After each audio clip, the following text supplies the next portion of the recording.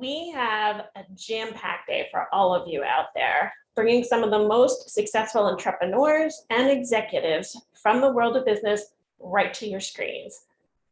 Let us know that you're here. Hashtag SVC 2021.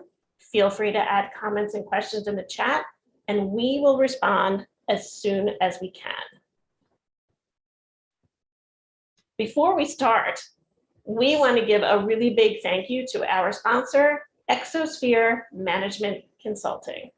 Exosphere helps eliminate the exorbitant price barrier so many businesses hit, and that inhibits them from accessing professional consulting. Visit them at exospherecorp.com. Now, I want to introduce you to this fabulous person sitting next to me. It's our presenter for the day, Ms. Celeste Hartwell. Welcome, Celeste. Thank you. Celeste is the founder and CEO of Divine Feminine Leaders. She's also a podcast host, a speaker, an author, and a money mindset coach. Celeste is passionate about helping women, coaches, authors, and speakers to become wildly successful. Without further ado, I'm going to let Celeste take it away. Thank you so much, Jody. I really appreciate that. And welcome to everyone out there in the digital world. So I really appreciate the warm welcome, Jody. I really appreciate the SVC team. So how is everyone doing today? Please, I would love to hear in the chat. And welcome to the Strategic Vision Conference. We are back again after last year's inaugural event. Strategic Vision Conference has put together a global event with speakers from around the world, including China, Brazil, some Europeans are in the house, as well as speakers from across our own United States. As you know by now, my name is Celeste Hartwell, and I'm going to be your host for the day. As usual, we have a stellar lineup of executives discussing the acquisition of iconic brands, marketing, as well as how COVID has and continues to impact education. We have not one, not two, but three keynote speakers. Oh my God, are we in store for an amazing day? So I strongly suggest you grab your pen, paper, or your favorite app to take notes, and let's get started. So to begin the day, it is time for our business breakfast. To kick us off, our first panel is titled Superfoods That Boost Health and Where They Originate. I know you've heard you are what you eat, and it's not only funny to read on t-shirts, but it is true. As a result of needing to eat daily for the rest of our lives, the global food business is worth trillions. Food's continual demand puts a huge strain on our planet's resources in a world where profit is held in higher regard than the sanctity of food. That can be a huge problem. It creates an imbalance which tips the scale toward profit. This dichotomy forces large-scale farmers, manufacturers, packaging companies, and scientists to tamper with the integrity of food. It is time to learn more about nature's natural boosters. Welcome, Fernanda.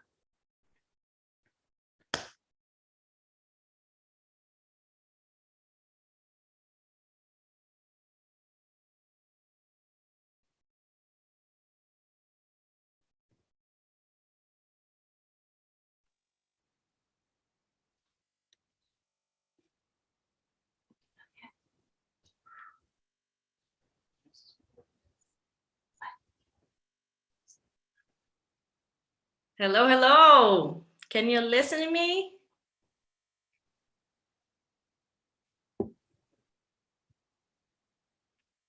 Hi. Hello. Hello, hello. Is yours, lady. Hello. Hi. Can you hear me? Can you see me? Yes. Yeah. Can you hear me? Great, great. So let's start this. Hi and welcome everyone to this great panel. First of all, I'd like to thank you all for attending at this conference. I am Fernanda Matta, and I'll be the moderator for this discussion. I am a proud Brazilian, PhD in natural ingredients from the University of Surrey in the UK. I'm now working with innovation in one of the leading superfood companies in Brazil, Pura Vida, and I'm also a specialist in developing sustainable food value chain. Now, I'd like to thank Keith and Derek for this panel and start our conversation. Keith, could you introduce yourself a bit and talk about the producers market?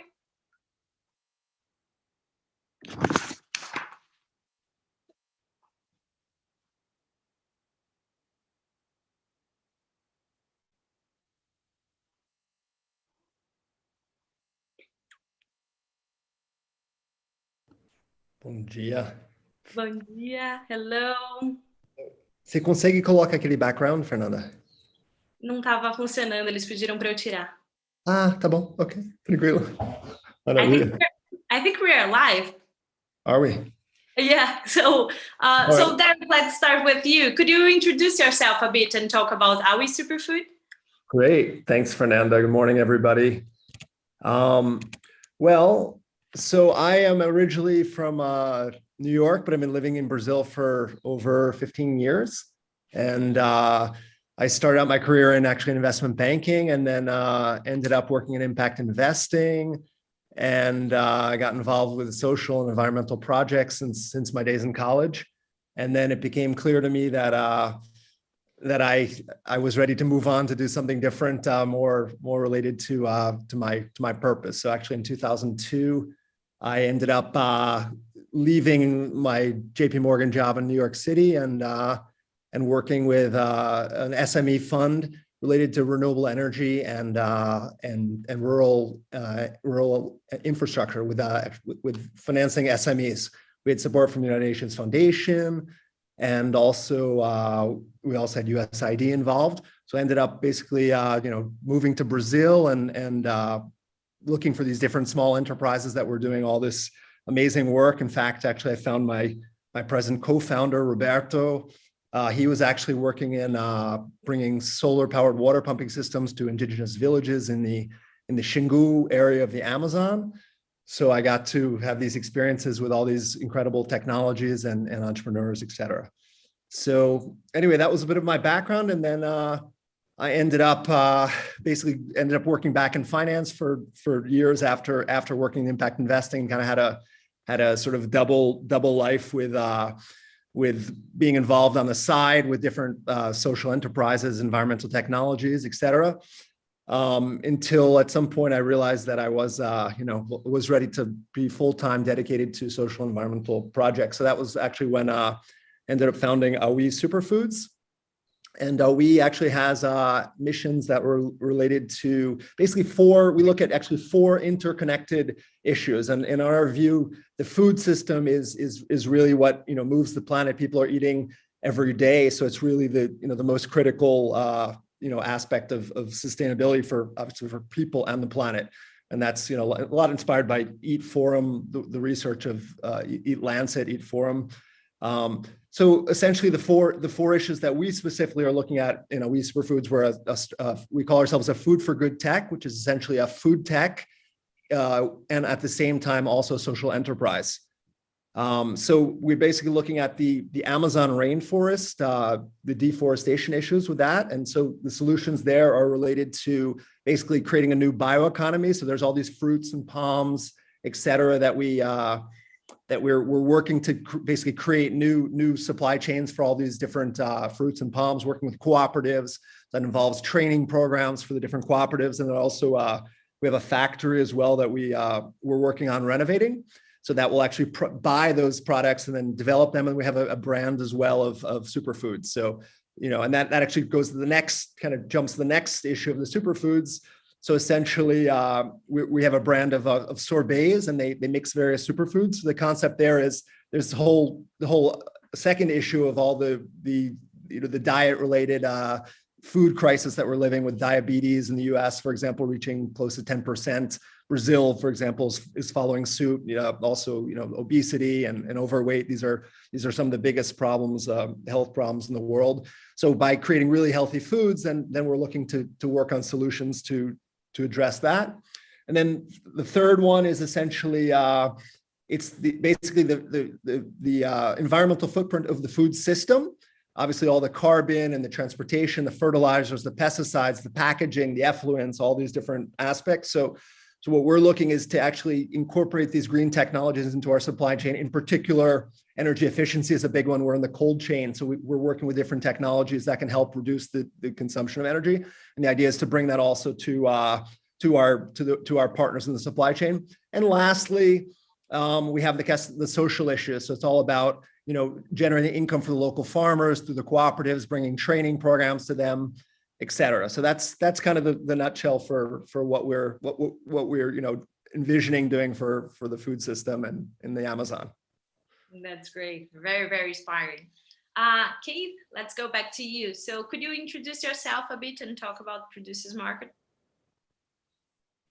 Yes, hi, I'm Keith Agoada. It's great to be with you today. Thank you for moderating, Fernanda and Derek. Always a pleasure to be by your side virtually and in person. So Producers Market is a company that I'm the CEO of, and Producers Market is building a digital network of agricultural producers and digitizing their storytelling as well as their validation points across the value chain, with the intention of connecting agricultural producers more closely to consumers via brand and distribution and retail partnerships. And so Producers Market is the network of producers, of which Awi is one of our 600 or so producers. And then we've created a application called Storybird, where we can actually take the storytelling and the validation across the supply chain, validation of origin, and soon we'll have validation of carbon and other impacts, and be able to communicate that to the end consumer via the QR code on packaging or a e-commerce embed. So, at our core, we're a data architecture and marketing technologies company, and we're making it easy for agricultural producers to have a digital footprint and connect more directly to markets. That's great. That's awesome. So let's go back to Derek.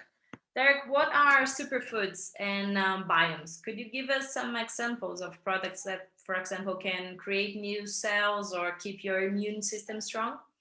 Sure. Well, superfoods, it's a word that's getting more and more attention. But basically, they're foods that are very rich in vitamins and minerals, fibers, et cetera. So there actually a lot of things are superfoods that people don't even really realize that they are. So just eating lots of fruits and and even in certain vegetables and whatnot. So specifically in the Amazon, there's a few interesting ones. One of them that we're working with is this camu camu. And there's actually a lot of it in the Peruvian Amazon, and there's some as well in Brazil. And this little fruit really likes water, so it actually grows on the edges of these rivers. And the concentration of vitamin C is so high, and other antioxidants. It's like 15 times higher than the acerola berry, which is also considered to be much, much higher. So that's one that we're actually working with Embrapa, the Brazilian government, to plant some of these ones that are adapted not only for being in the river, in the very marshy areas, but also in kind of drier lands. Another interesting one is called peach palm, which it's a palm. Frequently, people know about it for palm hearts, but actually the fruit of it is traditionally used by these populations up in the Amazon, but also even through like Central America, et cetera. It's this incredible palm, and it's got all these the vitamin A, vitamin C, minerals, fibers, et cetera. So it's one of these things that, unfortunately, a lot of these traditional foods that were in their coffee in the morning have been, people are losing these traditions and starting to eat more processed foods and stuff, but that's another one. And then there's another interesting one called Sacheinchi that I might mention that's also in Peru, which has omega-3, and it's great because it's star seed. It looks actually like a star. It's incredible nut. It needs to be kind of toasted to have a better taste and whatnot. But it's got amazing properties. It grows really quickly, and there's no allergy issues like there are with other nuts. So anyway, those are a few interesting superfoods from the Amazon. That's true. There's so many more. So I'm curious now, how did you get started? What was the inspiration, or what were you fed up with? Let's start with Keith now. Yeah, so I started my career in the agricultural side and agricultural development, but then towards, deeper into my career, I started working as a distributor and doing procurement. So putting on the buying hat and starting to go around and trying to purchase products to then export to the US with a very large company I was working for. What I was fed up with was how the smaller and mid-sized producers really were cut out of the market, that their only way to reach, premium markets, export markets was through intermediaries and other, brokers, traders, large brands in between. So I felt like the future of our food industry should be about actually valuing and supporting small and mid-sized producers, and just observing how the current system was functioning. It really put the pressure down on small and mid-sized producers to keep, prices low. But I started visualizing a model in which we could work towards making prices higher and higher by making value chains more direct and connecting consumers more directly into the products and storytelling. So it's really the kind of old guard of how our distribution models work. And this applies to the natural organic industry. It's no exception. So that's kind of, I think, what gave me the impulse to really go out and make this venture happen. Great. What about you, Derek? Well, it's actually a confluence of a few different things. Interestingly, years before this project had started, a British friend of mine, who at the time I didn't know was a friend of a friend, came to stay with me in Rio de Janeiro. This guy Stu, and he basically brought a second suitcase just full of all these superfood powders. So all of a sudden, it was all these different crazy different products that I'd never heard of and whatnot. And then I guess over the next several years, he converted me. So every time I would go back to the US, I would bring back in my suitcase a few bags of these different powders. So that was kind of one of the backdrops of becoming a little bit of a superfood junkie. And then actually, I also I'd been working with this guy named Rick Jarrow as a mentor, and he's one of these proponents of his actually a book called Creating the Work You Love. And actually, I was involved in bringing him to Brazil, launching his book. And I would actually, in his workshops, I would be doing the translation into Portuguese. So here I was, speaking all this thing about living your life with purpose. And I was sort of living a kind of a double life, because I was in my day job. I was working with raising money for companies and turnarounds of companies, and I was also doing some stuff on the side with different investments in social and environmental technologies and companies and whatnot. But I wasn't fully aligned with it. And then actually I went at some point to visit an acai factory up in the Amazon. And then I saw in Marajó Island specifically where we work, and I saw the huge potential. And it came to, at some point I realized that, wow, like all this potential, the whole Amazon bioeconomy, and here I am basically essentially being a hypocrite with respect to living fully aligned. So I saw this huge opportunity with all these different fruits and palms. I had my co-founder, who had been worked with many years before, who was a guy who basically knew how to do all these rural infrastructure, and who could run a farm and a factory and all this stuff like that. So that at that point I realized that it was time in 2017 to move on and really complete my mission. So that's kind of some of my story of how I got to found Aoi Superfoods. That's great. And in terms of environmental impact, how can these foods make a difference in preserving the Amazon rainforest and other biomes? What activities are involved in getting this new product to the market? What are the challenges? Derek, could you start with this? Sure. Yeah, I mean, I think it's relatively straightforward. Essentially, if these different fruits and palms have value to the local river people, and if there's actually, buyers of these different products, then they're not going to be incentivized to cut them down to plant maybe only acai, or to plant cassava, or to cut down the woods, because some of these fruit trees also have value as woods as well. So it's really about creating these new supply chains, and obviously that's challenging and takes time and whatnot. But some of the ways that we're doing that. So first, for example, we need to map out what the different products are in the region. Obviously, you need to have certain scale in order to be able to work with these different products. And then for example, on our farm, on our eco farm training center, we actually start to plant some of these ones. So there's a lot of these, there's various of these kind of, I've called them the forgotten palms that are, have huge amounts. So we're planting them. And then we're also working with the Brazilian government's agricultural research and development arm called Embrapa to have access to their best genetic material. Some of the challenges you may have is that sometimes, for example, there's one called bacaba, and it's actually 6 or 7 different species of bacaba. So you have, actually, depending on the species, you're going to have different amounts of different nutrients. So to standardize them is challenging when you have different species. So it's about actually, mapping it, starting to get some scale with your own planting, and then organizing the farmers to be planting these fruits as well, and getting the genetic material to them as well. So these are these things that takes time. There's also issues with regulatory approvals as well.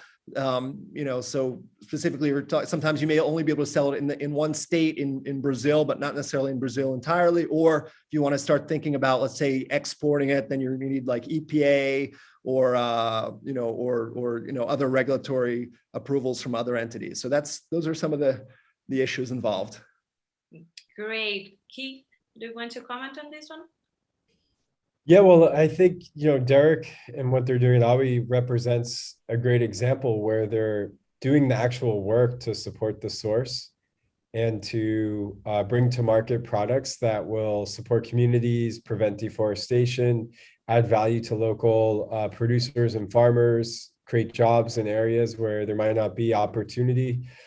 So from where we sit with our company, we see that this work and the actual plants and superfoods behind this work is actually critical in order to create the change that we want to see in our food systems. And our job is to take that story, take those marketing, take those validation points, and be able to share it across value chains, so that when a consumer goes to buy a product, they can understand the impact and the difference between buying, an Awi sorbet versus just a standard organic sorbet that was made by a big company that may or may not have the same values and same impacts.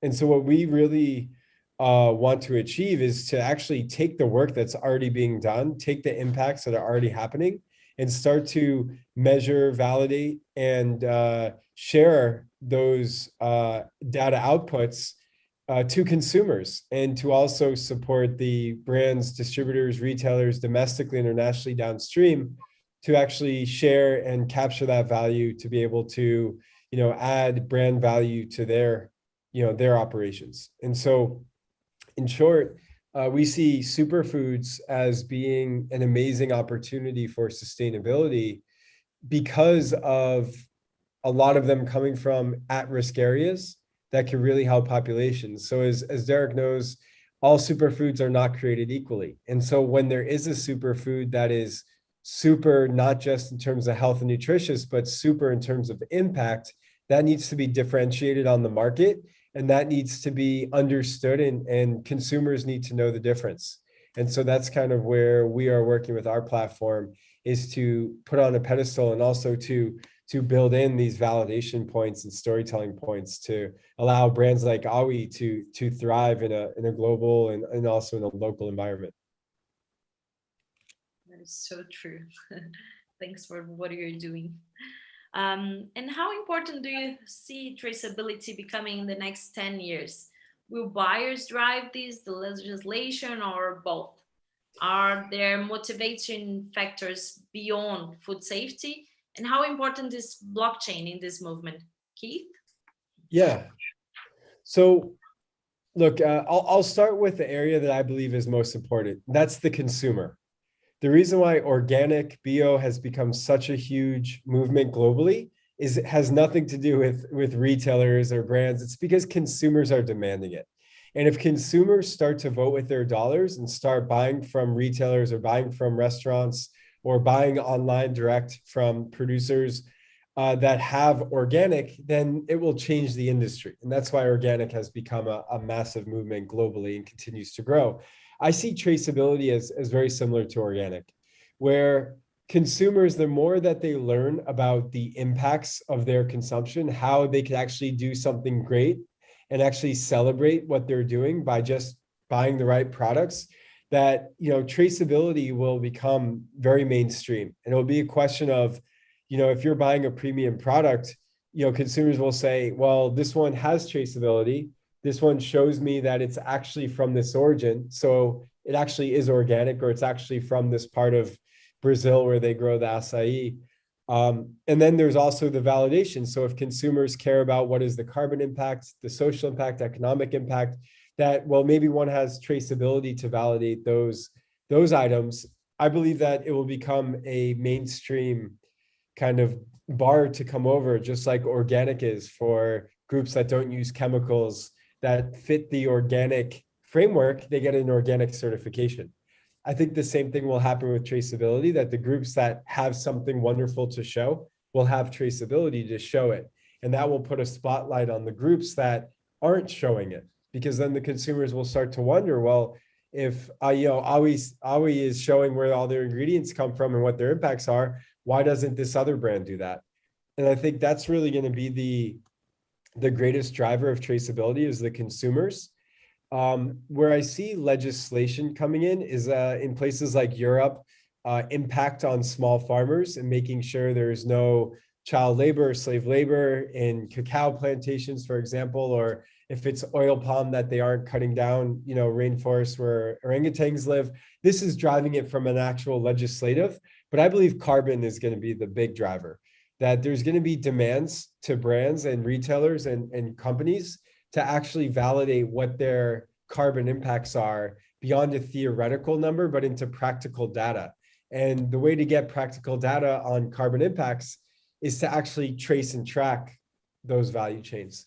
So that's where I see the biggest drivers. And then, of course, there will be brands who are first movers like Aoi and others. But then in terms of blockchain, I see it as a tool. And blockchain may or may not be required in a lot of value chains, but it holds the opportunity for a more decentralized model for how we can validate different points, you know, whether it's provenance points or it's points for validating transactions or movements of money. There's a lot of areas where blockchain can come in and provide an immutable ledger and a decentralized distributive format in order to validate different aspects of a value chain or of a supply chain model.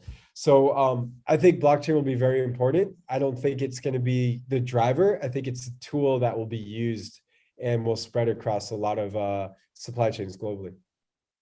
Let me just compliment one thing. It was interesting. I just saw actually yesterday, I received this JBS, obviously probably I think the biggest meat company in the world. They just announced this, you know, besides their like, I think billion reais fund for the Amazon, but basically within that whole initiative is exactly a whole blockchain-based traceability of all the cattle farmers. There are 30,000 farms that they get their cattle from, and all the tracing of all that. So I mean, I'm not opining on the, you know, the program itself, but here's you know, the largest meat company in the world under huge pressure for sustainability, deforestation, et cetera. And they, you know, obviously with all their resources and you know, and being such a big business, all the pressure from the supermarket chains in, you know, in Europe and US and consumers and whatnot, and government entities, they just, you know, are launching this giant, you know, program to do that. So I think it's,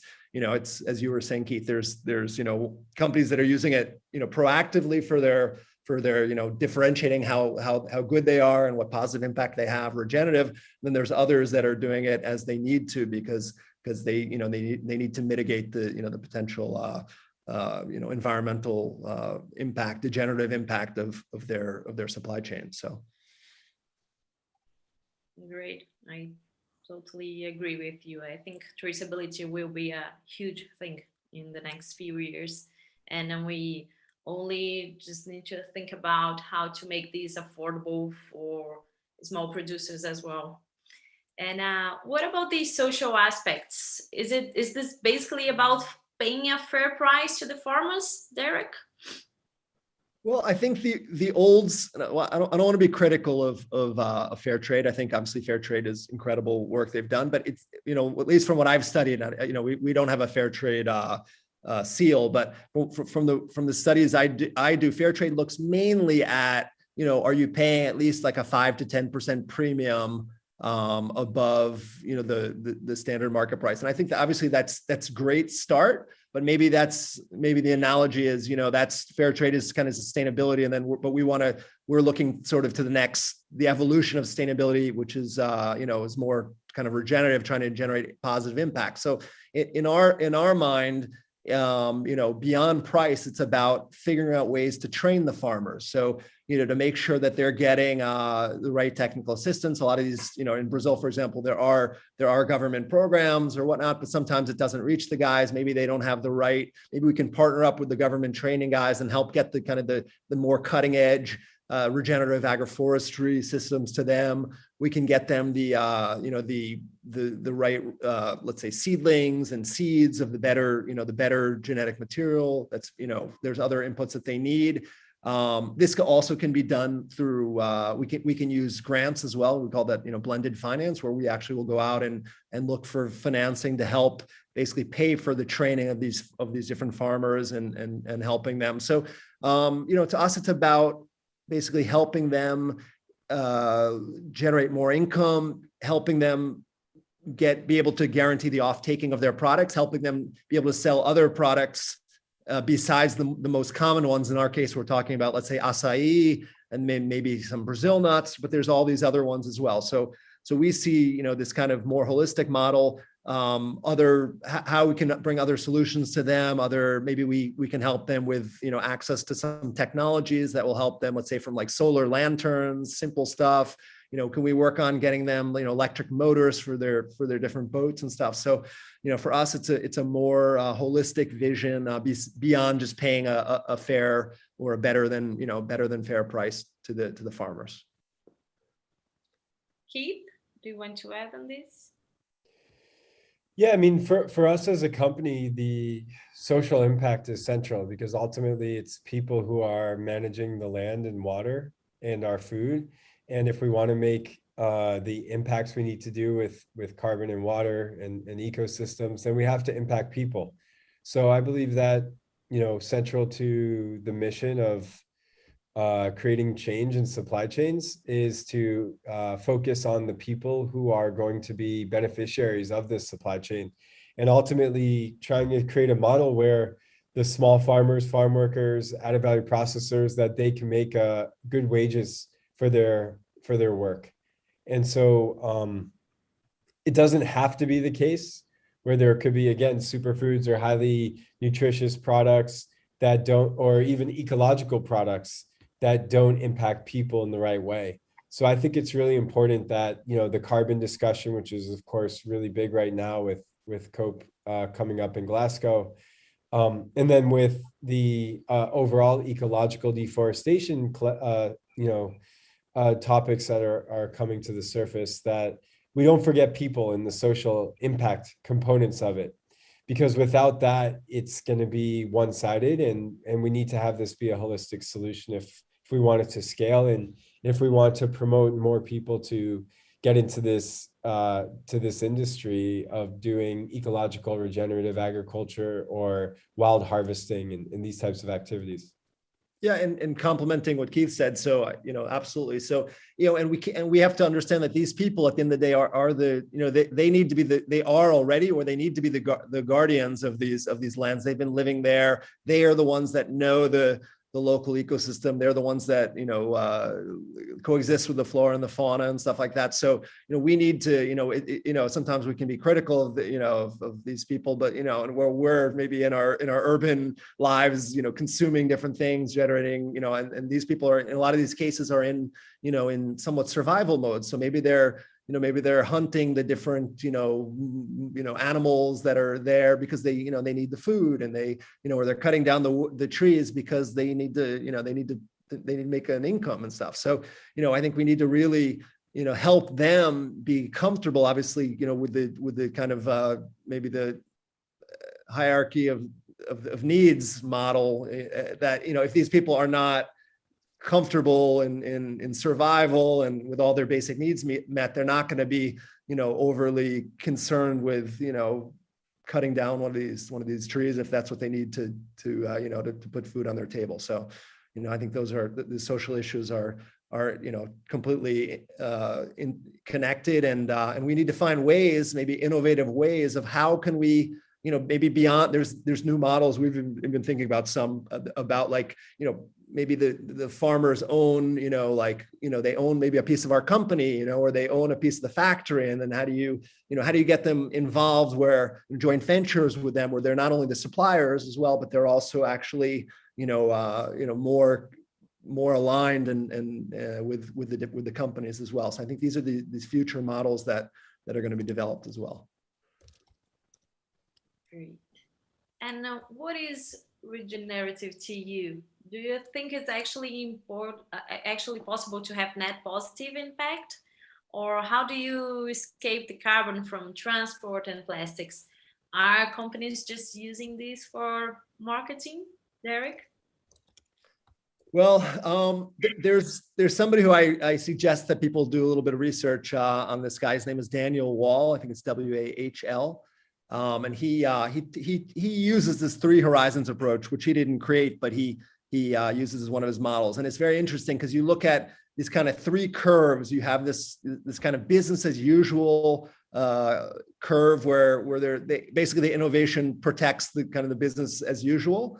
Then you have a second curve, which is like innovation towards in the direction of improvement of a viable future. And then you have another realm of possibilities, which is basically this, this viable world, let's say a more regenerative world. And it's not that we have only one or the other, but it's more about, what percent, which ones are dominating. They all kind of coexist, but let's say the viable world is dominating. That would be the kind of the future that we want to have. So the point is that these things take time, and there's a transition that's happening. So a lot of times, we have certain raw materials that we use, and they come wrapped in plastic. So, there's not much we can do, and initially, obviously, there's certain, so what I would say that what most matters is, I think companies that have this vision of becoming regenerative, and they're working with clear targets in that transition.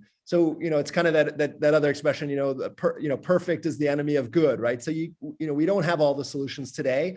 So we have to accept that, and we have to say, we're doing our best, and we're continually, progressing over time. And by, and obviously a lot of these companies have your targets by 2030, by 2040, et cetera, you're going to reach this and that. So I think those are the key issues. I think regenerative is becoming a fad word that everybody is kind of, using, and some companies may kind of just be saying that because it's good marketing and whatnot. But I think that's kind of the way things always work, even with sustainable as well. So anyway, those are my thoughts on that. Keith, what about you? Yeah. So for me, regenerative is a term that I think is being used commonly, and ideally it will have clarity to what it means to consumers, so that the word doesn't become amorphous for people. But the way I look at regenerative is that it's making a net positive impact, in a holistic way. So looking at soil health, water health, social health, community health, that regenerative is holistic by nature, and that the practices that are going into the actual agricultural activities are having this net positive benefit. And it seems like so much of the regenerative work is around soil and soil health, and looking at soil as our ultimate solution to steer humanity in a different direction with value chains and carbon impacts. So I'd say that regenerative is still being defined, but I look at it as a net impact model specific to agriculture. I know regenerative can be used in other frameworks outside of farming, but that's how I think myself and my team are looking at it. Yeah, and I think as Keith said, it started with the big regenerative agriculture. Now it is branching out to other aspects. And then we're also seeing different certifications starting to emerge as well. So it's got to be measured, and there's got to be methodologies to give people more credibility, as opposed to just throwing out saying, we're the only regenerative company that does this and that. So yeah, as you said, we are learning how to do this, so it's better than nothing, right? And at the end of the day, who is most driving this transformation towards healthy food for a healthy planet? Is it the consumers? Is it the buyers in the supermarkets, the company developing the products, or the influencers and celebrities? Keith, you want to start with this? Yeah, it's definitely a cultural shift, but I believe it's the entrepreneurs who are out there working with the farmers and working with the supply chains in order to bring to market products that kind of fulfill the shared values that the consumers have. And then, the consumers are obviously driving it, because they're the ones who actually buy the products and are willing to pay a premium for products that have, positive externalities or perhaps, less negative impacts. But ultimately, again, if the farmers and wild harvesters and farm workers, if they're not out there doing the work, then, we're going to be eating an industrial system, diet, which is what I think we're all trying to get away from. So I believe that it's hard to silo and say it's one or the other that's driving this. I feel like it's a total shift in human consciousness, where it's just like becoming obvious that we need to move in this direction. And then the question is, how fast can we move? And I think there's, what's consistent with the last 100 years of humanity, it's business that drives it, 100 years plus. And so I think it's the entrepreneurs in business who see this as a opportunity to make money in the right way that is ultimately going to drive this forward, whether it's big companies coming in later. But I think as always, it's the smaller startups and small and mid-sized groups that come in and take the first kind of market share and start to drive this new industry, and then the larger players come in after. Great. Derek? I agree. I mean, it's at the end of the day, it's an ecosystem. So all these different, stakeholders are moving, to make this happen in collaboration. I think one of Keith's last point about the entrepreneurs, I think they certainly have a big, because I think if they can create products that make sense for the consumers, then, the consumers then will consume them. Of course, even look at an event like today, right? That we're able to voice this, these possibilities. We're helping to create this, this consciousness. These ideas are more and more becoming disseminated, and that's how we get this transformation to continue. So, it's happening, and as it's just a question of time, and making products that have the right, that are affordable, that have the right nutritional properties, that taste good, and the marketing and getting people to buy in and change the cultural values, so that people do value these products, so that they are able to gain market share, and then basically, convince the bigger guys that they need to do this. They need to buy, or they're going to buy the smaller companies, or they're going to, launch their own products that partner with these other companies and move in this direction. So yeah. And who are the other key stakeholders involved here, such as government, foundations, banks, universities, and what are their roles? How are they critical towards creating an ecosystem capable of scaling such initiatives? Keith, you want to start with this? Yeah, do you mind repeating the question? Because it went out for me for a second. Sure. So who are the other key stakeholders involved in here, such as government, banks, universities, and what are their roles? And also, how are they critical towards creating this ecosystem capable of scaling this initiative? Wow. That's a really great question. And I don't think there's a simple answer to that. Because as Derek says, it's an ecosystem model. And so, for example, if you're a producer and you actually have a market, you want to sell to them, but then how do you actually get the product to them? There's logistics, and then there's payment terms. So maybe you send the product today, but you don't get paid for 30 or 60 days.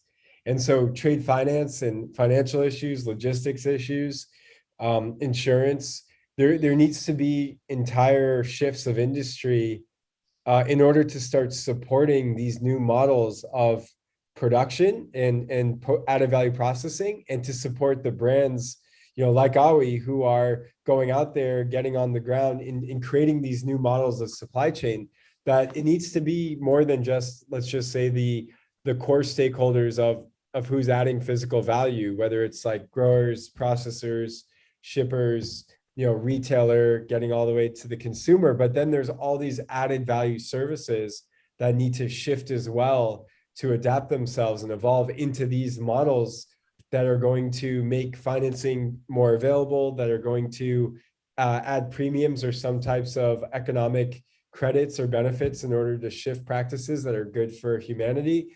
So there needs to be a shift that includes the legislative, the banking sectors, the insurance, and then of course all the key stakeholders across the value chain. So it's not going to be overnight, and I believe it'll be a transitioning process where it's going to be like good, and then better than good, and then great, and then it could take decades to become that ideal scenario on supply chains. So I think it's just going to be getting alignment across all direct stakeholders, and then the added value suppliers and added value service providers. Well, let me take a crack at that from a practical example. We haven't announced it yet, but we are working on a program together with a couple of NGOs, and the NGO is the entity that is basically receiving a grant from a foundation related to one of the big government companies, and it's a 3-year program, a little over $1 million, and basically there's money for us to train these different cooperatives in teaching them regenerative agroforestry and actually regenerating certain lands, which actually then the carbon for those reforestation actually goes back to this government corporation, I guess, as I imagine, as some kind of like carbon or ESG, but maybe even they can the carbon for the reforesting. So through this program, then our company's farm is like the training center. So we're supplying the seedlings. We're supplying the training, part of the training, together with the two NGOs, and then we're involving youth as well, and bringing some of these models into the local schools to teach them about what's going on. But then of course it's involving let's say grant capital. In this case, it happens to be related to government, NGO sector as well, nonprofit sector, and for us it actually helps us to strengthen the supply chains. And then these farmers who are going to be planting these different these agroforestry systems, regenerating their soil, then they're going to actually they can be our suppliers. We're getting closer and closer to them. So the factory that we're renovating, then the idea is that we'll be able to offtake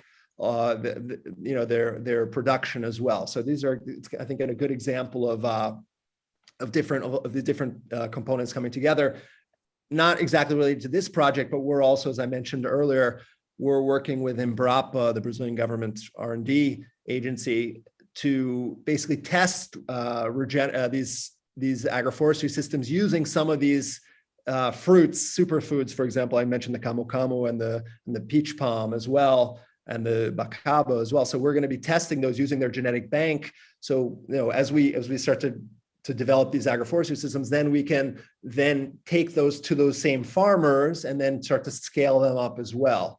So there again, we're involving, you know, government. We also have a partnership. I'll give you another example with the Federal Institute of Para, basically the local university, a federal university, and also they have, you know, let's say technical programs as well. So we receive the students as well. And then we're also partnering up with another university, the Rural Agricultural University as well, to receive students on our farm as well. And that actually, we're working on a scholarship which is being paid for by the Ministry of Agriculture of the federal government. So, you know, all these different pieces come together. That's, I think, these are the kind of models that we need to collaborate and put different stakeholders together, because it's, you know, we need all the different resources to be able to overcome the different challenges and get scale and to you know, pay for the costs of creating these new models, right? The traditional models have been around for forever. They've been receiving a lot of these, you know, subsidies, and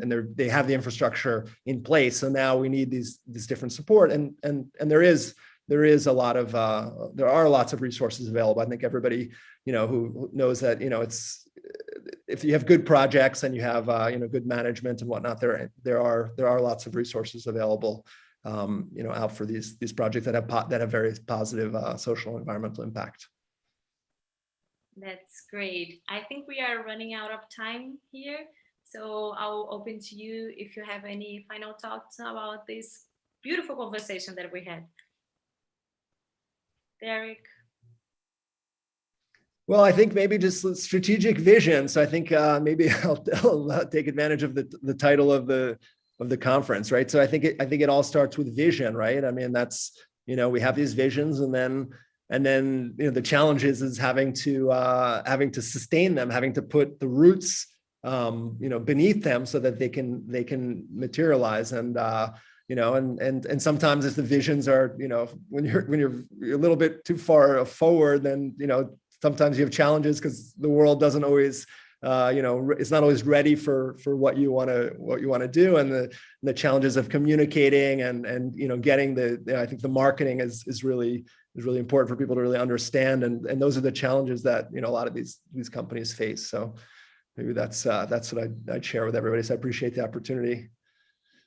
Thank you. Thank you. Keith?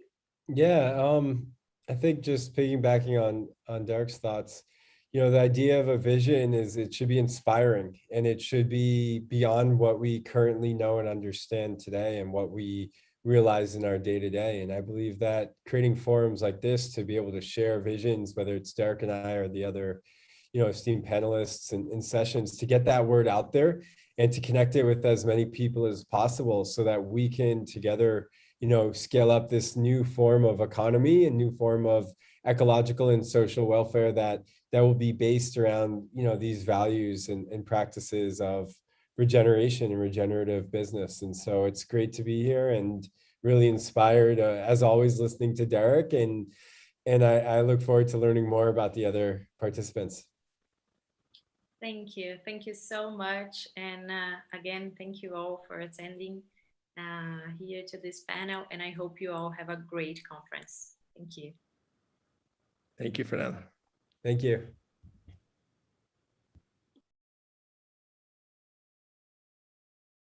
So much for that amazing and insightful conversation. I have to tell you, I'm a little bit of food nerd and superfood nerd myself. So when I heard the conversation around powders, I actually drank a lot of protein powders and superfood powders this morning. So I love that. Thank you so much. And I think it's such an incredible, important conversation around how we are taking care of our foods, taking care of the people, taking care of the planet. All of these things are very near and dear to my heart. So I just really appreciate that conversation. It was so insightful. And I would love to hear what people got out of that in the chat. If you're watching live, please make sure to remember to hashtag SVC 2021 on all your social media channels and share your biggest takeaway. So their next session is our first keynote of the day. Remember, we've got 3. This is number 1. And this one is going to be delivered by the amazing Michael Solomon, who is not only a professor of marketing at the Hobbs School of Business at St. Joseph's University, Philadelphia, but he is also an industry consultant. The title of his talk is 4 Basic Unshakable Fundamental Marketing Truths and Why You Should Ignore Them.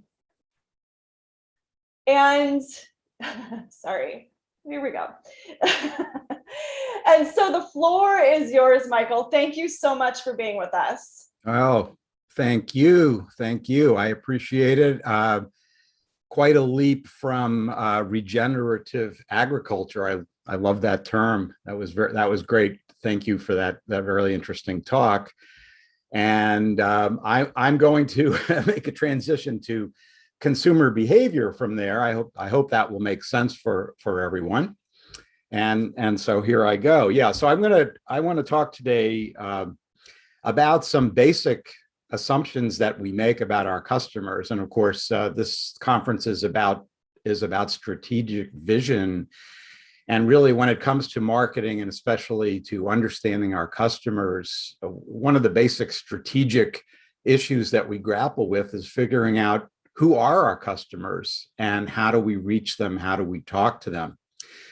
So that's something that I want to address. And I've been studying consumer behavior for way too many years. Seen a lot of things happen, but even before COVID hit, in the last 5-10 years, obviously, we've been witnessing some really earth-shaking disruptions in the market. Everybody at this conference knows that there's nothing new about that. What's interesting, by the way, about the pandemic, people ask me all the time, how has the pandemic changed consumer behavior? And my answer is typically, other than maybe transitioning to elbow bumps instead of handshakes, it really hasn't changed. What it has done is it has accelerated changes that were already in place that were happening before the pandemic. Like you may remember the retail apocalypse and talk about bricks and mortar stores closing, and all that was before any of us had ever heard of COVID.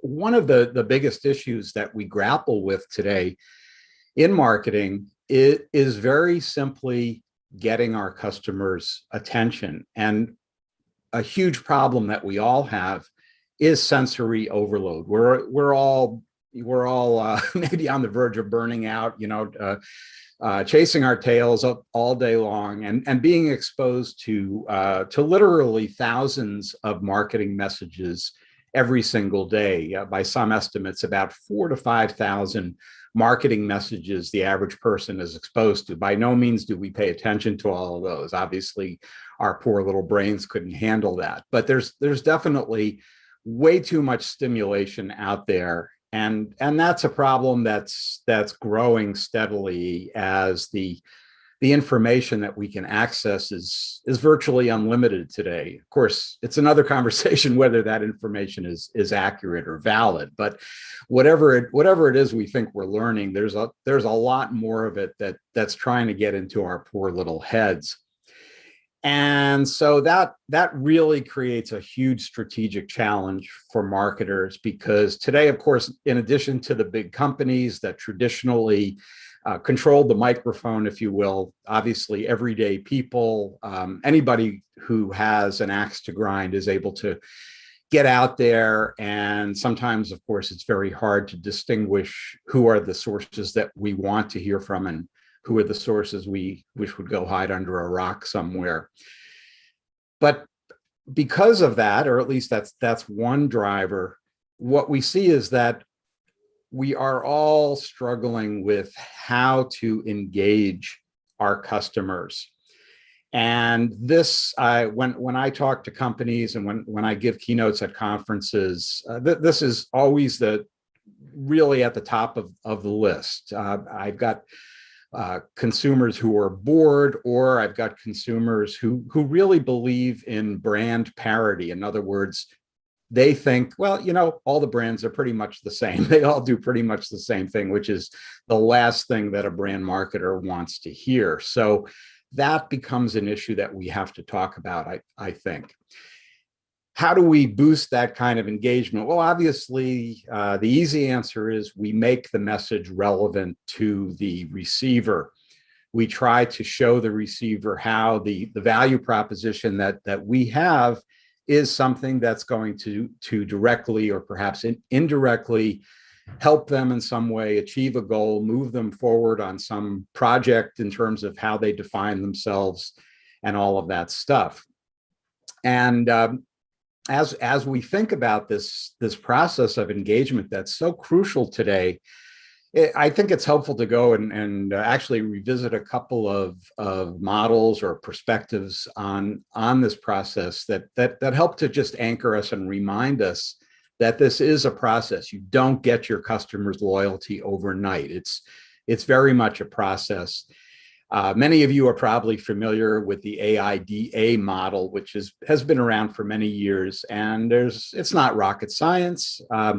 But it reminds us that we have to move people down a funnel. We hear a lot of talk today about sales funnels, and we have to start at the top by getting people's attention before we can move them down this funnel. And again, this is a bit of a roadblock here because everybody wants to get the consumer's attention in what has been called an eyeball economy.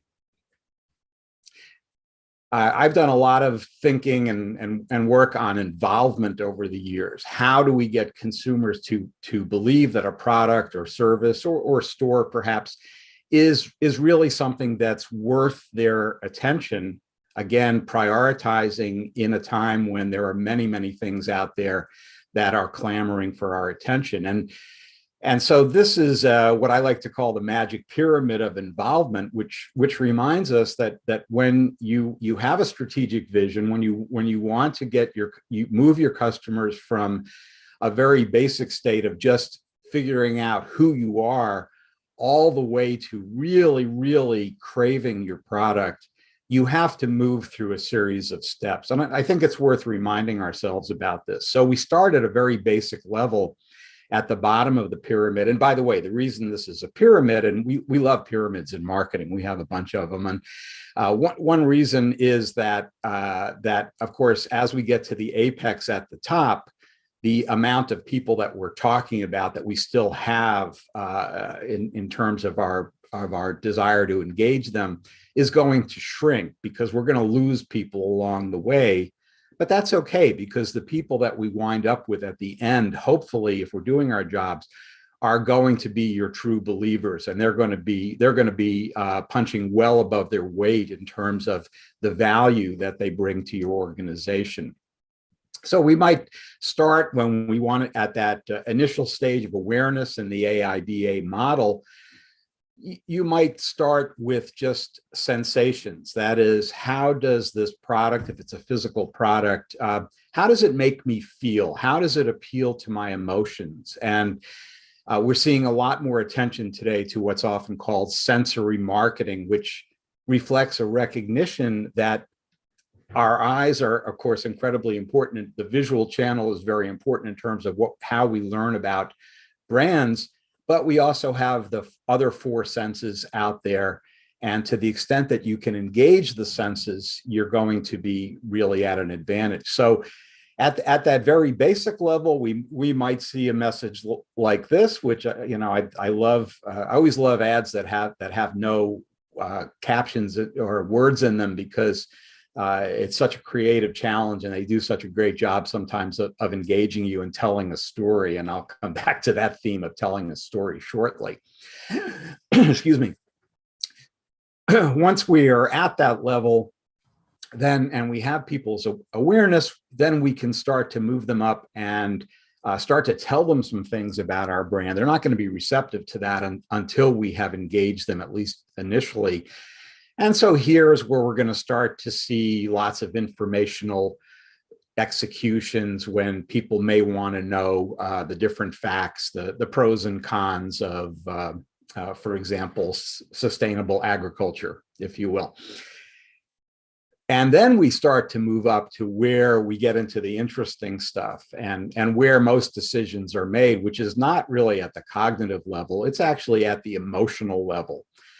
And And we know that these emotions, whether happy or sad or angry or whatever it is, are very primal. This is the most primal way that we experience products. And obviously, to the extent that we can engage people's emotions, we're in much better shape. So this is actually a drawing from a real marketing research study that was done some years ago.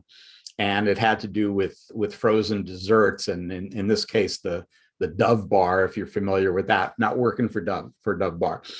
And you can see here, this person has drawn a picture of himself, and he said, and this is real emotion here. I'll kill everyone in the store in front of me if they don't have it, and I need a Dove bar now. You know, that's a great form of emotional engagement.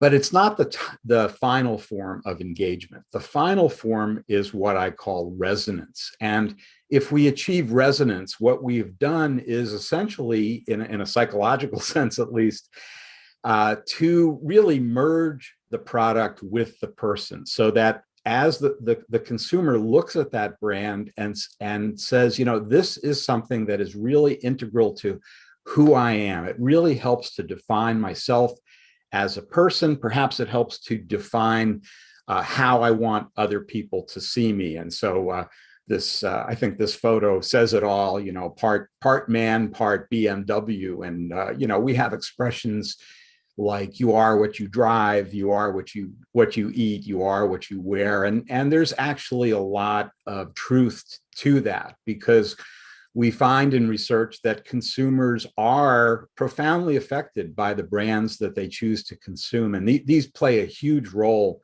in helping each of us to chart our path as we're starting to make our way, maybe post-pandemic, and define who we are in these turbulent times. So when I talk about resonance, I define this as the goodness of fit between the meanings that a brand is claiming to have. And by the way, if your brand doesn't claim to have any meanings at all, if it's just about functionality, you're probably going to be left at the starting gate. You need to show consumers why the product is really going to benefit them. But to the extent that those meanings align with the meanings that the consumer is seeking, let's say it's wellness, let's say it's sustainable agriculture. I'll keep coming back to that great example.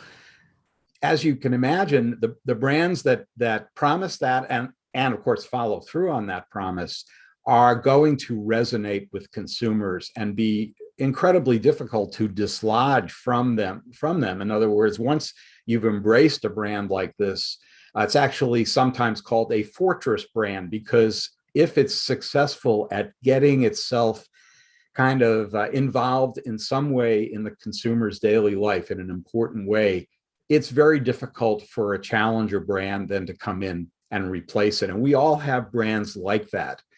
Maybe they're popular brands, maybe they're niche brands or startup brands that we're aware of, but for some reason, they really matter to us. And that's the holy grail for anybody, whether you're in the nonprofit sector, whether you're selling toothpaste, whatever it is.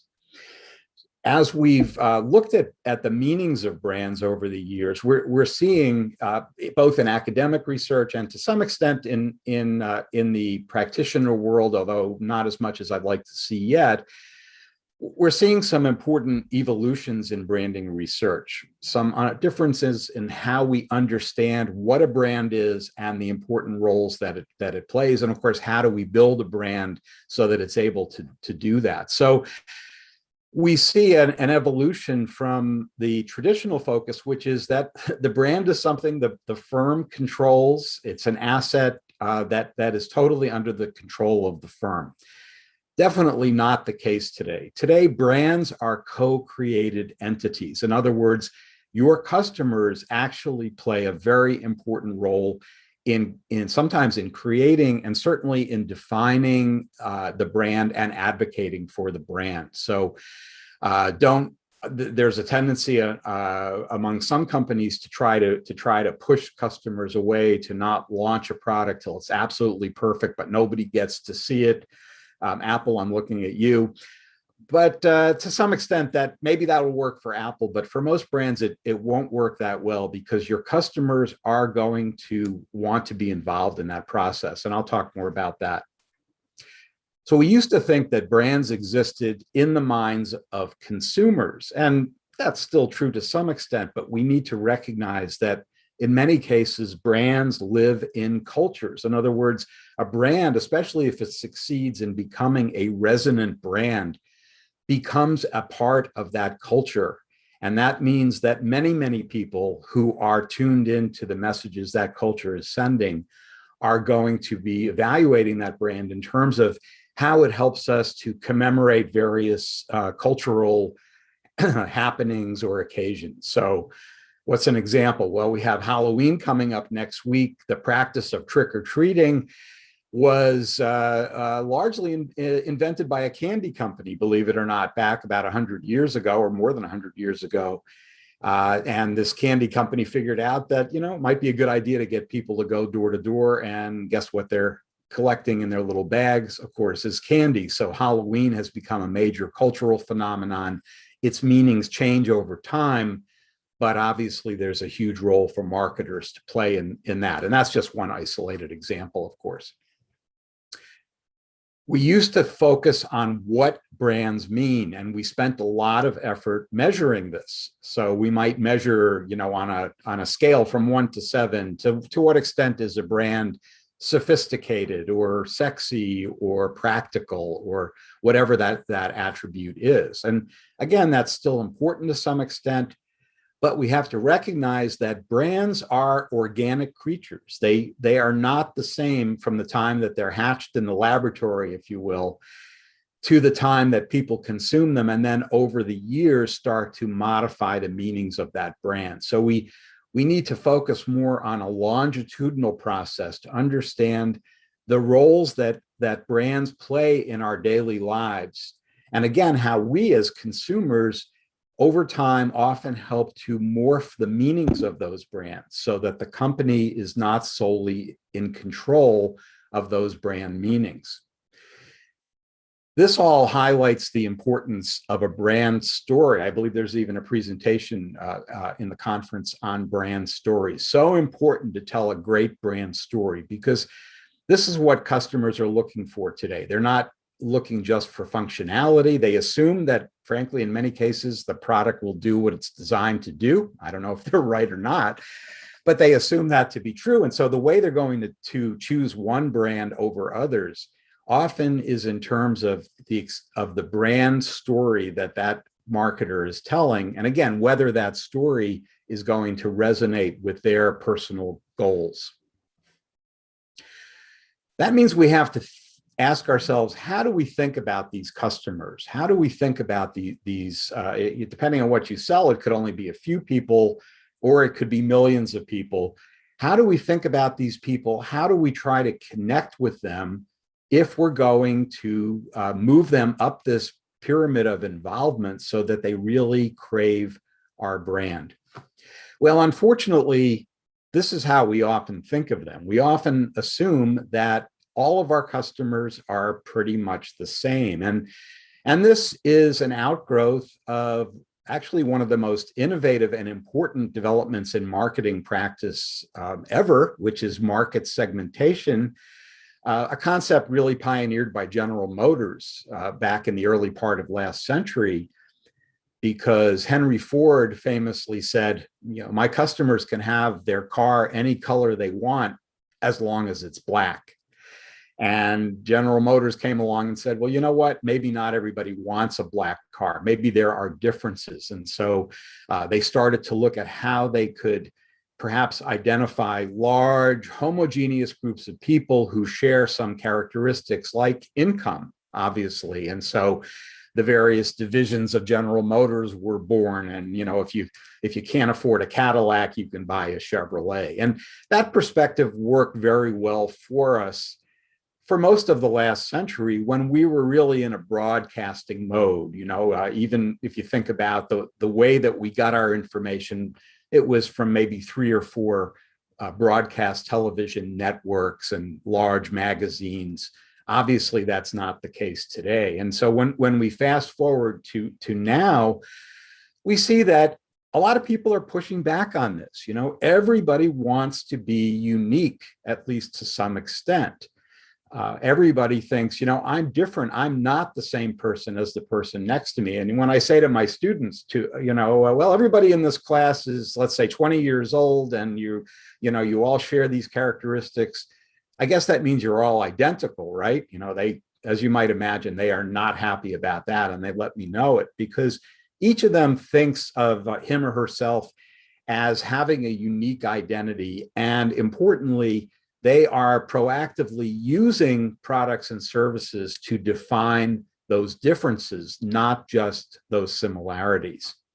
So the focus today is not on manipulating me as just a member of a market segment, but I will appreciate the companies that understand that I'm a unique individual, and I want that company to be unique as well. So I like to say there are two kinds of people in this world: people who think there are two kinds of people, and people who don't. We have been trained, the reason I say that is most researchers have been trained in what's called the positivist tradition of science. And whether or not you've heard that word before, you know the outcomes of it. Basically, it's the scientific method. It's studying phenomena under very carefully controlled conditions. And importantly for us, putting things often into quadrants, may not be 4 quadrants, but labeling things in terms of similarities, and assuming that because we've given them a label, we therefore understand them. And as you look at whether in all parts of industry, whether it's management theory, marketing theory, we actually do see quite a few quadrants out there, a reflection of how many people have been trained, including myself, by the way. And again, that did make sense in a mass market world, because we recognize that not everybody has the same needs, and people with very, very short hair obviously are not good candidates for hairspray. But even these basic categories that we've relied upon for many, many years are blurring in amazing and fascinating ways. You know, whether it's how we define race or ethnicity. We see in the US Census, for example, it's needless to say, a huge politically charged question. Do we ask people about their race? How do they define their race? Are they allowed to use multiple categories? That conversation is very, very active today. In terms of age, we say 60 is the new 40. I hope that's true, by the way. And of course, gender is another example where the lines are blurring, and we talk about androgynous fashion. We talk about multiple definitions of gender, all of these things that I'm sure everybody is quite aware of. And so even the very basic so-called reliable demographic dimensions no longer have the kind of validity that they used to have. And so these categories are blurring. And as it turns out, we make a lot of very basic categorical assumptions in marketing. And these are in the form of a dichotomy. So one example that you all are painfully familiar with is home versus office, and this is, I guess, one change that, well, again, the pandemic obviously accelerated this. We used to make a distinction between your home and your office. And I think you know where I'm going with this. So for many of us, we're still trying to navigate this as our home and our office are literally merged together, just like this conference is doing today. This creates a lot of interesting things. You may remember during the lockdown, there was this BBC newscaster who made the headlines because he was doing his program from home, and then his kid appeared in the background. And I think this visual really, really defines this kind of disruption of the traditional dichotomy that we've held sacred for so many years, at least most of us, between home and office. So that's a good example of a fundamental category that is really going away. Market segmentation doesn't work as well in a so-called markets of one society. In other words, we have the ability today, especially for online behaviors, to literally customize our messages and in some cases our products to every individual's preferences. And so we have to really question some of these traditional positivist approaches really to market segmentation. Because we live today in what's been called a postmodern world where, again, many of these categories are blurring. And so lifestyles are blurring. You know, we have to throw away a lot of our assumptions and especially our stereotypes. You know, here's this kind of button down executive guy, but maybe on his lunch hour, he's getting some more ink, you know? So again, his lifestyle categories are merging quite a bit. And in a postmodern world, brands are still very, very important, but we are using them proactively to define who we are. And that means that a lot of these stale categories that we have traditionally used to understand our customers actually can be counterproductive because they block the path to resonance. I'll show you an example of what I mean. If we take a traditional category in the apparel industry, like athletic wear, that's been around for a long time, really, really static category, not doing much. Then we have another separate category, leisure wear. Same thing, kind of, you know, doing okay, but nothing great, at least before the pandemic. But a few years ago, we find that some smart people especially look at the wellness trend and they say, why don't we combine some characteristics of these two categories and now create a new category called athleisure? And I don't have to tell you how successful that merger of two categories has been. So just a quick warning, I recently published a book on this topic that I call The New Chameleons. And I use this metaphor of chameleons because it reflects how our identities today are changing so quickly in the same way that chameleons are able to change their colors so quickly as they adapt to different environmental conditions.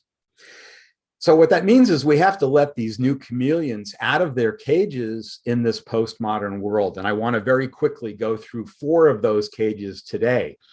The first is me versus we, myself versus everything around me. And back in my day, we used to say, do your own thing. Everybody's an individual. Today, not so much. You know, what we see is kind of this hive mind effect. I describe it in my book where everybody needs to legitimize what they're doing by posting it on their media channels, on their social channels. I've had students tell me that they didn't know their boyfriend or girlfriend broke up with them until their relationship status changed on Facebook. So we're going from, I think, an era of me to an era of we, where it's much more about this collective consciousness. One of the positive things there is the explosion for marketers of user-generated content, where we are now able to go to this collective brain trust and actually involve our customers in the process of creation. I'll talk more about that, but really using many of the suggestions that they might make to guide our own decision making. This is a diagram that Google uses, and sorry, Google, but this is a great example of a big change that's going on today. They call this the ZMOT, or zero moment of truth, which is the point where the actual decision about the transaction is being made. And the point I want to make here is that we all, as consumers, ironically, are working much harder today to make these decisions. The internet was supposed to make our lives easier, but it actually makes it a lot harder, because even for many mundane decisions, what we're doing is a lot more search. We're clicking on YouTube videos, we're asking our networks. And that means that the traditional decision-making has been elongated. It also means that as a marketer, strategically, you need to insert yourself in the conversation much earlier than you used to. And so the new moment of truth is quite different, because we see that customers are accessing so much feedback from their networks before they ever make a decision. Let me skip over to cage number 2, which is the distinction between offline versus online. We said for years, I'm going online or I'm going offline. And so there's a digital dichotomy, but that really is not valid anymore because many of us are living like we are right now in a merger between these two dimensions. And what that means is that a lot of the imagery that we're exposed to online, our entire assumption about what is, quote, real and what isn't has to be questioned because, of course, we can do amazing things with by digitizing images. I like to think that the lips on this pig are not really that pig's lips. And lots of images that we see of people are definitions of beauty and body positivity and so on. We take an attractive model, but before we're going to put her onto a billboard or something, we're going to clean her up, so to speak. And so today we want to abandon that dichotomy. This is how Intel thinks about what they call connected computing. And the merger of online and offline means that we can either enhance the actual world, for example, augmented reality, where we're seeing both digital images and physical images, perhaps on our phones, or we can create new immersive digital worlds like virtual reality and multiplayer games. But in either case, we're going beyond the physical and we're now integrating these two spheres that used to be separate. And I'm in the interest of time, I'm going to skip over a few slides here, but I want to point out, if you happen to be interested in the fashion industry, there's so much activity going on online. It's really amazing. And again, augmented reality is really a game changer. For most people, this started with Pokemon Go a few years ago. But of course, there's a lot of great marketing applications here as well. And I urge you to think about this. For example, smart dressing room mirrors and other devices in stores that allow you to superimpose digital images on your physical image. Okay, cage number 3. Producers of content versus consumers of content. Obviously, we talk a lot about the sharing economy. What does that mean? Well, it means that some of us are becoming hotel keepers, some of us are becoming taxi drivers or limo drivers, some of us are opening storefronts, even maybe we're in the direct selling business like Amway, Mary Kay, and so on. Again, the blurring of the boundaries between producers and consumers is important. It has some downsides to it because once you hand the keys to the asylum over to the inmates, you never know what's going to happen. These are some actual examples I've found of brand logos that people have altered in one way or another. But what I tell people is, you don't own your brand anymore. So just get over it because brands are co-created entities. Okay, cage number 4. I know I'm going quickly, but I want to be sensitive to your time. The last cage I'll talk about today is flesh versus machine. And this is a fascinating one. We know that, of course, our bodies are a work in progress. We spend billions of dollars a year to try to modify them, whether it's cosmetics or clothing or bodybuilding or perhaps cosmetic surgery, as you see here. That's great, but we're also improving, if you will, or at least modifying our bodies by using machinery. And so today, I like to say we don't just put things on, we put things in. And many people are walking around with machines or some kind of devices in their bodies, whether it's an artificial hip or a pacemaker or other things. But we're going to see increasingly that products are going to be serving multiple functions. So, for example, a contact lens that can obviously improve your vision, but it's also monitoring some of your physiological signs. If you're designing new products, you want to think about this and think of your product, if possible, as a smart delivery system.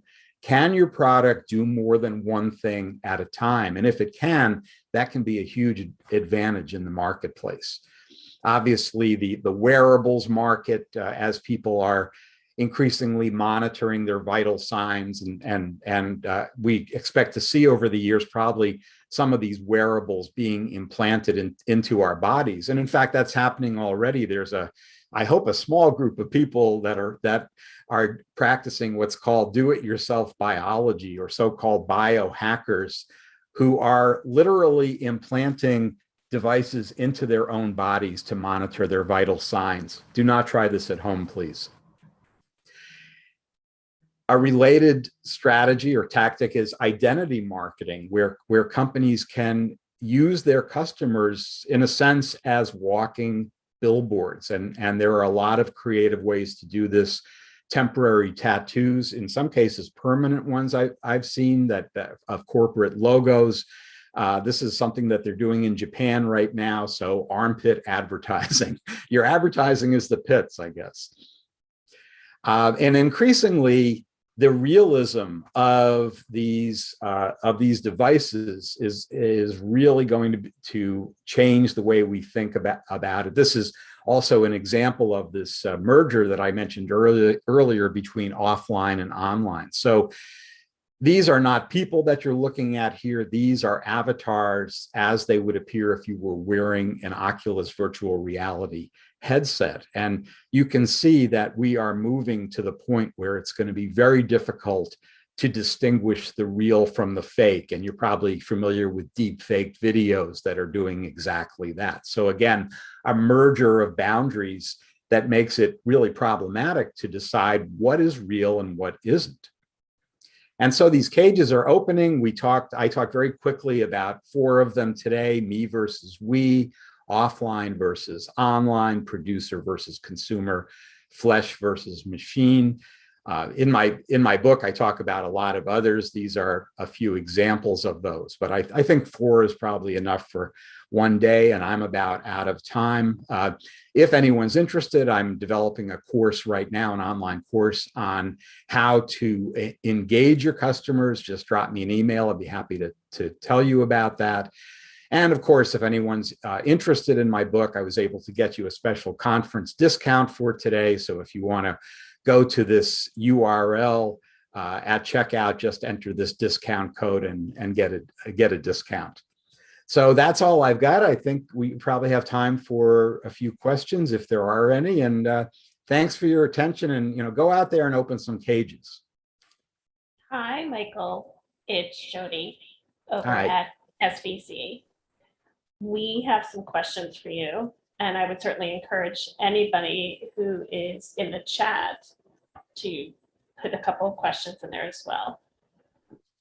So my first question is, what are some of the best ways to start initial engagement? Initial engagement? Yeah, for Sure. a company. I mean, you were talking about Yeah. the pyramid. Right. Yeah. So Yeah. how So would again, you have to walk before you can run. People do not wake up one morning and say, oh, I saw this product on TV last night, I have to have it. That doesn't usually happen, maybe now and then.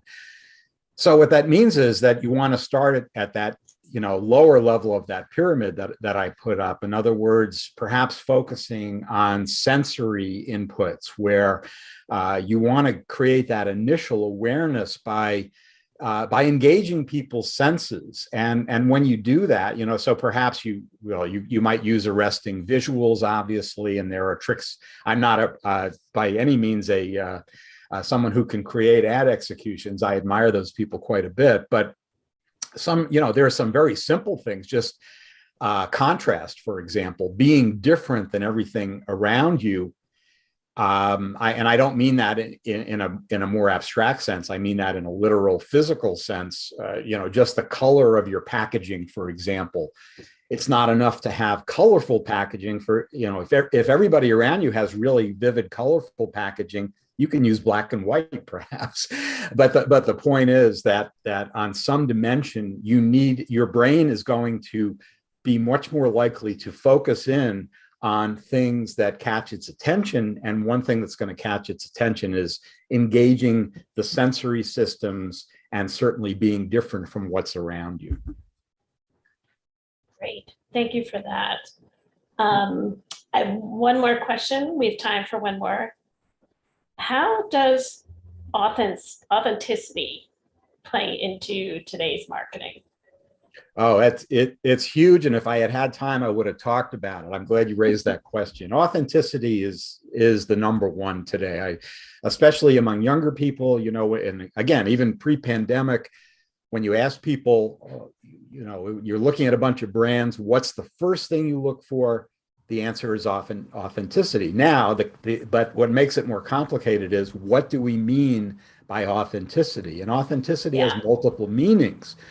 Sometimes it's the heritage of the brand. So as I like to tell brand managers, if your brand has a story to tell, like a founder story, how Nike was used to be made in a waffle iron, the soles in a waffle iron, or Hewlett Packard and the garage that they used to start their company. That's a component of authenticity. But sincerity is another one, and that is really, I think, even more important, because consumers today have a BS detector that's very, very sensitive. And if they think you're trying to fool them in some way, like greenwashing, for example, relevant to the last presentation, by some estimates, 80 to 90% of the environmental claims that companies are making today are false or exaggerated.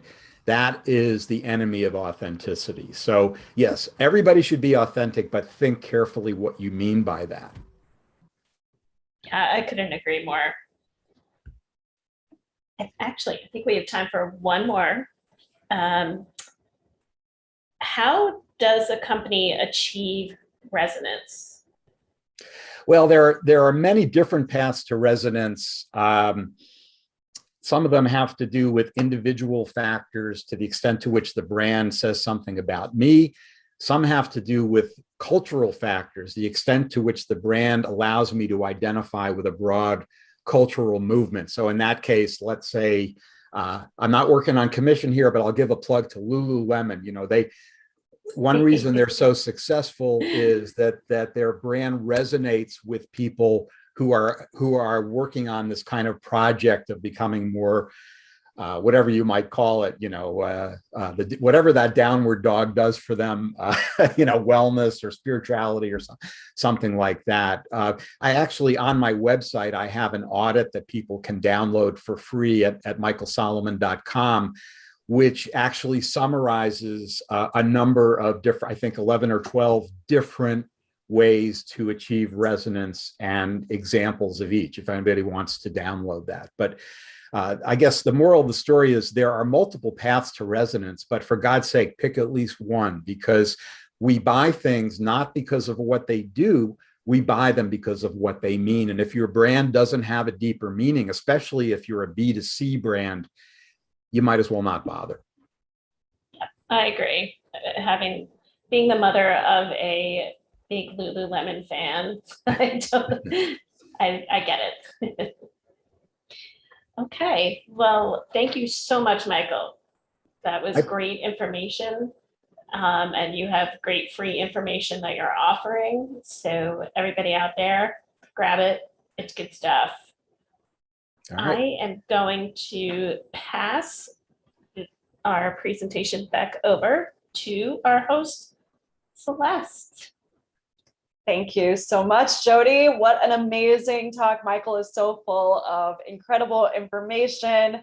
And so thank you so much for sharing your knowledge and your wisdom with us.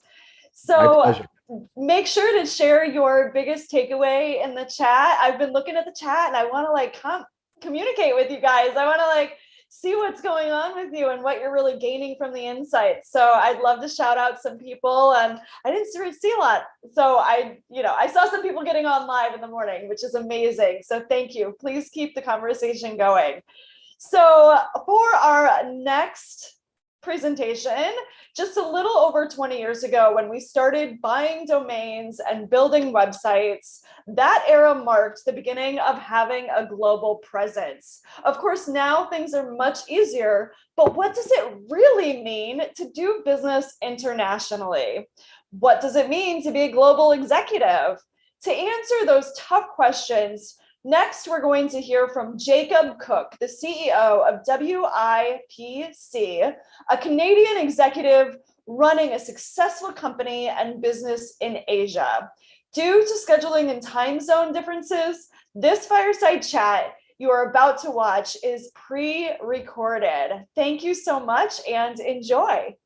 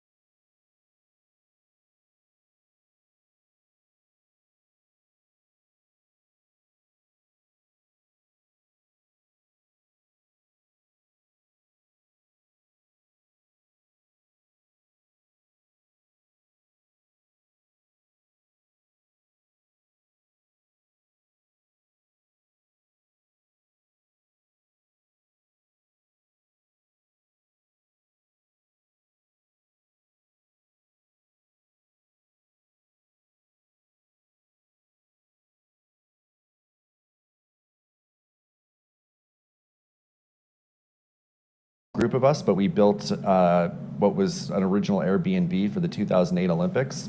So I think we rented out about 1,400 rooms in people's homes. That was a company that quickly went viral.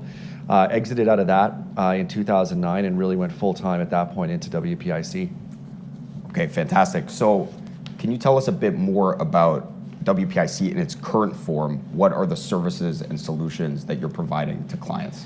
Yeah, we look at ourselves basically as being in 4 major divisions. I think the largest, where roughly 60% of our revenue comes in, is what we call a TP or trade partner, and that's really sort of your e-commerce service providers, and that's fairly extensive. We're more sort of as a one-stop compared to the others that operate in this field, because we do operate logistics, we do capital repatriation, we have a very strong merchandising team, as well as everything that goes on into the day-to-day operations of e-commerce.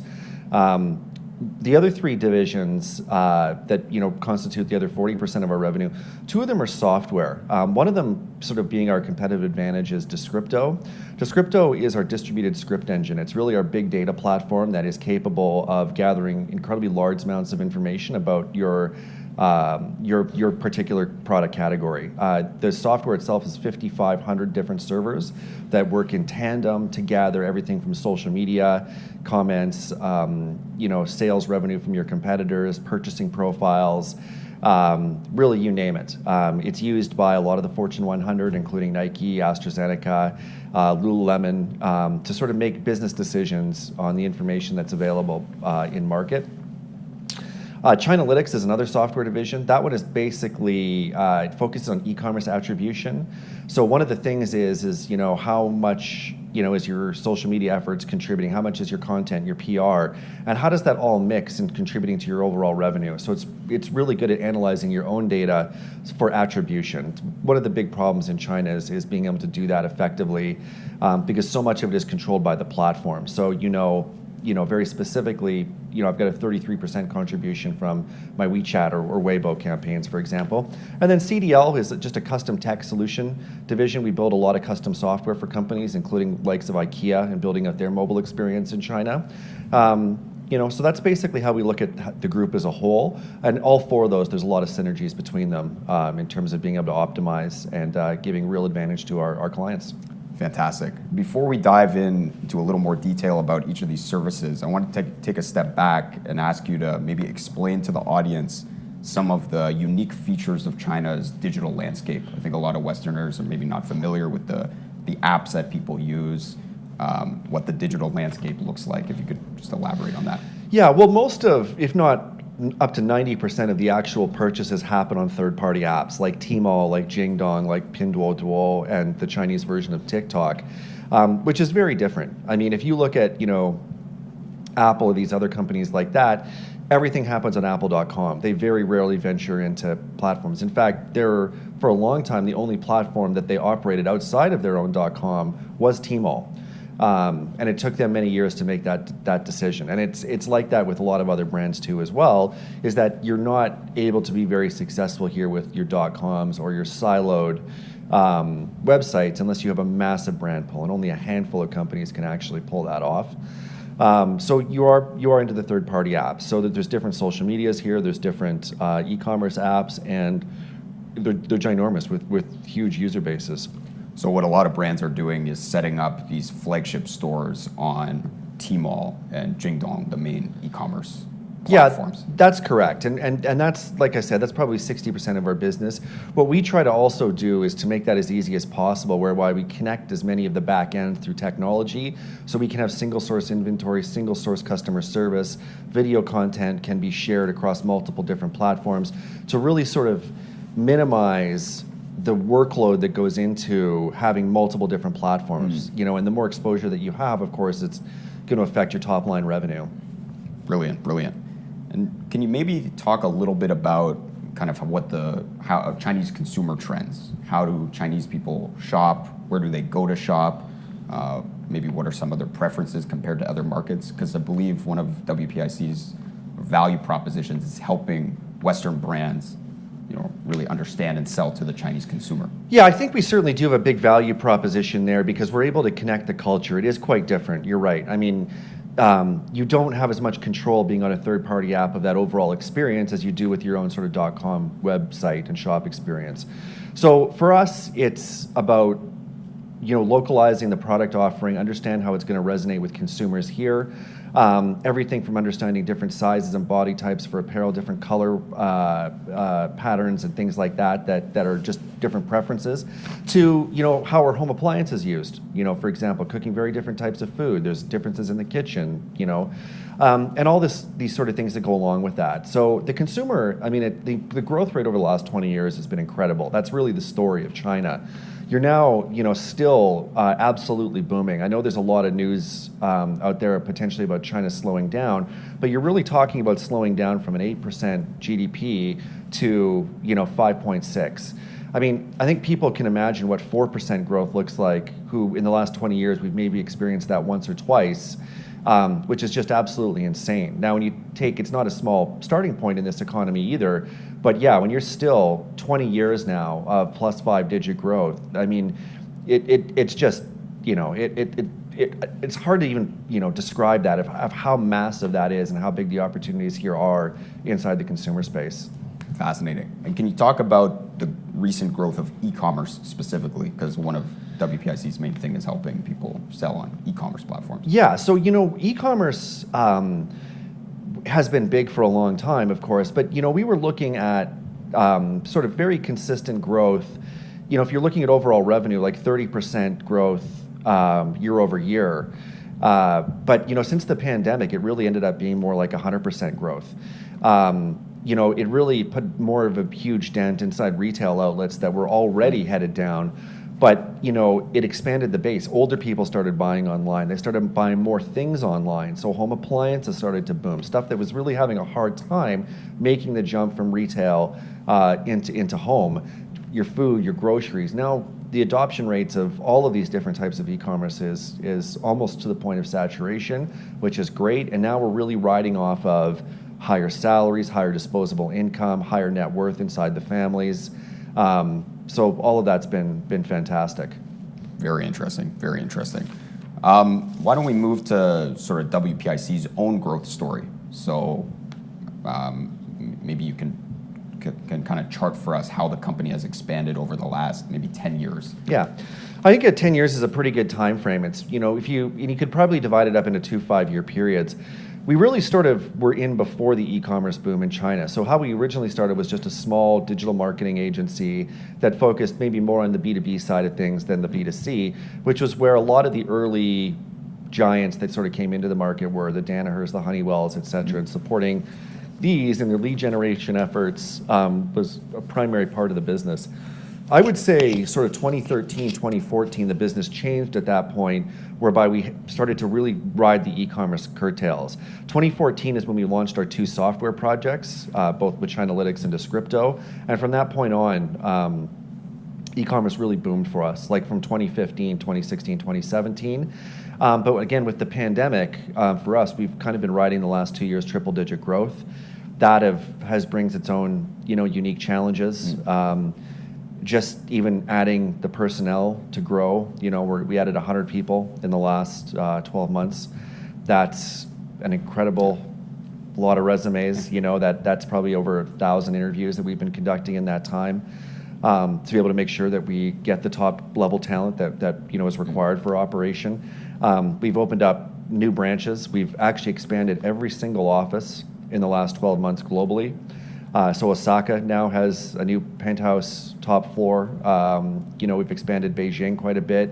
We have a new facility in Hangzhou. We've got now 200 people in our Nanjing facility. We've just opened our third warehouse, in China as well. We're probably looking to add a 4th. So I think we're sitting now at about 140,000 square feet in total warehouse capacity. You know, we're doing, I think, like 14,000, 15,000 packages per day out of our own facilities, and that's only domestically. That doesn't include our cross-border business. So it's been wild. You know, we're having a lot of fun.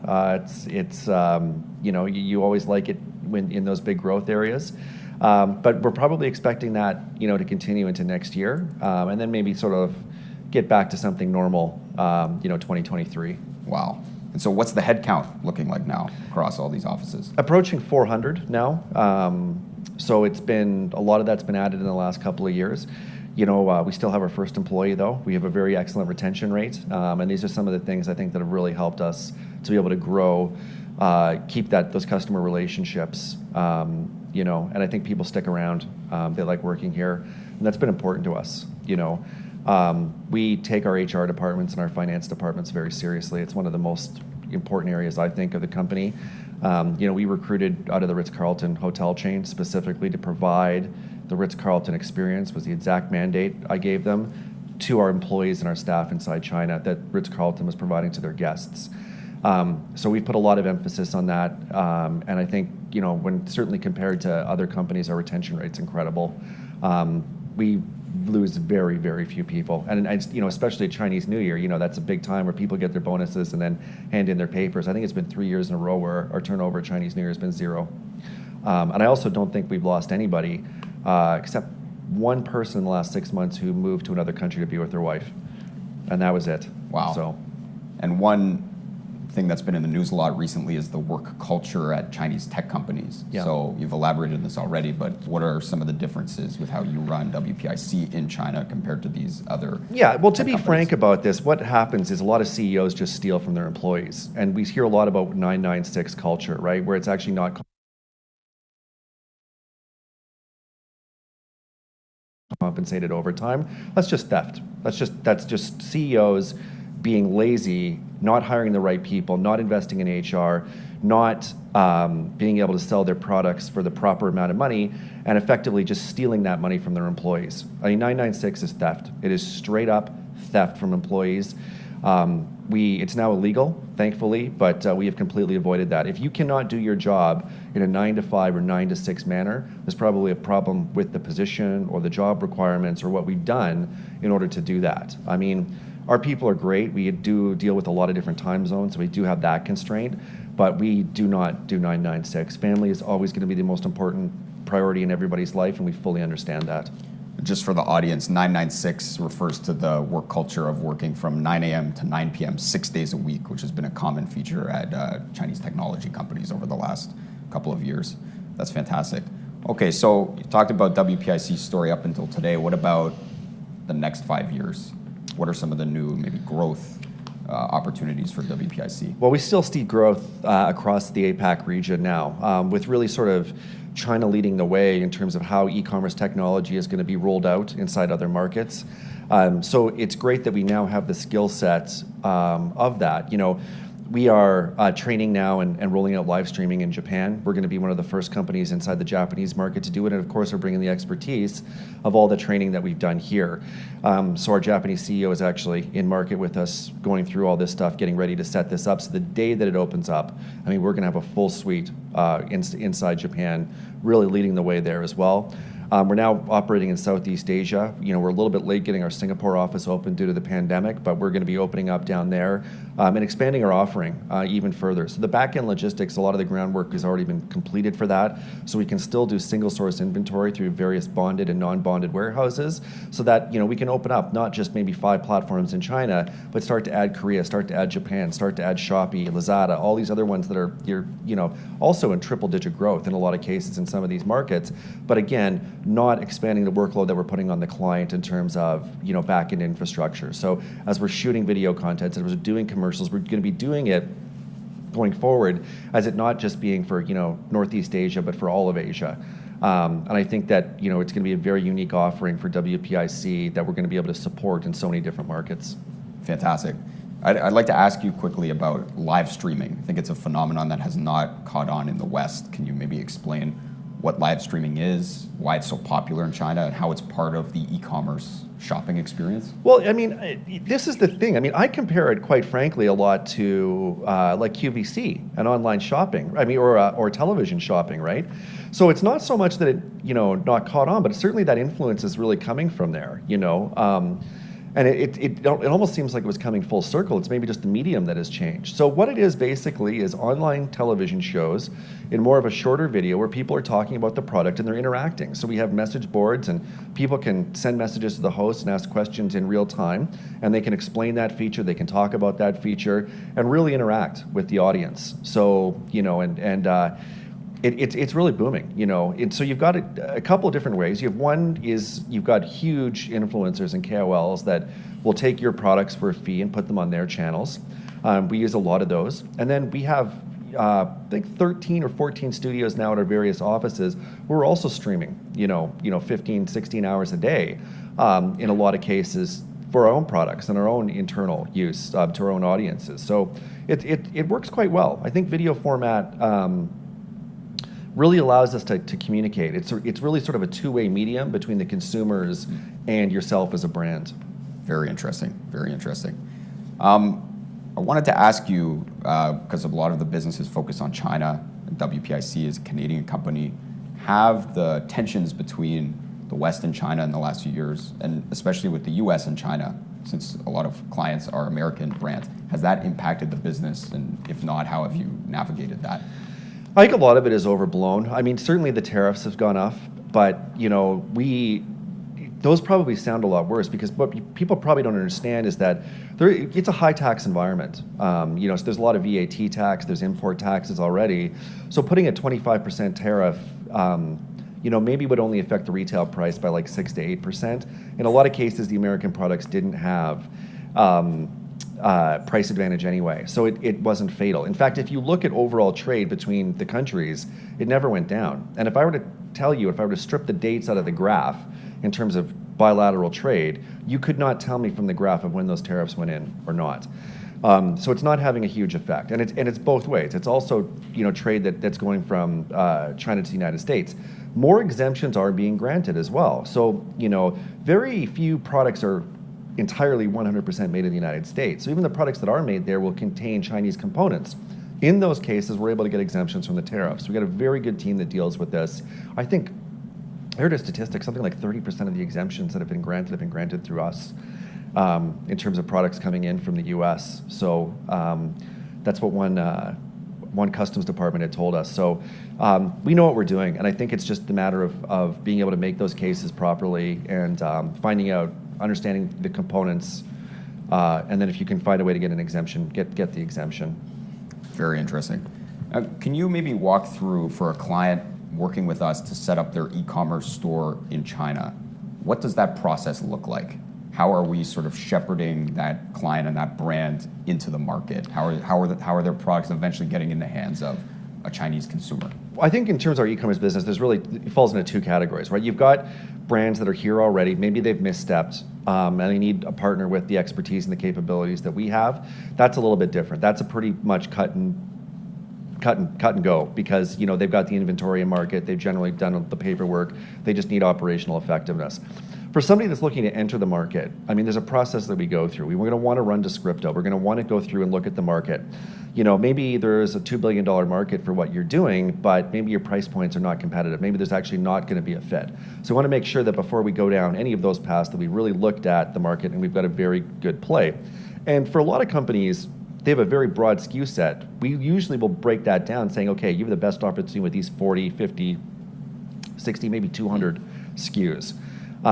Brands in China, clothing brands might just be outerwear brands in China. They might be very different based on what their offering is. So we get that all out of the way before we even start. Then from there, we're going to want to basically work with a couple of different teams. Legal, logistics, we'll be working on product assortment with our merchandising teams. We'll be working with the marketing and creative to localize content. And then data and reconciliation, as well as being able to connect the ERPs. So people work on whether it's Hybris or SAP or whatever, we have to get the data about the business that's going back. So we kind of work all three of those in tandem. We're pretty good at getting that process down to about 2 to 3 months. So really, once that stuff hits the boat, you got about 2 months to be up and ready, and then big splash on grand opening. And then just running through analytics, continuously optimizing, looking at all your core metrics like conversion rates, traffic, organic traffic, time on site, and just making sure that every single day that our operations team is making those numbers get a little bit better each and every day, so that your margins are getting better and your business is continuing to grow with the market in China. Fascinating. And for many of our clients, especially smaller brands, they don't need to put people on the ground in China. They can partner with us and we'll manage their entire retail operation. I think here. for a lot of them, most of them don't have people on the ground here and have no probably plans to do it. In fact, a lot of our brands have been unwinding their offices here. They're hard to manage, they're hard to staff. Turnover actually in China is quite high. And in a lot of cases, it's easier to outsource those services.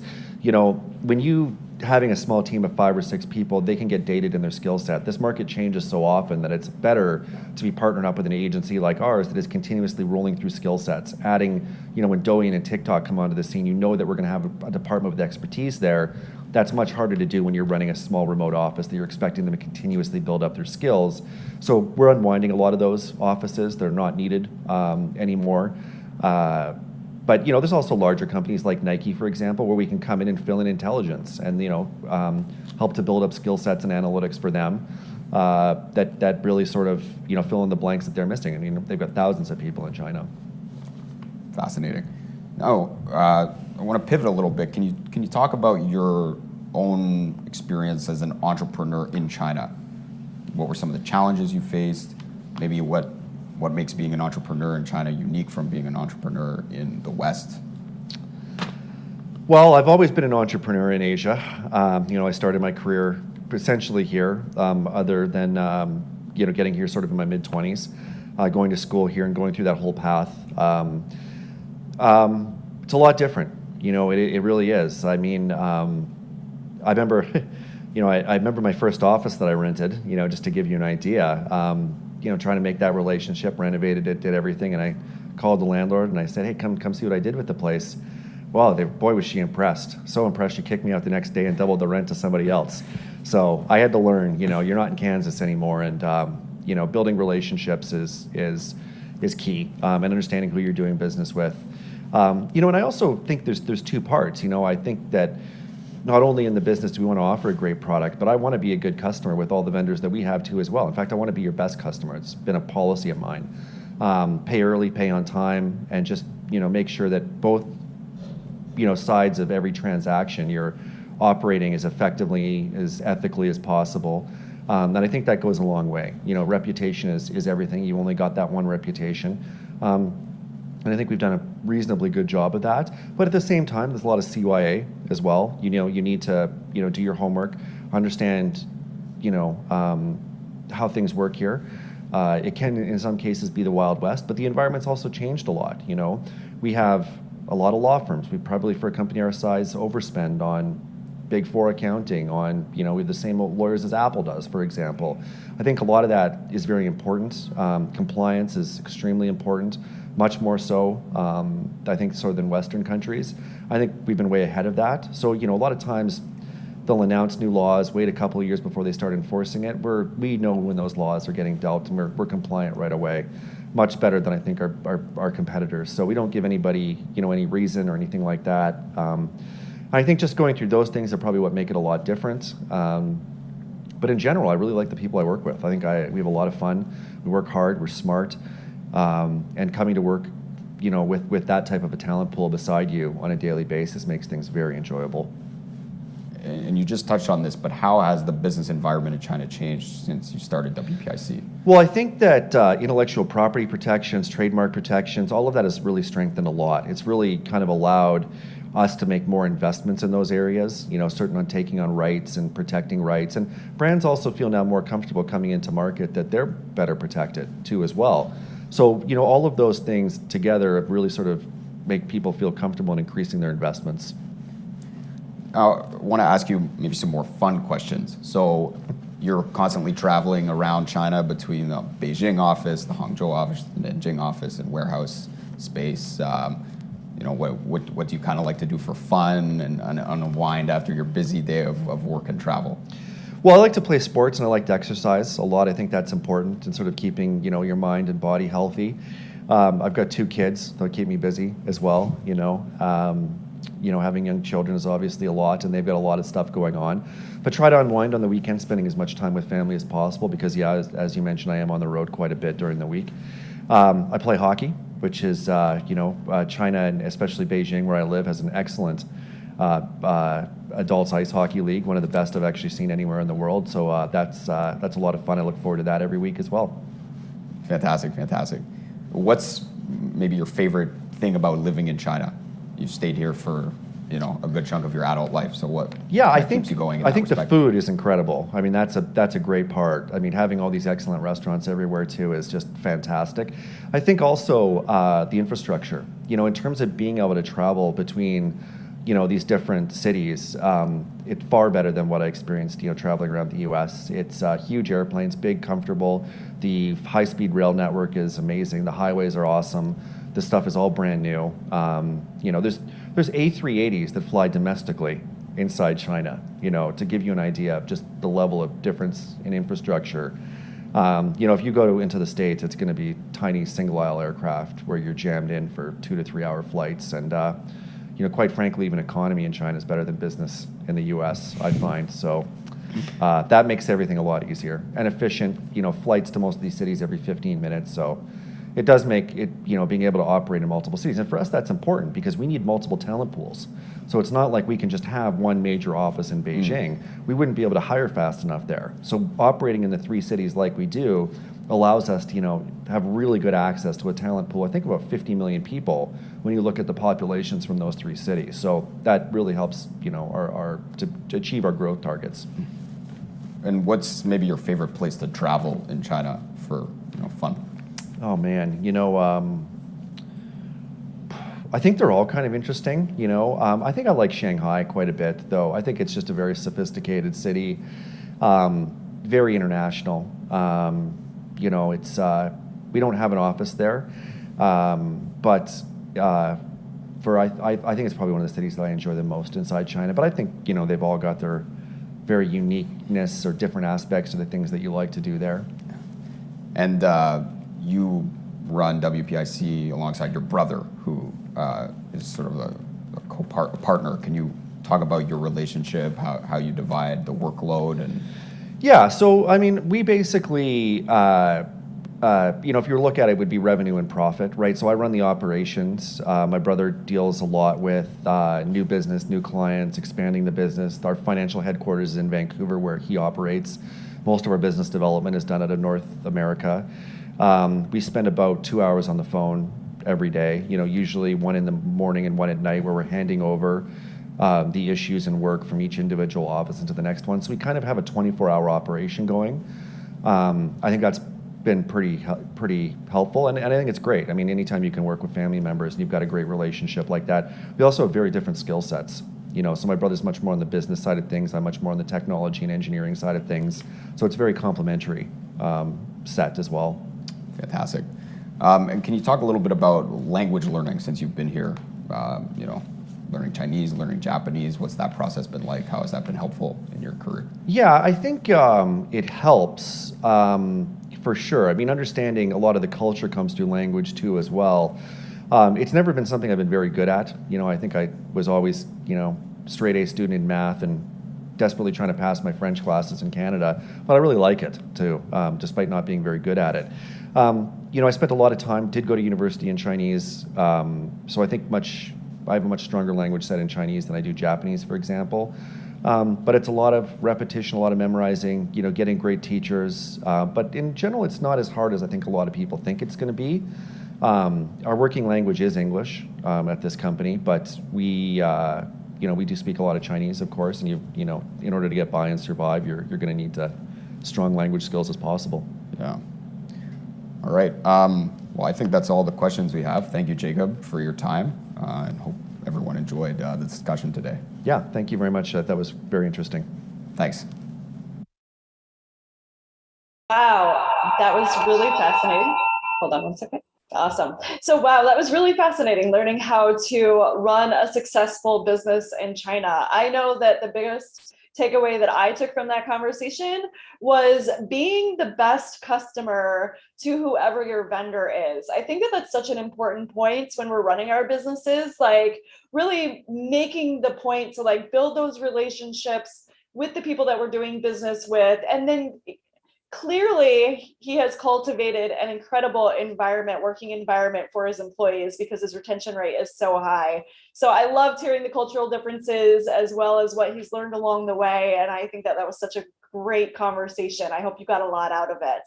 So next up, we have Ebony and Jet have been setting trends for 75 years. Although both suffered a major setback, which led to bankruptcy, the iconic media company and magazines were given a new lease on life. And I just want to say, as an entrepreneur, it's not how many times you fall over, it's how many times you get back up, right? So I love the fact that they're still going hard, going strong. And we're about to sit and watch a fireside chat between our founder of Strategic Vision Conference, Samuel Bazua, and Eden Bridgman Sklinner, the chairwoman and new owner of Ebony Media and Jet. Due to scheduling issues, we did have to pre-record this video as well, but I know you're going to get amazing content and enjoy.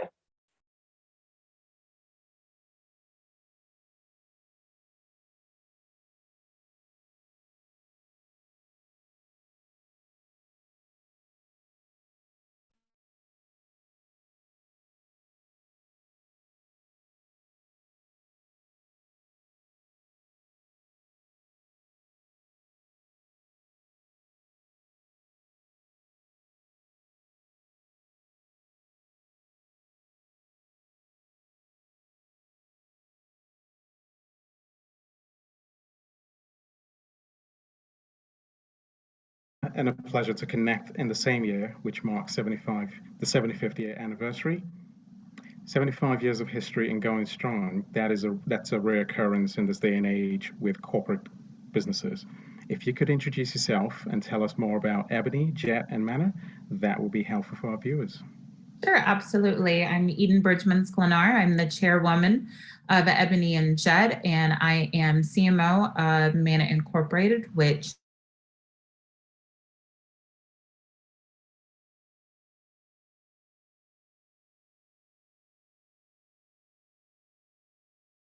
US, and Manna oversees those operations. Sounds great. From the covers of Emmett Till, Aretha Franklin, Michael Jackson, Oprah, Denzel, Washington, Michelle and Barack Obama, the list goes on and on and on. How does it feel to be the new owner of Ebony magazine? I would have to say it is quite humbling. I don't think it is at all set in just yet, because, you know, growing up, like so many people, I looked at Ebony or a Jet magazine underneath the hairdryer at the beauty salon. And the most that you could have dreamed was to be profiled. Yes. You could have had your wedding in Jet magazine or an article written about something that you accomplished, but to actually be the owner of these historic and iconic brands is something that I would say only God could have.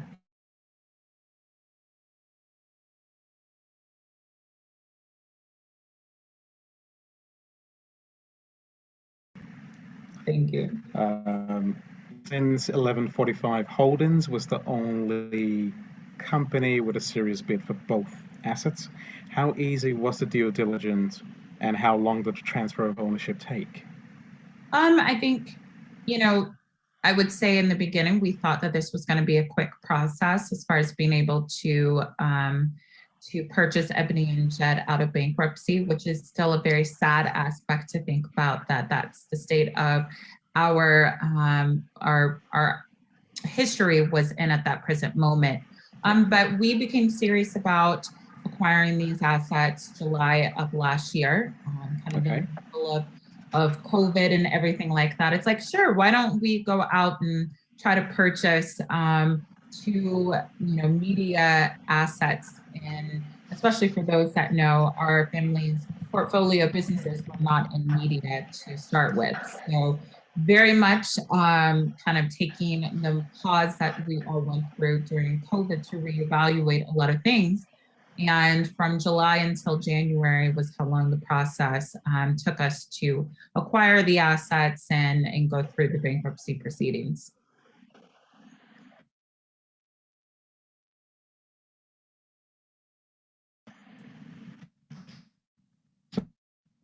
Six long months on acquiring the assets. Yep.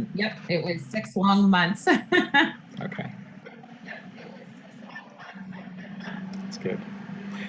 There's a Q&A session, there's a Q&A article in Ebony, and it says, did I just really buy Ebony? And that was featuring yourself. What thoughts were going through your mind as you made that decision? Was it pressure on you just because you were acquiring and salvaging distressed asset? What was going through your mind when you actually said, I'm going to do this? A whole lot, actually. One, obviously excitement, just the idea of being able to get my hands around these assets and take what I've learned through business, what I've learned watching my parents through the years, building our family's portfolio. So that excitement of being able to provide the level of business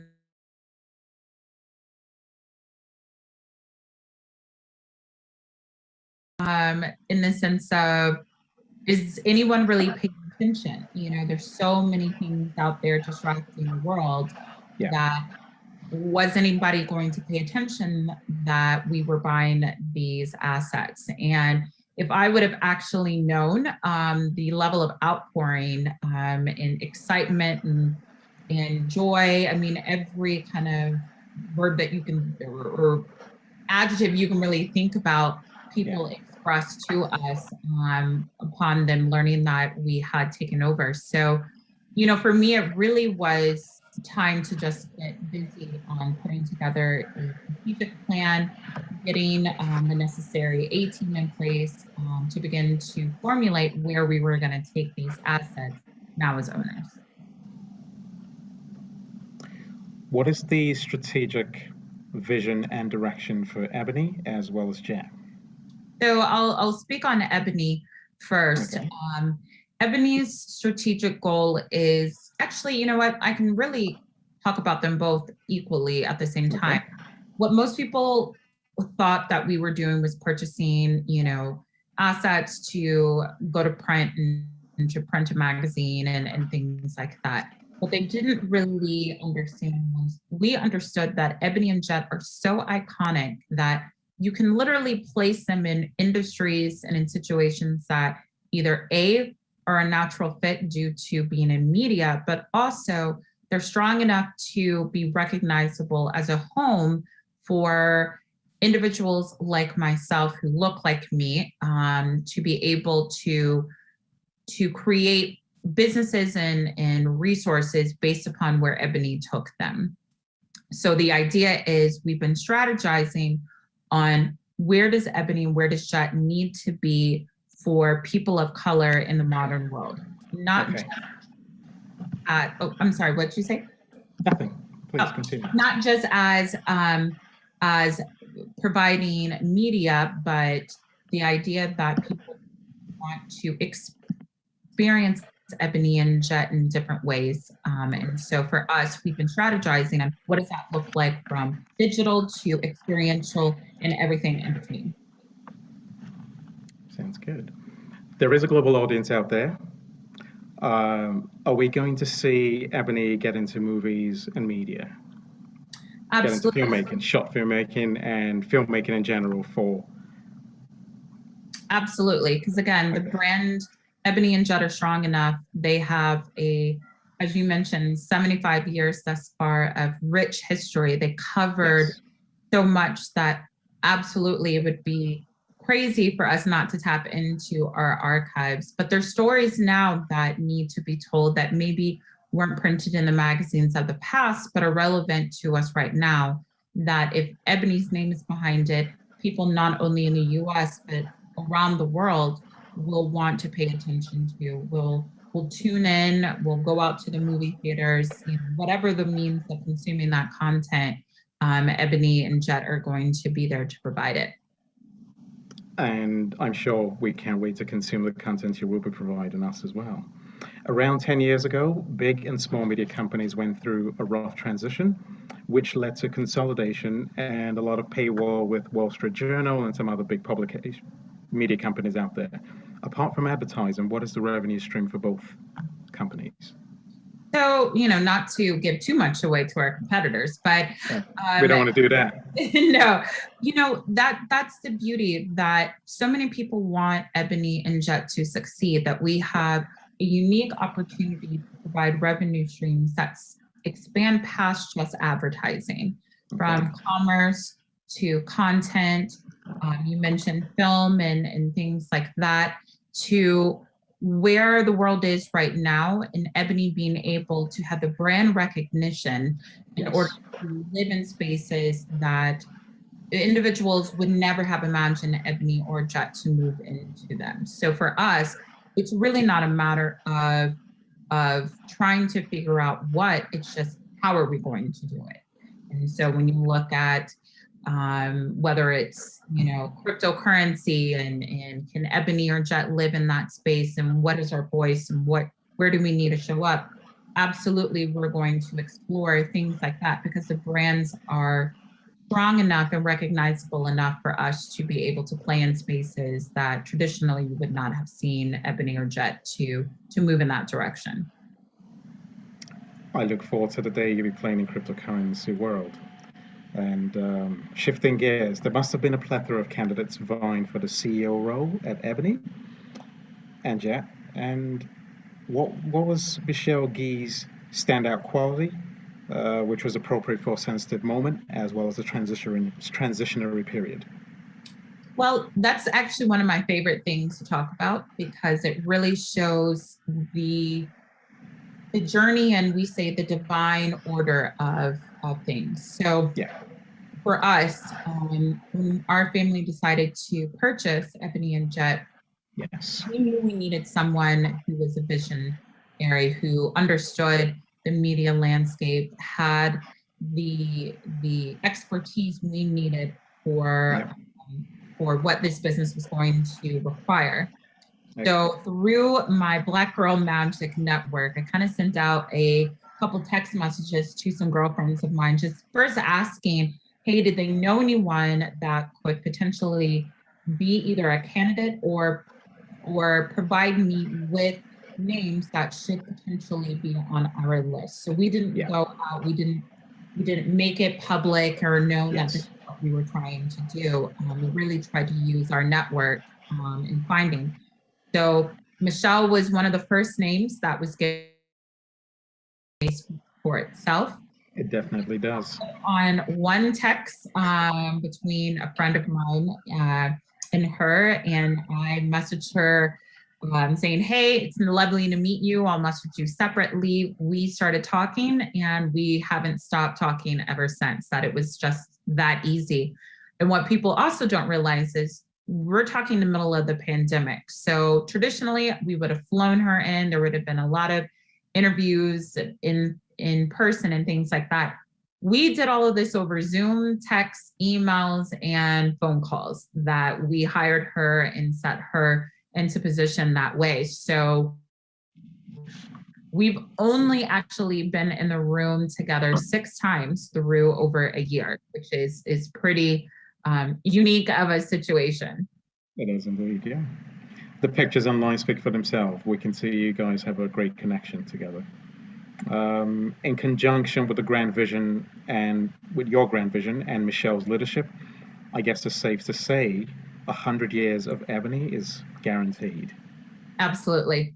And 100 years, meaning 100 years from us taking over, not 100 adding on the extra 25 from its inception. So absolutely.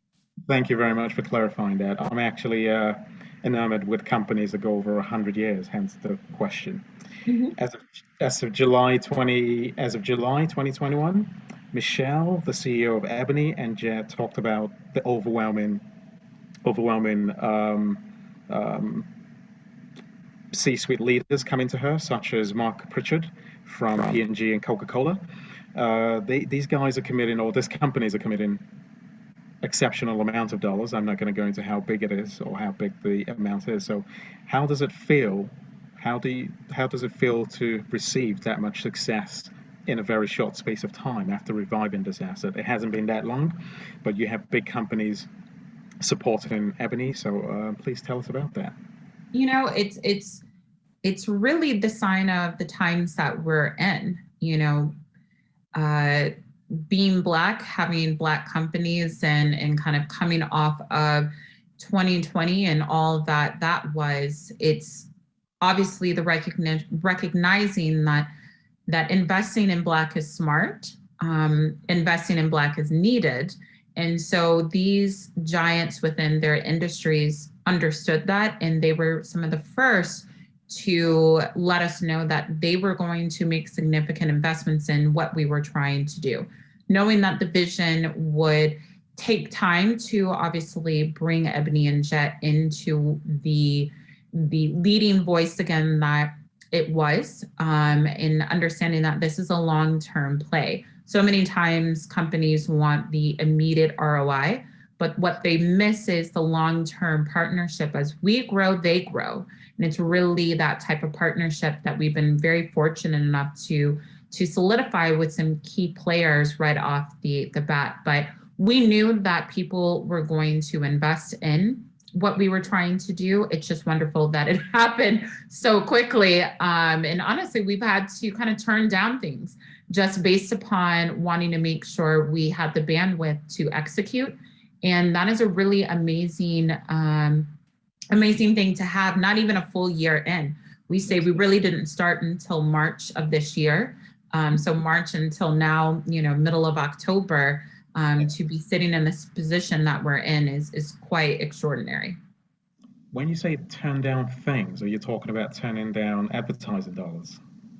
Yeah, advertising dollars, opportunities for other partners. We're trying to be very strategic because, again, so many people are just that excited that they are wanting us to have an ebony, the black card for a credit card, to ebony wine. I mean, you name it, we've gotten phone calls about it. So we say the divine order of all of this will have us roll out everything that we need to. But yes, we've been very, very fortunate on the amount of investment that we've had just in this short amount of time. Hence the 100 years which you mentioned. After the first 100 years is definitely certain. How did Bloomberg and Ebony collaboration come together? So yeah, for that really speaks to Michelle and our team as far as putting together the right partnerships. Yes. You know, for Ebony to partner with Bloomberg and what we're trying to achieve, which is not something that I think people were really expecting us to do from the very beginning. So through Michelle's just relationship within the industry and a shared understanding of what we both bring to the table, meaning Bloomberg and ourselves, and what we hope by our partnership will bring resources, information to our community so that they can be better by this partnership that we created. And again, this isn't a short-term, quick transaction. We know that it's going to take both of us investing our time and resources for the shared goal to be achieved. And the sort of content we should expect would be financial content or something slightly different? Variations of that, absolutely. Okay, sounds good. Whilst we were researching, we came across something unique and exquisite. If you don't mind telling us about the hats that I'm sure you are aware of. In the Ebony, did I really purchase this? Did I really just purchase Ebony article? There were two hats that were shared there. Could you tell us more about that? Who was the designer? How did this come about?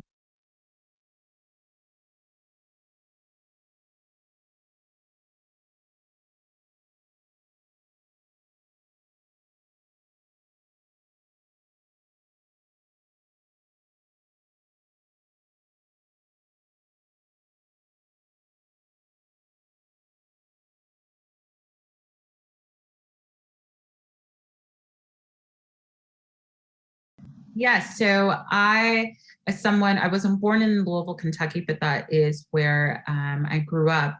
So okay. Kentucky is known for bourbon and yes. the Kentucky Derby. So yeah. Growing up, obviously knowing that the first Saturday in May, you had the most exciting 2 minutes in sports with Kentucky Derby race. Yeah. And so those hats were designed by a designer named Loretta Corsetti. She resides out of Chicago. And she and I got connected when I lived in Chicago, and having to go to the Derby, it was like, well, who in the world in Chicago understands a Derby hat the way I needed it to be? And through Google, thank goodness, she and I got connected and have been working exclusively together on my Derby hats ever since then. So she likes to say I am her muse and vice versa as far as the creations we look forward to doing each year for the Kentucky Derby. Although this is a pre-recording, I can assure you everyone watching live is going to be seeing those hats. And tell us a little bit more about the Trifecta Gala on the eve of the Trifecta, yeah. The Trifecta is our family's outward philanthropic moment centered around the Kentucky Derby. Since obviously that's where we grew up, it's where part of our family business headquarters is. So we have a lot of love, and my parents still reside in Louisville, and a sibling and his family lives there. So Louisville is home, and wanting that community to be served by the blessings that our family has received over the years and putting it back into the community. So we have the privilege of being able to host one of the premier galas that happens the night before the Kentucky Derby. We've had the who's who pretty much come in and either perform or walk our red carpet, and all proceeds go to various charities that our family supports. So we've given to the West End Boys School, the B Foundation, to the Autism Center at the University of Louisville, and a number of other really amazing organizations doing good in the community and also nationally. It's basically for a good cause. It's the charitable event for a good cause. Absolutely, yes. I've actually seen the who's who, and it looks really nice. What sort of superpower did you wish you had as a child? And now, as an adult, what type of superpower or superpowers would you like to have? I mean, as a kid, you always wanted to either make yourself, invisible. For me, being the youngest of three and having two older brothers, invisible so I could terrorize them versus, what they might have done to me as a child. Or you wanted to fly or things like that, as you saw the kind of comic book characters and their superpowers. As an adult, I think, and as a new mom, I joked with my own mom that I know I have the same 24 hours in a day. Yes. Doesn't feel like it's like time all of a sudden is moving at a light speed, and 24 hours is just not enough. So the superpower I wish I had was to make more time. There's just never enough time either to spend with loved ones, especially again, coming out of a difficult year, I think, for all of us, of not being able to spend time with our friends and family as we wanted due to COVID-19. So yeah, superpower I'd like to have it at this stage in my life would be the power to add more time into my day. Okay. Adding more time to the day, elongating the time to be able to do more. I wasn't expecting that, but I truly wasn't expecting that. But time is something which is it's rare, and I also do not like to waste time, because there's just a little bit of it every day. So do what we can do when we can do it. Absolutely. Make hay while the sun shines, as they say. Yep. How much influence did your father have, directly or indirectly, as you decided to choose a career in business? Because your dad is a phenomenal individual, while other people were taking time off of the MBA. I'm sorry, when other people were having fun, your dad was out there in school, in law school, I believe, correct? Correct. Yeah. Yep. So I believe his work ethic has definitely come down. He's passed on the great genes of work ethic to you. What influence did he have, directly or indirectly? I think both my parents, obviously, directly and indirectly. My parents came from very humble means. So them as a partnership, my father obviously gets the most attention due to being a former professional athlete and then all the success he's received in business. But I like to let people know that it really was both of them, because my mother had to be CEO of the house. She had to run it like the businesswoman that she actually was, the one that went to business school, and she will gladly tell anyone that was what she went to school with, or school for, not my father. But in truth, she was able to provide the necessary home life for my father to not have to worry about, not have to provide extra energy to that part of kind of the family. So for him, he was able to put his time and use that work ethic that you mentioned into building his business, because my mom knew her side of their partnership. And so they fully knew what they needed to do in order to advance our family forward. So I say they both directly and indirectly influenced. But the one thing I can tell you, they didn't say we had to go into business. They also didn't say we had to work for the family business. What we had to do was work. That was number one. What we decided to do would be our decision. So if I wanted to be the teacher, they said that would be an amazing career path. Be the best teacher that you can be. If I was going to be a janitor, be the best janitor that you could be. It didn't matter necessarily what we did. We had to work and we had to give it our all. And that's all that they ever wanted from us. Just be the best in whatever it is that you're doing. The humility of your parents is something for people to be able to watch and learn from, and yours as well. So, Thank you. Do you have any questions for us, just out of the blue? Anything? No, not off the top of my head. Okay. We've taken enough of your time.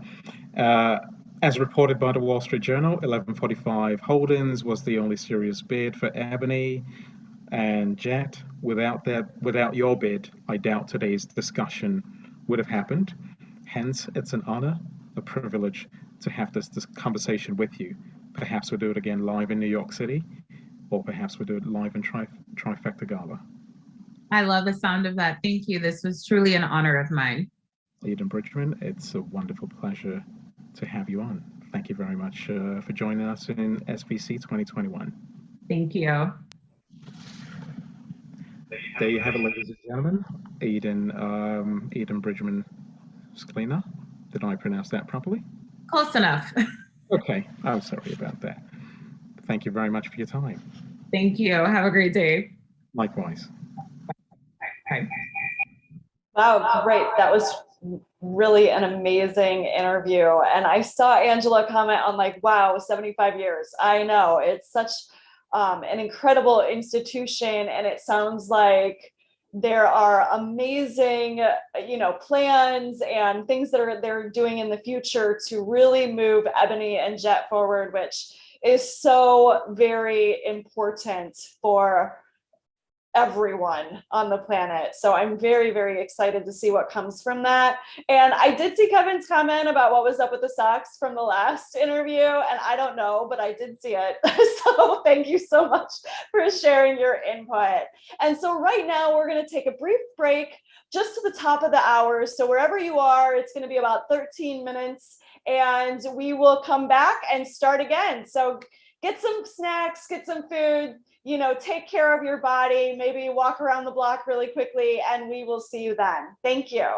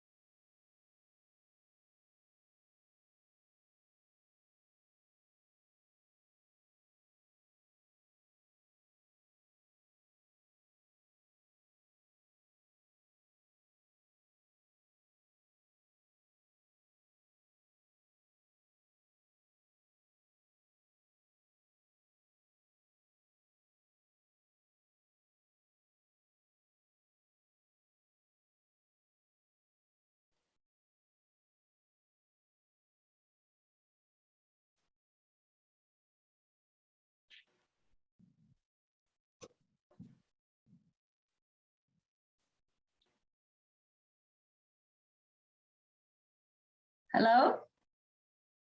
Can you hear me? Can you hear me?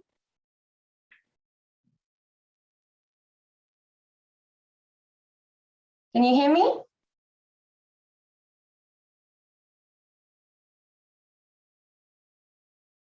Hello?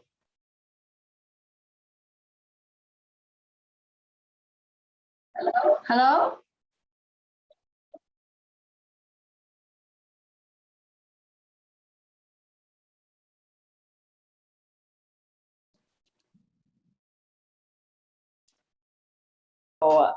Hello, welcome back. So we are going to now have an amazing keynote speaker. And I mean, we're going to have Dee Wong on, and I just want to say, so she's going to be talking about make your dreams come true, become a solopreneur. So time does fly by quickly, doesn't it? One day you're 25, the next you're 35, and all of a sudden we're looking down the barrel of 50. Where does the time go? Maybe I should speak for myself. So I like to say that, like a fine wine, I get better with age, and I hope that's your motto too. But if it isn't already, please make certain that you definitely stay engaged. And during this incredible keynote delivered by an award-winning keynote speaker, Hollywood film and TV producer, financier, speaking coach, and an angel investor. Prepare to be elevated, motivated, and inspired to take a leap of faith to go for what you desire in life. My friends, please join me with your virtual hands in welcoming Dee Wong.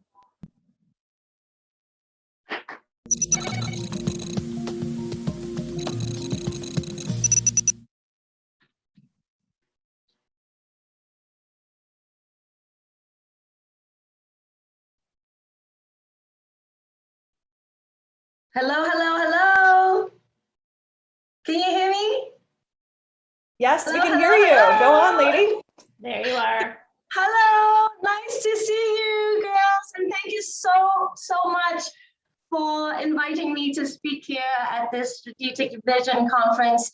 I hope you guys can hear me well. Sometimes tech goes a little bit haywire. Can you hear me? If you just kind of wave your hand. Yes, okay, perfect. Well, if you can hear me, then I'm going to begin, because I love to take lots of time to talk and really give you lots of great energy on this Wednesday morning, and talk to you about the title of How to Make Your Dreams Come True, Becoming a Solopreneur. So I'm going to start off by really having you listen to the lyrics of a song that I'm going to sing. It's called Over the Rainbow, and it's really a song that has inspired me to continuously make my dreams come true. So I'm going to start off with somewhere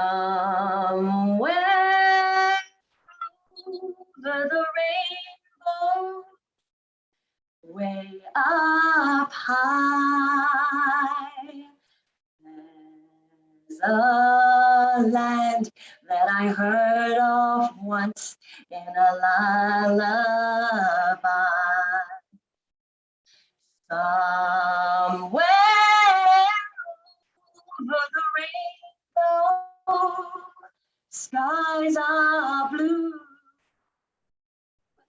and the dreams that you dare to dream really do come true.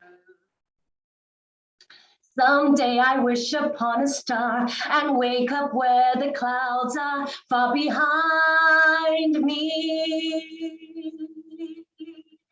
where troubles melt like lemon drops away above the chimney tops. That's where you'll find me, somewhere over the rainbow, skies are blue, and the dreams that you dare to dream really do come true. And happy little bluebirds fly beyond the rainbow. Why, oh, why can't I? So I sing that song because that was the song that I sang when I made my dream come true. When I was a little girl growing up in Hong Kong and in England, my dream was to be on Broadway. And to be on Broadway, I have to be in New York City. So after my parents sent me to school in England, I told them, Mommy and Daddy, I really want to go to America. I want to be in the arts. I want to be on stage. I want to sing. I want to dance. And they let me kind of do it. They said, no, but you need to get a degree first. So I went to Boston University and I got myself a communications degree. And then afterwards, I had 1 year of work experience. And the work experience got me to New York City.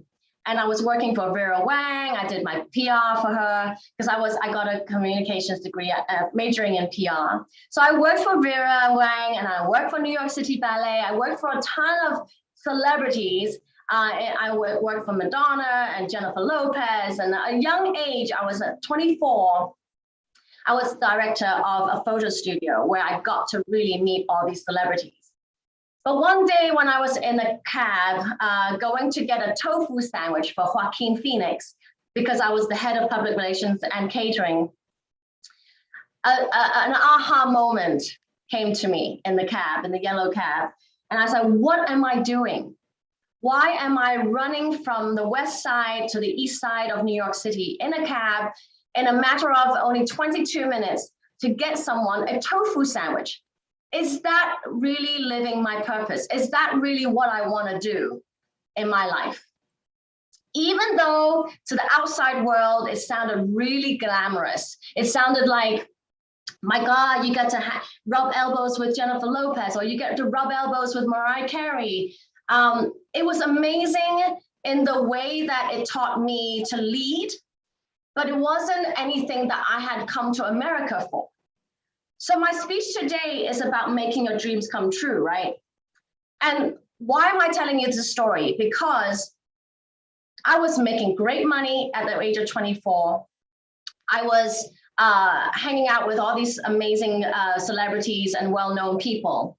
I got to get dressed up and get glamorous every day because I had to walk into the photo studio.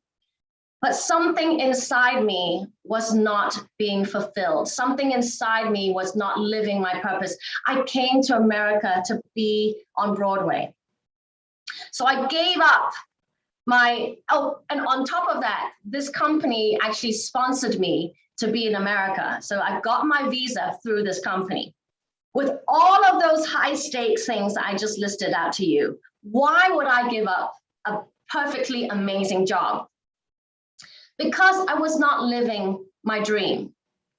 And because today is about living your dreams and making your dreams come true, I wanted to share the story with you that when I was 25, I gave up that job. I gave up hanging out with all these celebrities, running around for them. I came to America to be on stage. So then I just became an unemployed actress. From 1 week, I was the director of PR and catering, making really good money as a 24-year-old. To the next week, I was sitting in the basement of a Chinese restaurant answering calls to get people tables, reservations, with a supervisor breathing down my neck. Imagine that, change of lifestyle, I would say, change of pace. And still, to this day, I do not regret 1 second for what I did, because it led me to where I am right now. So after singing Over the Rainbow, making dreams come true, troubles melt like lemon drops, and then you go above the chimney tops, right? I want you guys to think about why you are where you are at right now. Why did you even click on to YouTube to watch us live? Why did you decide to come to Strategic Vision Conference? Is it because you want to learn something? Is it because you want to meet somebody that could take you to another place? What is it that you really want? We are in Q4 of 2021. We are kind of tail end of the COVID era, right? Although it's going to always stay, we have to learn to adapt to the new lifestyle. This is the best time, better than any time in the whole wide world from histories before, to become a solopreneur.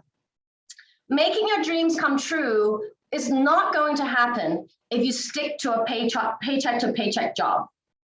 Well, I guess if I could just really identify what I mean by that. You have to know what you want in your life. How old are you right now? How many more years do you have? I gauge my acceleration for being a CEO and an entrepreneur and a solopreneur and a speaker on, hold on a second, and I'm not afraid to tell you, I'm 45, I have 4 children, and I really only came back out to the world 5 years ago when I had finished breastfeeding my children. And I said to myself, what am I doing? Do I really want to just be a housewife and a mother? Not that that is bad at all, because a mother's job is the most important and most fulfilling thing, raising human beings. But something inside me was telling me, no, I want to go back out there and make a difference. Being a solopreneur is very, I would say, satisfaction, like you get a lot of satisfaction from it. So you have to be fearless. If you are at a point where in your life where you're preparing for a new year, we've got new hopes and new dreams, right? 2022 is the year for you to decide, hold on, I'm not happy with what I'm doing. I need to wake up and smell the coffee. I need to wake up and say, you know what? I'm going to be fearless to go out there and get what I want and make my dreams come true. So I really want to identify what solopreneur means. How to become a solopreneur? You may want to start off slowly and maybe just take time outside of your job, if you are in a job, to try out what you may want to do. Like you can try out different types of solopreneur jobs. Could be becoming a speaker, which is what I did. I made so much more money as a speaker than ever I did behind a desk in a corporate world, right? But it takes a little time for you to get started. But that's the joy of it. You are doing something for yourself. My definition of success is truly doing whatever you want, with whomever you want, whenever you want. And that in our world is called the laptop lifestyle. That in the solopreneur, entrepreneur world is called, you can create any schedule you want. You can design a schedule. You don't have a boss. You are your own boss. You're working for yourself. What better way to live your life than that? You could be in Fiji on your laptop, drinking a Mai Tai while you're answering emails. You could be, even I do it on my phone in the car, waiting in the car park, waiting for my children to get out of school. I am constantly on my phone to work, but at the same time, I can switch it off whenever I want to. I can decide to, after speaking to you guys, you know what? I decide I don't want to work today. I want to go to the movies. And that is what I could do. But of course, it takes a little while for you to get to a stage where you can completely be free with your scheduling. I just mean that you don't have to ask for permission if you want to take a vacation or if you want to go and do something totally different, like getting a massage in the middle of the day or something like that. So it can happen because, you know why? 5 years ago, I was a mother at home, taking care of my children, changing diapers. I was part-timing as an entrepreneur because I had a company that I started in the yoga clothing world, but I really it wasn't fulfilling me anymore. So what did I do?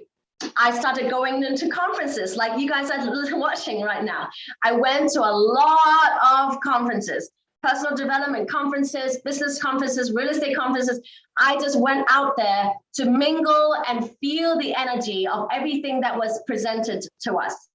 Nowadays, even more easy because we have the virtual summits like this one.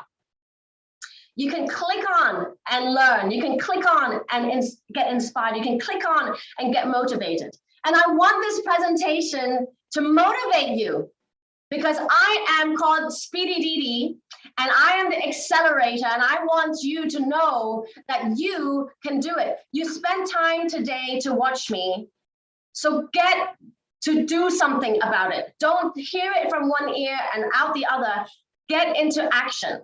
So how do you do that? How do you get into action? What do you need to do? I'm going to give you practical ways for you to really think about if you would be a perfect person to be a solopreneur, if you have it what it takes to be a solopreneur.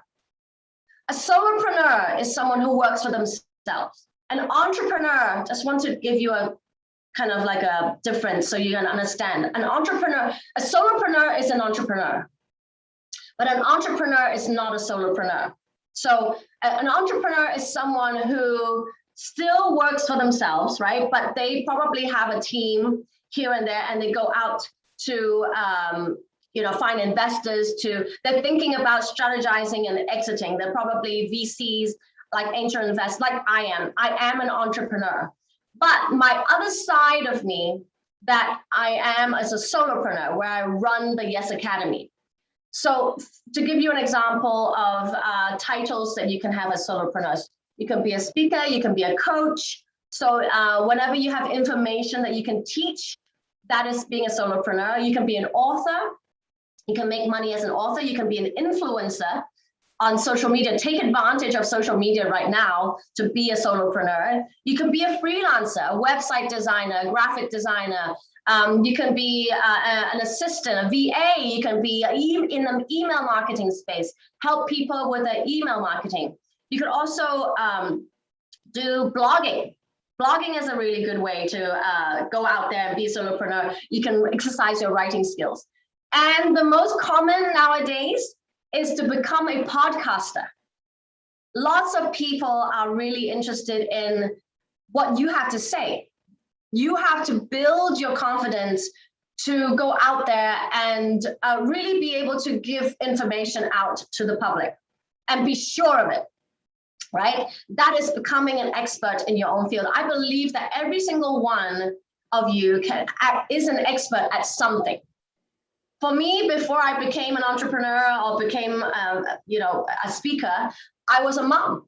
So I actually have great insights into motherhood. I had great insights into how I can still live a good life while taking care of 4 little ones. I have 4 children back then under the age of 7, right? So you decide what makes you happy. Being a solopreneur doesn't mean you have to make millions of dollars. Some people are satisfied with making $100K a year. Some people are satisfied with making $300,000 a year. Some people are absolutely not satisfied with $300,000 a year and they want to make millions a year. So it's up to you to decide what is your money goal, right? What do you envision yourself doing for the rest of your life that will make you happy? And you start at the appropriate moment, which is to be a solopreneur. Okay, so now let's switch gears into why a solopreneur is really cool to be. Like, why do you want to be a solopreneur? Okay, you want to be a solopreneur because obviously of the time schedule, that you can be really free and that you can live your purpose. What really makes you happy in the way that you're giving back to the world, living your purpose. I always talk about living your purpose. Like, are you into giving back and volunteering? Are you into giving back and donating money to charities? Are you into giving back by jumping on board to be a board advisor for a foundation, right? So I want to give you a personal story of how I became all the titles that I am: an angel investor and international award-winning speaker. I'm an author. I'm a movie and TV producer. I'm a mother of 4. All of those titles do not matter if I am not fully happy with what I'm doing for myself. And that requires three things in order for you to really step out of whatever you're doing to jumping into becoming a solopreneur. Number one, in the book, Think and Grow Rich, it talks about success principle number 2, faith. You must have deep faith in you. Now, I'm not talking about religious connotation. I'm talking about believing in yourself, your faith in yourself. If you have faith in yourself and you believe truly that you are in this position to do good to the world, to build a legacy, then solopreneurship and entrepreneurship is up your alley. How do you build confidence? Wherever you go out, how do you make an impact? This is my exciting moment because I love talking about how do you present yourself? How do you speak to other people? How do you connect with your audience? Be it one person, hundreds of people, or thousands of people, or millions of people. So the way you come across on social media, the way you come across in networking settings is very, very important. How you show up is very important. But are you present, right? Are you present? All of those comes into play when you surround yourself with people who are vibing at the same frequency of you. I always talk about your vibe attracts your tribe. So when you have people around you whom you feel like you're connecting to, the more you surround yourself with those people, the more confidence you will have, the more they uplift you. So that's number one. Number 2 is success principle number 7 in Think and Grow Rich. And by the way, if you haven't read Think and Grow Rich by Napoleon Hill yet, you must read it because it's the business Bible of entrepreneurs and solopreneurs. The success principle number 7 talks about decision. This is my favorite success principle because every single day I make important decisions. As an angel investor, people are pitching me all the time. I have different alternative investors who come to me, alternative investments, that come to me from an energy drink to maybe cosmetics, to a helicopter stabilizer, to I'm just kind of giving you ideas of all the different types of people who come to me and land on my lap and the kind of people I come in contact with. Because being a solopreneur means you have to use your decision-making skills to decide when you want to say yes to somebody in investing in them, or when you want to say yes to yourself and give up that job that makes you feel like crap. And you need to make that decision for yourself. So try to exercise making decisions, even when you're driving. Today, do I decide not to go the normal route to work? Or do I go a different route to the supermarket? Every single thought you have, the decisions that you make a difference in your life. So exercise your decision-making skills. The third point I have is success principle number 9. Success principle number 9 is about masterminding. Now that word is used a lot in the speaking author expert world. Sometimes it's used in not a right way. But what I'm trying to tell you is pick the right people to surround yourself with. So the first step you must do if you want to be a solopreneur is hire a mentor. Find somebody. That's what I did. After I did these conferences, I found someone whom I just really vibed with. I loved what he said. I loved all the things, all his philosophies. Every time he speaks on stage, I was like, yes, yes, yes. Oh my God, yes. I'm saying yes. So I contacted him and he had a program. So I've joined it. And then from then on, literally, he has helped me being on a TV show, been in a movie, and obviously I have to show up and have the talent for it. But if you find the right mentor who really can be accountable for you and keep you on your toes, that is the first step in becoming an entrepreneur, a solopreneur. So success principle number 9 is to masterminding. So you want to find different types of people to surround yourself with who can lift you up. Now, not only they lift you up verbally, right? They have to take action. People who want to connect you with other people. And that is how you grow your relationship capital.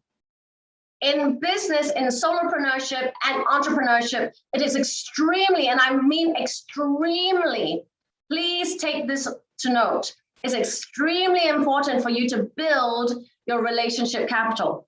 That means you have to go out lots and lots to network, or click on lots and lots to network. And that means you need to have a good elevator pitch, which is something that I love to teach, by the way. So you have your elevator pitch, you go out to network, you connect with the right people, you start building friends, network in your space, and you ask questions, you learn word of mouth, get referred to. All of those things come into play in success principle number 9. Masterminding with people on your level or level that's a little bit above you so that you can learn from them. And last but not least, I know I have 4 minutes left. Last but not least is success principle number 13 in the Think and Grow Rich book. And that is your 6th sense. Everything you do in life should have some kind of intuitive gut feeling that you will have that feels right. When your gut is telling you it's not right, then don't go with it. Please trust your second brain. There is a movie right now on, I think Netflix, is called Your Second Brain or The Second Brain.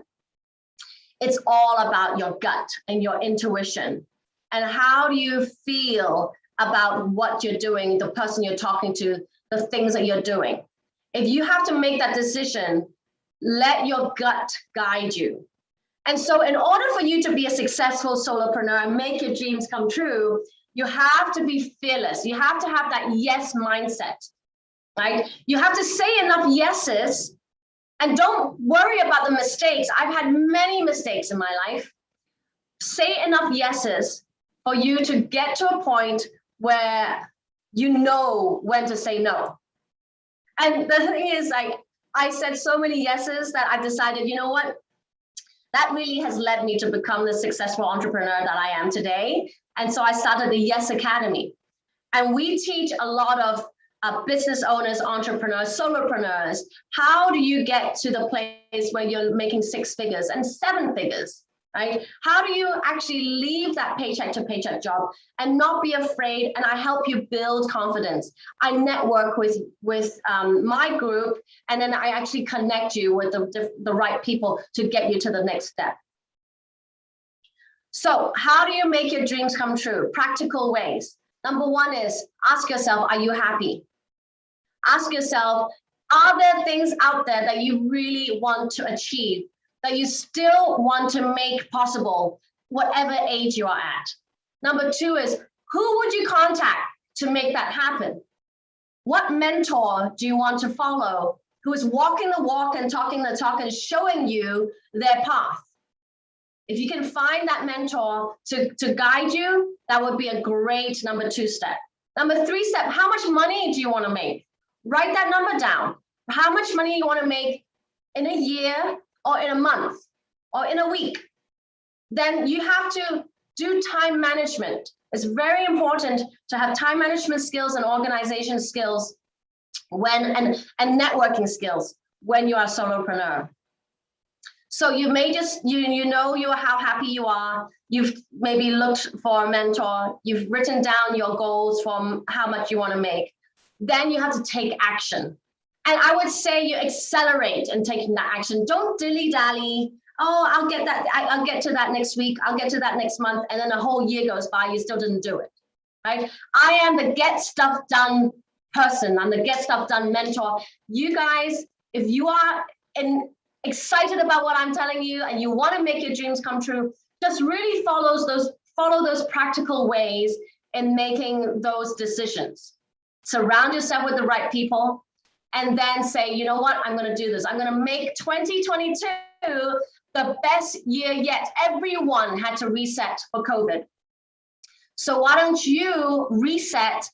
Think about what this whole pandemic has helped or not helped other people in terms of, you know what, this is the time for me to do what I've been wanting to do for the longest time, and I'm going to go for it. So I hope I've given you some practical ways for you to really make your dreams come true and not be afraid and say yes and have that yes mindset. And if you want any help at all, I am here. I'm really easy to find, dd@ddwong.com. I love helping people make their dreams come true as an angel investor and as a coach. So thank you so much for giving me this platform to speak, Samuel, and everybody at the Strategic Vision Conference team. I really appreciate your time and your attendance. Thank you. Dee, thank you so much. That was incredibly inspiring. You are really just a motivator to the nth degree. We're just going to ask you a couple of quick questions before we break for lunch. Absolutely. What were the innate skills or attributes that you possessed way back when in that cab that led you to become a solopreneur?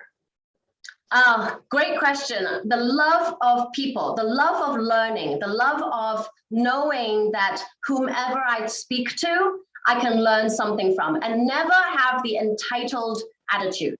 Like, because I find a lot of people, they get to a certain success point, they feel entitled. You know, I'm at a point where I just won a Lifetime Achievement Award. I'm making, I just invested in like 13 different companies. I'm at a point where I probably should be entitled, but I'm not. Do you know what I'm trying to say? Like, it's like going out there and being humble and constantly meet different people to learn from them, because you never know who knows who to grow my relationship capital, my network. I think that gratitude is wrapped up right in what you said too. So. Absolutely. I always be every day, almost, I would say every minute, I'm thanking something. It's just a feeling that I have inside. I love that. So second question, what gets you out of bed in the morning? What gets me out of bed in the morning? Other oh my than God, I'm children. just a naturally energetic person. So I don't drink to get my energy. I don't have to work out to get my energy, even though I do work out. But yeah, I feel like I'm just motivated to want to do something huge for the world. So I'm in the middle of creating my legacy. And by the way, when I say legacy, I don't mean just legacy with my children and then leaving a bunch of money for them to do whatever. I don't mean it like that. I mean it like, what am I doing to impact the world? What am I investing in that can be socially impactful so the world can change to be better? You know, so I'm doing a huge project right now with coral reefs in the ocean, and that's going to be my legacy. Eventually, you'll hear about it when I promote it some more. But I think when you want to get up in the morning, it has to be more than yourself.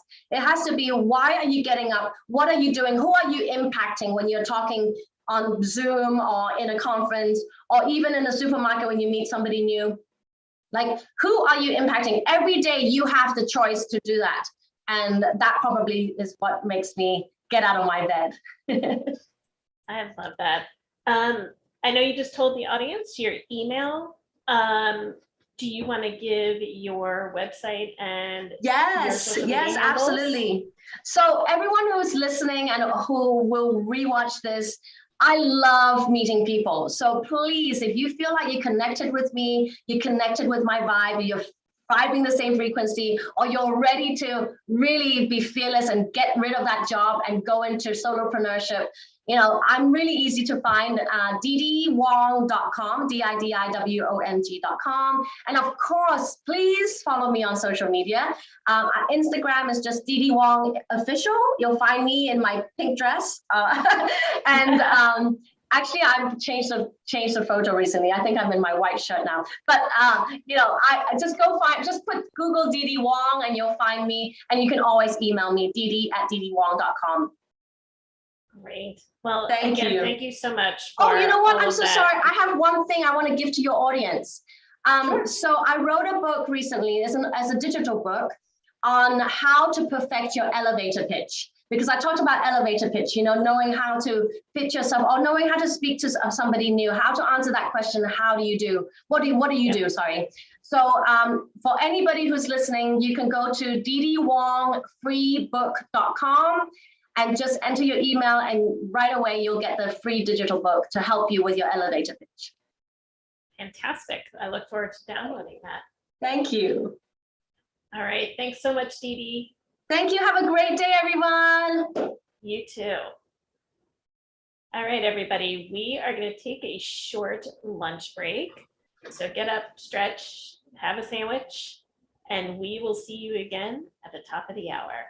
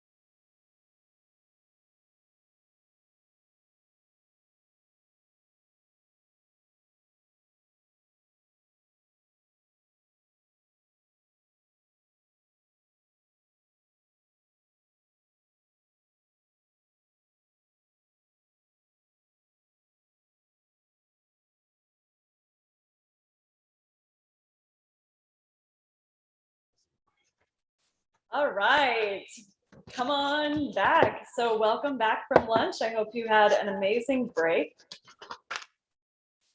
Sorry, my phone is echoing. Put it in the other room, please.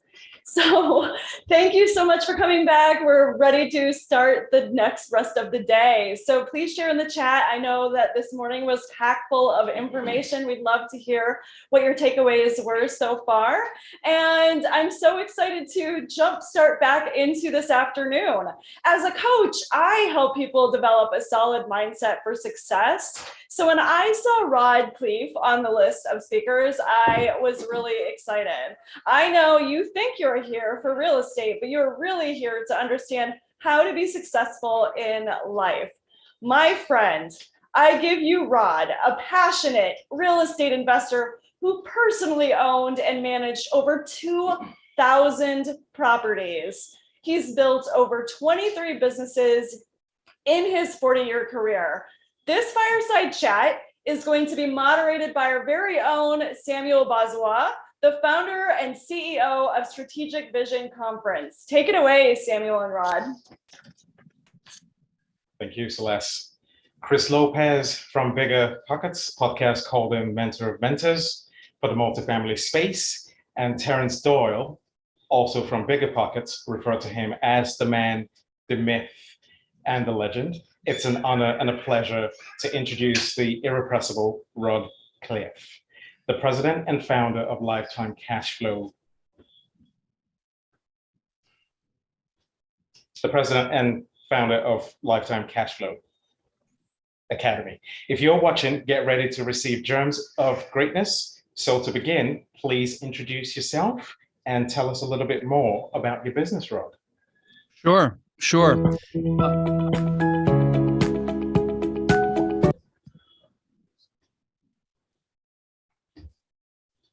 I was looking forward to that cool video. Is that not? Can you guys hear me?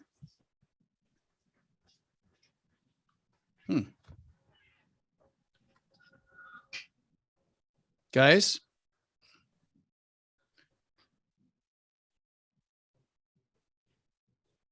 Hello? Can you guys hear me okay? Or is there a connection issue? I can't hear you for some reason. I think something happened to your sound. You had that video going and then it cut off. Okay, we're back. Okay, awesome. Okay, let me know when you're ready. To begin, for me to, please introduce yourself and tell us a little bit more about your business. Sure. If you don't mind, thank you. No, not at all, of course. Now, I see that you've got a graphic of some people looking at a chart here as well, so I'm not sure if that needs to be fixed, but I'm happy to begin. My name is Rod Cleef, and let me give you a little backstory on me because I think it'll tie into what we're going to be talking about. Oh, there we go. There we go. Got that cool backdrop. Anyway, so I immigrated to this country when I was 6 years old with my brother Albert, my mother's Vantje. I was born in the Netherlands, in Holland, and think windmills and wooden shoes. And we immigrated to Denver, Colorado, and where I spent a lot of my years growing up. And we really struggled growing up, actually. And I remember eating expired food. We bought expired food because that's all we could afford. My mom could afford. Drank powdered milk with our cereal in the morning. In fact, I wore clothes from the Goodwill and the Salvation Army all the way through junior high school till I got a job at Burger King because I lied about my age when I was 14 because I was tall and was able to buy my own clothes and then save money for a car. But, luckily, even though we struggled, my mom had an incredible work ethic. So she babysat kids. We'd have enough money to eat. And with her babysitting money, she was quite an entrepreneur. She invested in the stock market, but she also invested in real estate. And with her babysitting money, she bought the house across the street from us when I was about 14 for about $30,000. When I was 17, she told me she'd made $20,000 in her sleep. And I said, Mom, forget college. I'm going to do real estate. So I got into real estate, and my first year I made about $8,000. This is 1978. To give you some perspective, my second year, maybe about $10,000, but my third year, I made well over $100,000. And so what happened between year 2 and year 3 to cause me to 10X my income? Well, what happened was I met someone that taught me about the importance of mindset and psychology, and how truly 80 to 90% of your success in anything is just that, your mindset and your psychology. Only 10 to 20% is the mechanical information, the vehicle, as it were, be it real estate, be it entrepreneurship, be it whatever it is, investing in any way, shape, or form. It's primarily mindset. Fast forward to today, like you said in my intro, I've owned a couple thousand houses that I rented long-term. I've owned thousands of apartment units as well. I've actually built 27 businesses. I don't call them failures when they fail. I call them seminars. Several of those 27 businesses were worth tens of millions of dollars. Most were spectacular, flaming seminars. But, it's only a failure if you don't get up or you don't get the lesson. But, in 2006, my net worth went up $17 million while I slept. Okay. I had lots of real estate, and you're thinking, oh, wow, that's great. Well, and of course I did as well. Okay. So it's over $8,000 an hour over the year. And I thought I was a real estate god. And when that happens, I could barely fit my head through a door. And when that happens, maybe God or the universe will give you a nice little smackdown. Well, that was 2008. In 2008, I lost $50 million. I lost everything. And, and I thought I was set for life prior to that, but I lost everything. And so one of the things that I'm known for on my podcast and in my teachings is the mindset. First of all, it took to have 50 million to lose in the first place, but then the mindset it took to get back to the success that I'm blessed to have today. So anyway, long answer to your question, but glad to be here. I can't hear you. There we go. Okay. There's a natural vibrancy and energy about you, which is part of the prerequisite of being an effective coach. You've worked with Tony Robbins. If you could share with us, that would be helpful in terms of how do you keep up your energy to be able to train other people and coach them to be effective leaders as well. Sure. Well, I'll tell you something I'm very proud of. I'll come back to your question, but I want to pre-frame it. So I started my podcast about 4.5 years ago, and I used to tell people I'll never sell you anything, because I never intended to. I wanted to tell my story about losing everything, in 2008 and 2009. And then I hit 1 million downloads. I'm like, okay, knucklehead, you probably ought to do something with this. And now I've been in front of thousands and thousands of people at my live events, and I've got, over 1,000 coaching students. But one thing I'm very proud of is, I've actually been teaching about 3.5 years, and my students now own over 46,000 units. I'm very, very proud of that as a coach. Okay. So that ties into coaching, but you asked the question, and why do I think that they've been so successful? I really want to pivot to them. The reason that they've been so successful is because I spend so much time on mindset and psychology.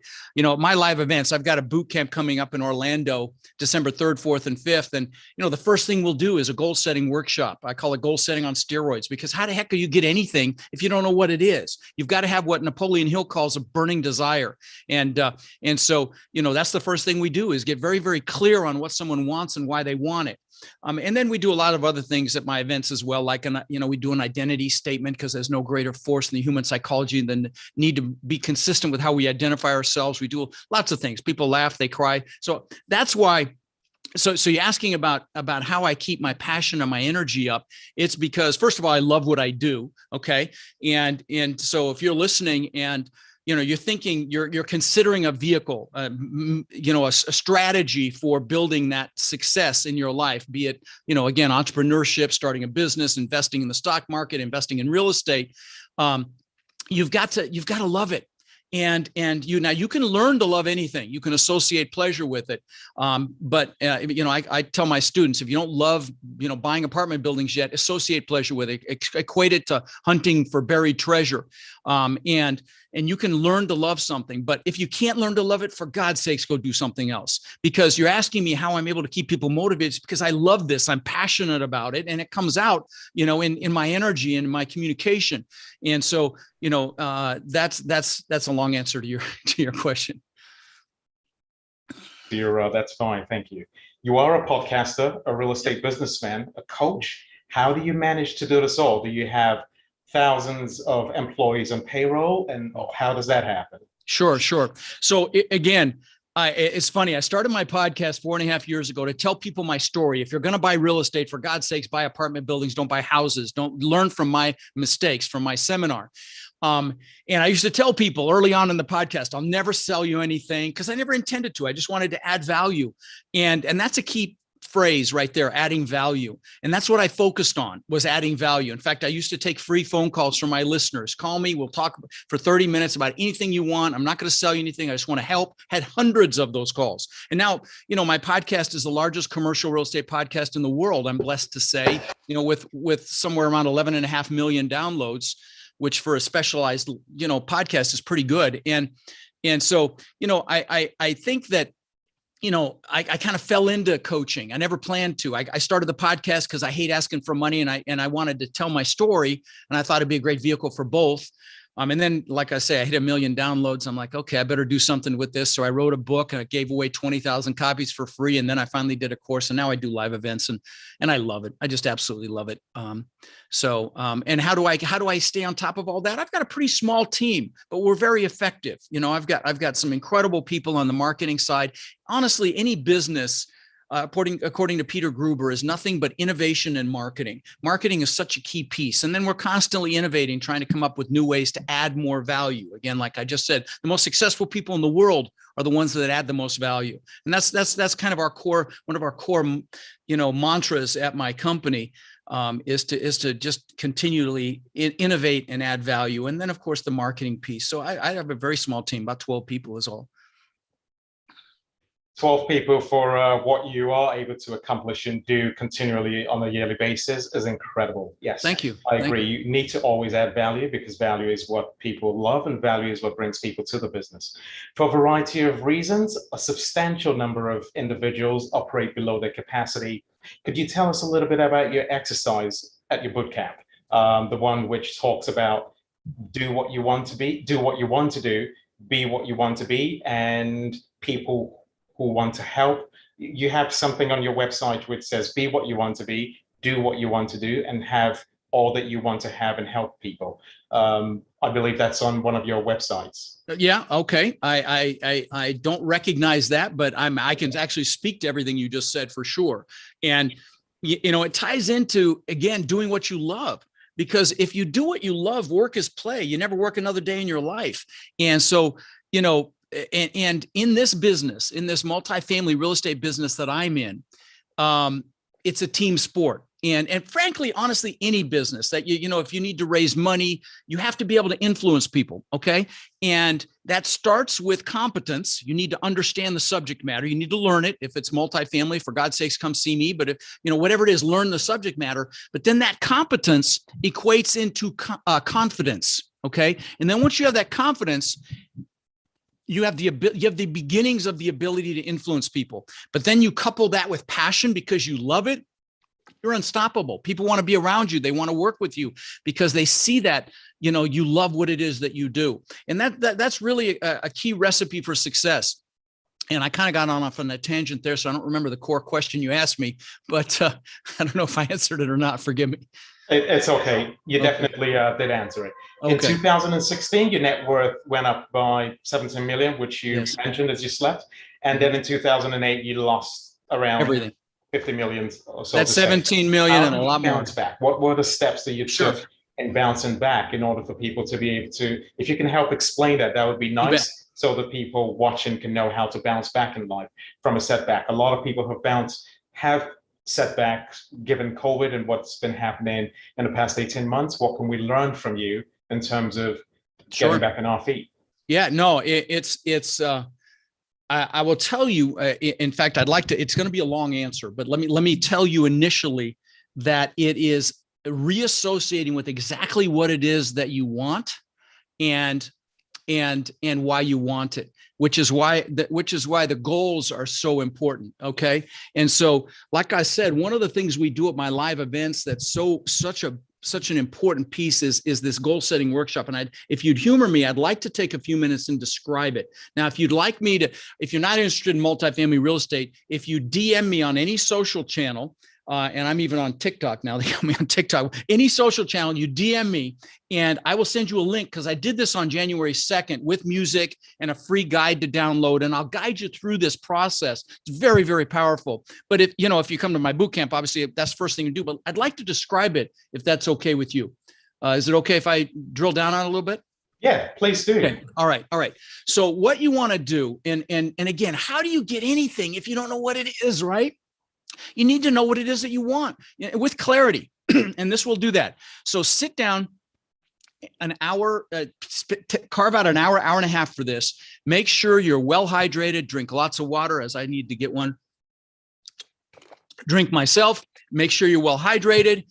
Don't do it right after a meal, and sit down and write down everything you could ever possibly want in life, all the stuff, okay? And take the lid off your brain. Imagine if you write it down, you're going to get it. Just the simple act of writing things down triggers something in your brain called your reticular activating system. And that's that subconscious filter you're not even aware of consciously that points you in the direction your brain thinks you're interested in. Greatest example of it is when you first buy a car. You never really noticed them before, and then you see them everywhere. Were they there before? Of course they were. That's your reticular activating system. So take the lid off your brain, write down everything you could ever possibly want in life, all the stuff, the houses, the cars, the boats, the jet skis, the planes, the motorcycles, whatever, all that stuff. And again, take the lid off your brain. If you want a jet, a private island, a yacht, there's truly nothing you can't do, be, or have if you want it bad enough and you take action. So that's the start of this. And then also write down all the things you want to do in your lifetime. So it's not just the New Year's resolutions that are forgotten by February. This is everything in your entire lifetime. So what do you want to do in your lifetime? Maybe you want to write a book. Maybe you want to climb every mountain over 14,000 feet. I've got a friend doing that. Maybe you want to jump out of a perfectly good airplane. I did that a couple of years ago. I'll never freaking do it again, but I did. It's off the list. So what do you want to do? Write that down. Okay. Then also write down what you want to learn in this lifetime. Again, if you want to learn multifamily, let me mention something real quick. If you're interested in multifamily, I'll give you guys a fantastic deal. If you want to come to Orlando, go to multifamilybootcamp.com and then use the code RODFRIEND and you can come for $197. Okay. So it's kind of a no-brainer, and it's not a big sales pitch. I talk about my coaching for 30 minutes. The other 3 days is all training. So again, multifamilybootcamp.com, use the code RODFRIEND and come spend 3 days with me if you're interested in multifamily. Now, regardless of what it is, write down everything you want to learn in this lifetime. Okay, so do that next. Then lastly, write down everyone you want to help. Okay, we will do more for others than we'll ever do for ourselves. And you want to use this. This is the fuel to get you to take action, guys. This is what gets you to get up early, stay up late, work Saturdays, grind for a few years like most people won't, so you can live the rest of your life like most people can't. And so take the time to do this. So you've written down all the things you want to have, all the things you want to do, all the things you want to learn. Lastly, write down who you want to help. Okay. And so make sure you write that down. We'll do more for others, like I said, than we'll ever do for ourselves. Like I bought my parents a house in Florida when my dad was alive, bought them a car, took them on cruises. Write that stuff down. Who are you going to help? Then once you can't think of another thing, I want you to put a time limit on each goal. It's just a couple more steps. Put a time limit on each goal, how long it's going to take you to achieve it. Put a 1 for 1 year, 3, 5, 10, or even 20. Recognizing that as human beings, we will overestimate what we can do in a year and massively underestimate what we can do in 5, 10, or 20 years. I'll give you an example of this. When I was 18, I did my first goal setting workshop with myself, and I knew I wanted to live on the beach, and there's no beach in Denver. So, I'd visualize the palm trees and the surf and the sand and of course the bikinis. I'm a guy. And what's interesting though, is 20 years later, I built this incredible $8 million, 10,000 square foot mansion on the beach. And the reason I bring this up is not to brag, but to tell you that was unthinkable when I was 18, really, if I was consciously, believing that I could do it. But I set my mind to it and I made it happen. That's why I don't want you to limit yourself.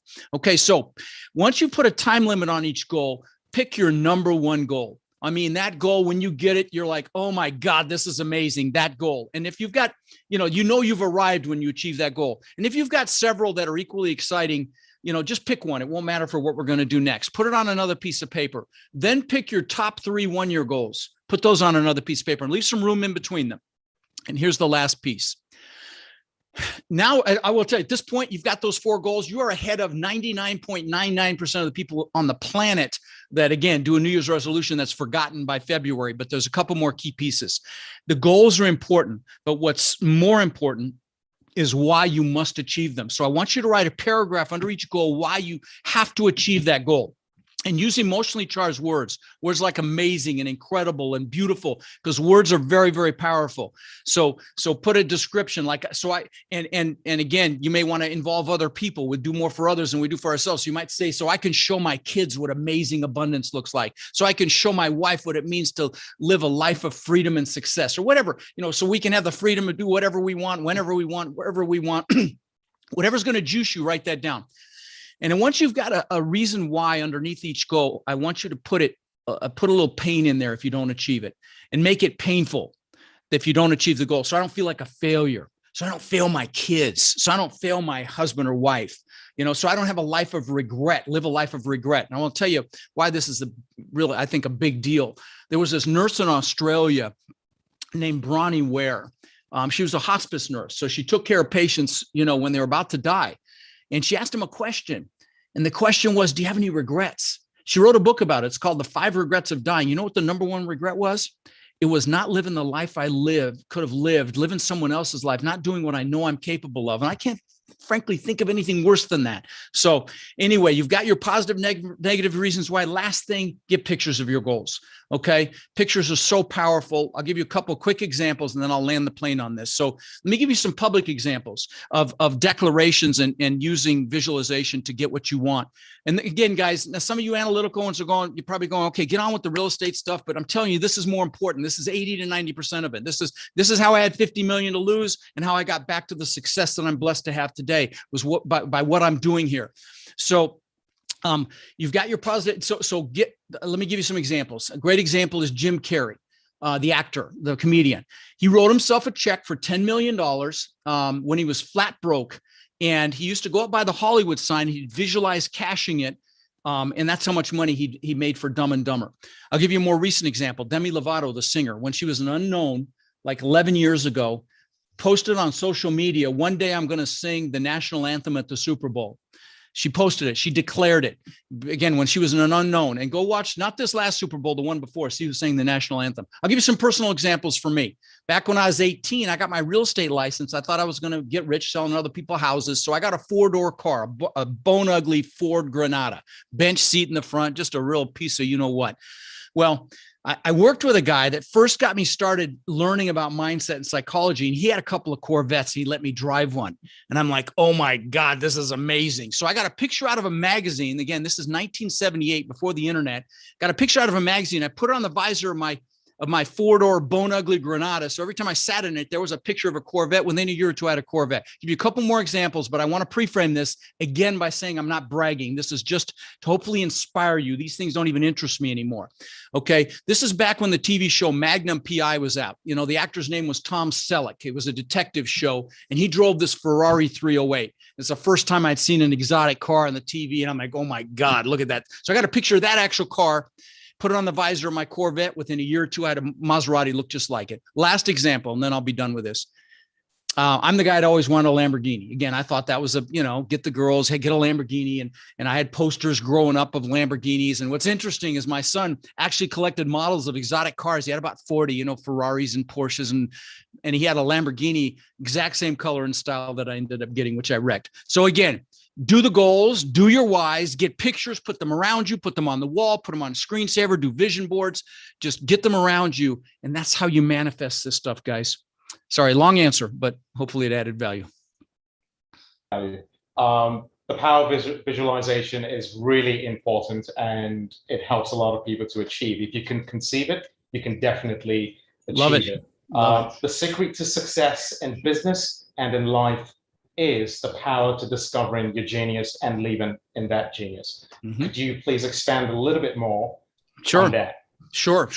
Well, I'm going to tell you, it kind of ties into what we've been talking about, because if you are playing to your strengths, your genius, what you are strong with, okay, first of all, you're going to love it. Second of all, you're going to be good at it or become very good at it. Third of all, third, you're going to be passionate, like I said, because you love it. So you'll influence people and inspire people because you love it. And that's playing to your genius because, I forgot who said it. And that was the purpose of life is to find your gift. The meaning of life is to give it away. I may have that reversed, but that's a great statement about that purpose. So anyway, that's all I've got on that. Pablo Picasso is. It was Pablo. That's right. That's right. That's right. That's a wise saying, which you've mentioned before. So you need to be fearless in your pursuit in finding whatever it is you're trying to do in life and go at it wholeheartedly. But it's not easy for everyone who's struggling. Some people work in 9 to 5. Right. I heard you mention this in one of your videos. How do you passionately pursue whatever it is you're trying to go for in life and give it your best if you're working 9 to 5 and it's hard to make ends meet? Great question. Well, first of all, you got to a whole lot of people after the pandemic. Right.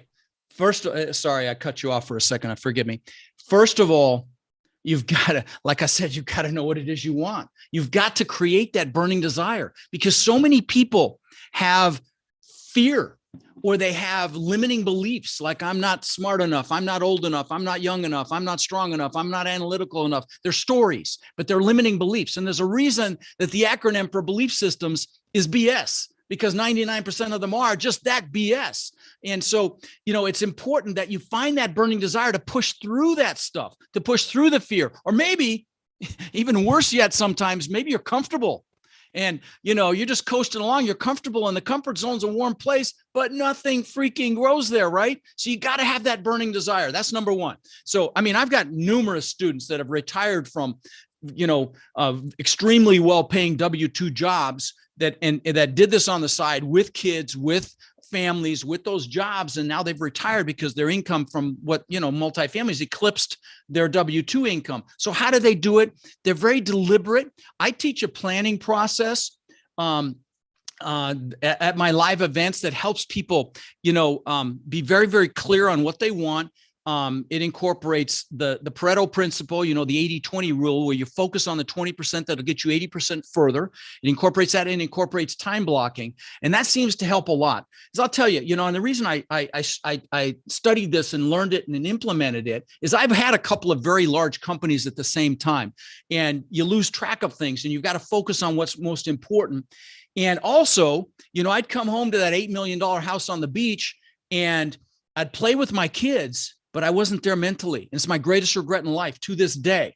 My kids will tell you I was a great dad, but but I didn't live up to my own expectations. So anyway, I think I answered your question. Lee did answer the questions, and we'll be going over some real estate questions. Bear with me 1 second. Mm-hmm. So Galileo said the passion is the genesis of genius and the secret to success in working in your passion. Mm-hmm. Kindly expand on Galileo's adage. The reason I put this question to you is because it was from one of your talks and the way you explained it was really interesting. And I'm hoping you can do the same for us today at SBC 2021. Yeah. Well, I think it's along the same lines of what we've been discussing, and it's just and I think it's great that we're talking about it again, because frankly, repetition is the mother of skill, and you need to hear it. And that is, if you're not freaking loving what you're doing right now, for God's sakes, go do something else. Life is too short. This is not a dress rehearsal, and time. I was just telling my wife, we're in Phoenix right now. And on a little break, but I committed to this and I wanted to add value to you guys. And so here I am. I'm in a hotel room right now, actually. But this is not a dress rehearsal. I was just telling her that, and life is going by so fast. And my God, if you're toiling away at something you don't absolutely love, what a crime that is, right? And so, I'll tell you, and I will tell you that I didn't get this till later in life. And people ask me, do I love what I'm doing? And I'm going to tell you that, and again, this is not ego. This is just my life right now. I get love. When I tell you I get love 5 to 12 times a day, I'm not exaggerating. I'll get a DM, email, gifts, cards. I've got a wall in my office at home covered with hundreds of thank you cards from people whose lives have been, impacted by my work. And I'm addicted to it. So I absolutely love it. I never thought that I would do what I'm doing now. I'm still buying actively. I bought 2,300 units in the, apartment units in the last 2 years with my students. Just closed on a 300 unit in San Antonio a couple of weeks ago. But again, because I love real estate as well. I mean, I absolutely love real estate, but I think being able to give back and get that love back from people who appreciate, the people don't, here's the thing. People don't remember what you said, but they remember how you made them feel. And so, for example, in my podcast, I do these clips called Own Your Power. They're motivational clips. And we just started not just started, about a year ago, started adding music to them. So they're really dynamic. People get juiced by them. And so even if you don't like real estate, I hope you'll check out those clips, because I will juice you and get you motivated. And there's hundreds of them there, but at least once a week, if you listen to it, I'll get you pumped. And my podcast is called Lifetime Cash Flow through Real Estate Investing. And again, blessed to say it's the largest of its type out there. And but again, it's the largest, again, because I love it and I'm passionate about it, and people feel that. So they get it, and they enjoy listening to it because they hear that energy. But that can apply to anything. Okay. And like Galileo, find your passion, find your purpose, figure out how you can give it away. And all the riches will come. Whatever it is that you want, riches in friendships, in wealth, abundance, all that abundance will come. It's not just financial, it's every way, shape, or form. When you're living in your purpose, loving what you're doing, enjoying waking up and jumping out of bed in the morning, feeling satisfied because you're making a difference. I mean, that's a freaking life. So. Definitely is a beautiful life. Thank you for the love that you're showing to us today.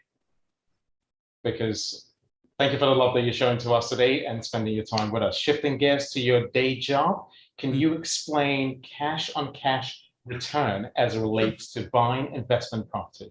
Sure.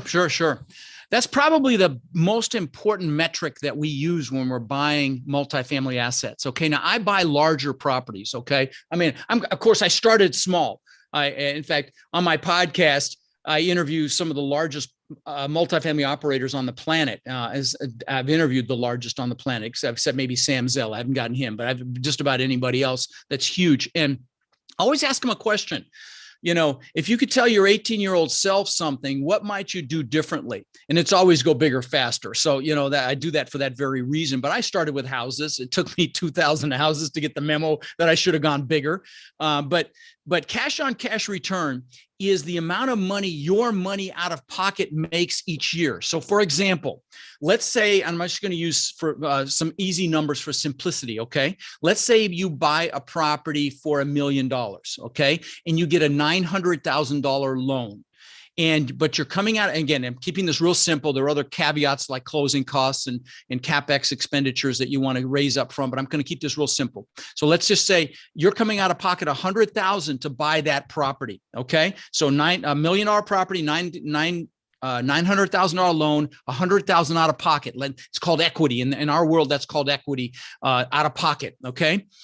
And what cash on cash return is how much you make on that 100,000. So let's say you make 10,000 the first year on that 100,000. That's a 10% cash on cash return.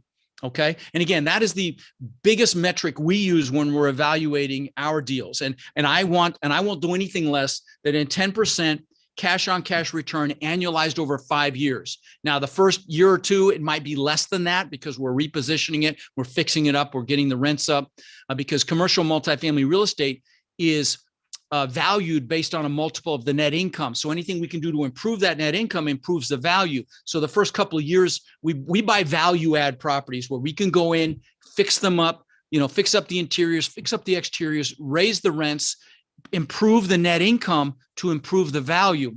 So the first couple of years, the cash on cash might be less than 10%, but then it'll go higher than 10% to equalize out to a minimum of 10%. That's our bare minimum in our assets. So that's cash on cash return.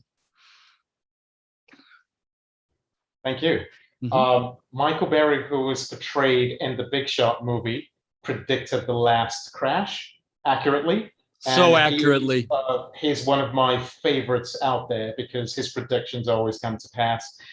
Your YouTube video called for the next crash. Not called for it, but talked about the next crash. I got a lot of hate for that too. Dr. Doom, when do you think that would be, and what should we do in order to ensure that we protect ourselves from the next crash, the impending next crash which may come? And you're not the only one who's been talking about it. Some other people have been talking about it as well. So how do we protect ourselves? Sure. Well, it's funny, people love negative, and that was my highest watched YouTube video. I don't even know what it's up to now, but I got a lot of hate. Oh, you're so stupid. You don't know what you're talking about, and so on and so forth. I'm like, okay, well, listen, I'm going to tell you that right now feels like 06 to me. Like things are frothing. There's would call it irrational exuberance. Okay. People that have not been through a downturn. See, here's the thing. The thing to remember about real estate is it goes through cycles, like seasons. It's like the weather. Okay. You're going to go through seasons. And right now, without question, we are in fall. Okay. and winter is coming. Now, is it something to fear? No, it's something to get excited about, frankly, because for me, for example, if I hadn't been hiding underneath a rock in 2009 and 2010, licking my wounds from losing $50 million, I would have capitalized on it. We'd be doing this from the back of my yacht right now. Okay. But, I was in fear and all of that for a while, but there was incredible exponential money made in a downturn. With crisis comes opportunity. And so like right now, I'm heavy in cash. I'm getting in as much cash as I can. I'm also aligning with investors that have a lot of cash, and I'm pre-framing them, telling them, excuse the analogy, but we're getting ready. And when there's blood running in the streets, we're going to pounce. Okay. And so either having cash or the access to cash is going to be the linchpin when you're, when the market corrects, and it's going to correct. And, don't get me started on this current administration. And I think they're hell bent on making it correct. Okay. They're taking away the 1031 exchange. They're screwing with capital gains. I mean, they're, in my opinion, doing everything they can to cause a crash. So we'll see what happens, but it's inevitable. And again, it's not something to fear. I've been through a couple of these. I'll give you a real funny example. In Denver in the late 80s, I'll give you, this is kind of a real interesting example. So I bought a house for $56,000. It might've been 87, 88, something like that. The market crashed. Oh, no. I bought it for 56 and I sold it for 76. That's right. I flipped it. The market crashed. I bought the same house back for $18,000. Okay. Sold it for 76, bought it for 18. Okay. Few years later, I sold it for 60. Now, what's really painful is that market gentrified. That area gentrified. It's worth about $1 million now. But anyway, that's an example of what'll happen. And, people in California, if they've got a long memory, they know that they've seen this happen there. In Florida, when the market crashed in 2008, let me tell you how come I lost it. Lost everything, because people always ask. So, and I'll explain what happened and show you how big a swing it was. I hope it's not that big now. Some people think it's going to be as bad or worse with what's happening, but we'll see. But back in 2008, I had 800 houses and I had several apartment complexes. It was the houses that pulled me down. I had houses 2 hours north of me, 2 hours south of me, and everywhere in between. And it was the logistics that really killed me. Okay. So for example, well, let me back up. A couple other things killed me because it's all about cash flow. For example, Florida has no state income tax. So property taxes are higher, which impact cash flow. I had properties in wind and flood zones, which has higher insurance, which impacts cash flow. But what killed me was, again, the logistics of it. So if I had a maintenance issue at one of my apartment complexes, I would send a maintenance guy, and everything's the same. The plumbing parts, the electrical, the HVAC, the appliances, the door locks, the windows. So we could stockpile parts and they're in and out in an hour. Well, if I had to send someone to one of my houses that's an hour and a half away, They'd have to go there, see what's wrong. Every house is different. Then they'd have to go find a Home Depot or a Lowe's Hardware where we have an account to buy parts. That could be another hour round trip. And I don't know about you, but anytime I've ever tried to fix something in my house, I end up going back to the hardware store more than once. And it's the same thing with maintenance. And so what took an hour at one of my apartment complexes took all day at one of my 800 houses. Now, these were C-class houses, and C meaning, it's a little tougher demographic, a lot more maintenance than you'll find in an A asset or a B asset. And it just killed me. And then the coup de grace was, I didn't pay attention to demographics back then. Hey, if you've got a good job or, you've got good credit, you can rent one of my houses. Well, I had all kinds of people in the contracting business, plumbers, electricians, drywallers, painters, roofers, which fell off a cliff in 2008 and 9. So they didn't have work. And here's the reason I brought all this up. I was at a 30% loan to value in 2007. I only owed 30 cents on the dollar, and I still crashed and burned. And what's crazy is my portfolio, before I lost it all, actually went upside down. It dropped more than 70%. That's how big the swing was, which is the reason I brought all this up. And so again, it's going to happen. Anybody that doesn't think it's going to happen is naive. Okay. When? Who knows? I think it's going to happen by next year. But of course, I thought it was going to happen this year. So my kids often remind me, are you tired of being wrong? But that's okay. It is coming. And to think it's not is naive, but it's not something to fear. It's something to prepare for so you can capitalize on it. Right. And that's what I'm going to do this time. So long answer again. Sorry. Have less than about 4 minutes left. We're just going to go into the fun lightning round questions. Okay. If you didn't have to worry about money, what would you rather be doing?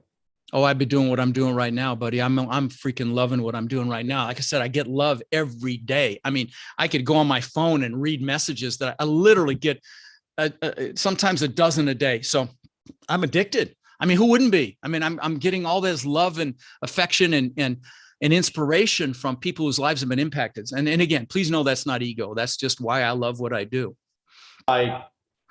I definitely know that's not ego. We watched a lot of your videos and we've seen how you've been helping people in the past. Thank you. What are your favorite places in the Netherlands, which you moved from? Good question. Good question. Well, I was born in The Hague. Okay. The capital, Den Haag. But my family's in Groningen. The G is like, yeah, it's hard to pronounce, Groningen. But no, I love, it was funny. I was at the airport here at Phoenix getting our bags and some woman had an Amsterdam shirt on. Love Amsterdam. No, I love the tulips. I love the food there. Love the cleanliness of Holland. Couldn't live there because they can live in a shoebox. Their places are so freaking tiny. I couldn't live there, but they're beautiful people, friendly people. And I still have a lot of family there. So love Holland. Sounds great. Although you left a long time ago, were you a fan of soccer back then? And if you were a fan of soccer, were you a fan of the magical trio back, I believe it was the early 90s or mid 90s, Marco van Basten, Ruud Gullit, and Frank Rijkaard? Were those unfortunately, no. I was a capitalist. I was focused on success. I focused on real estate and building businesses. And so I didn't really take much time for sports of any, even domestic football here, regular, football in the States, didn't really watch it. If my Broncos were playing and then Super Bowl, I'd watch that, but I was like a weekend warrior only for the Super Bowl. That was it. So unfortunately. That's fine. We have to make hay while the sun shines, and sometimes focusing on what matters to us in life is what gets us to where we would like to be, because sometimes other things could be distraction.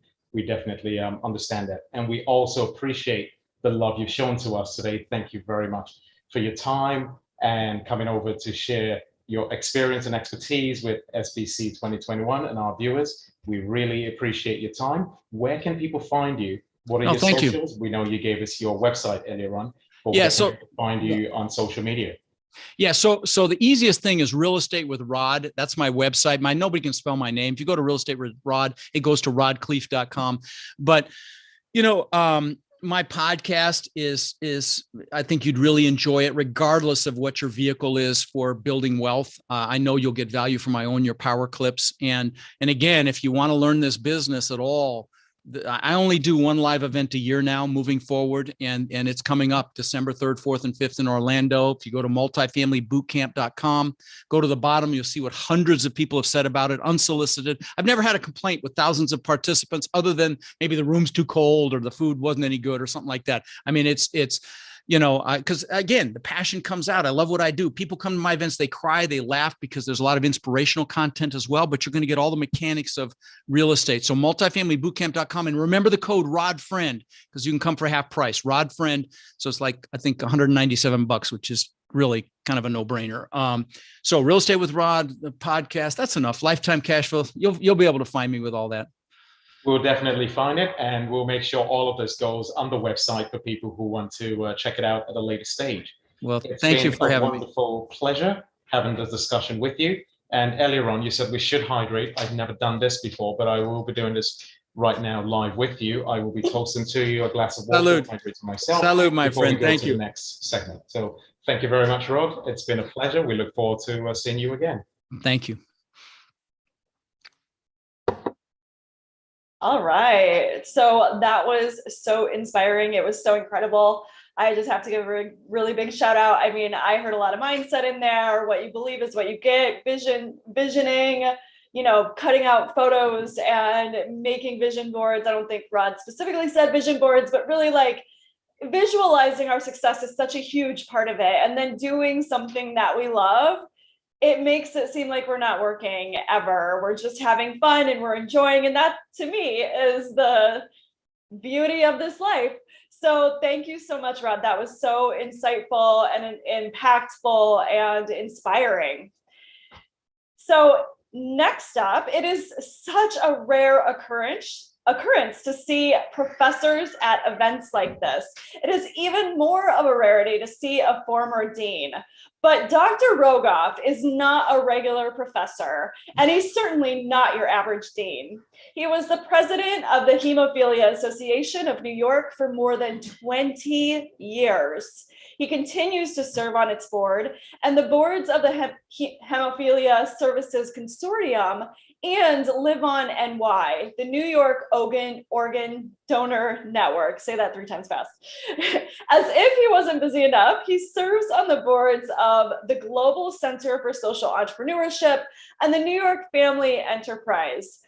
Again, we're going to be moderated by our very own Samuel Bosua, the founder of 100 Year Corporations and SVC. Enjoy this luminary session. On to you, Samuel and Dr. Rogoff. Thank you very much.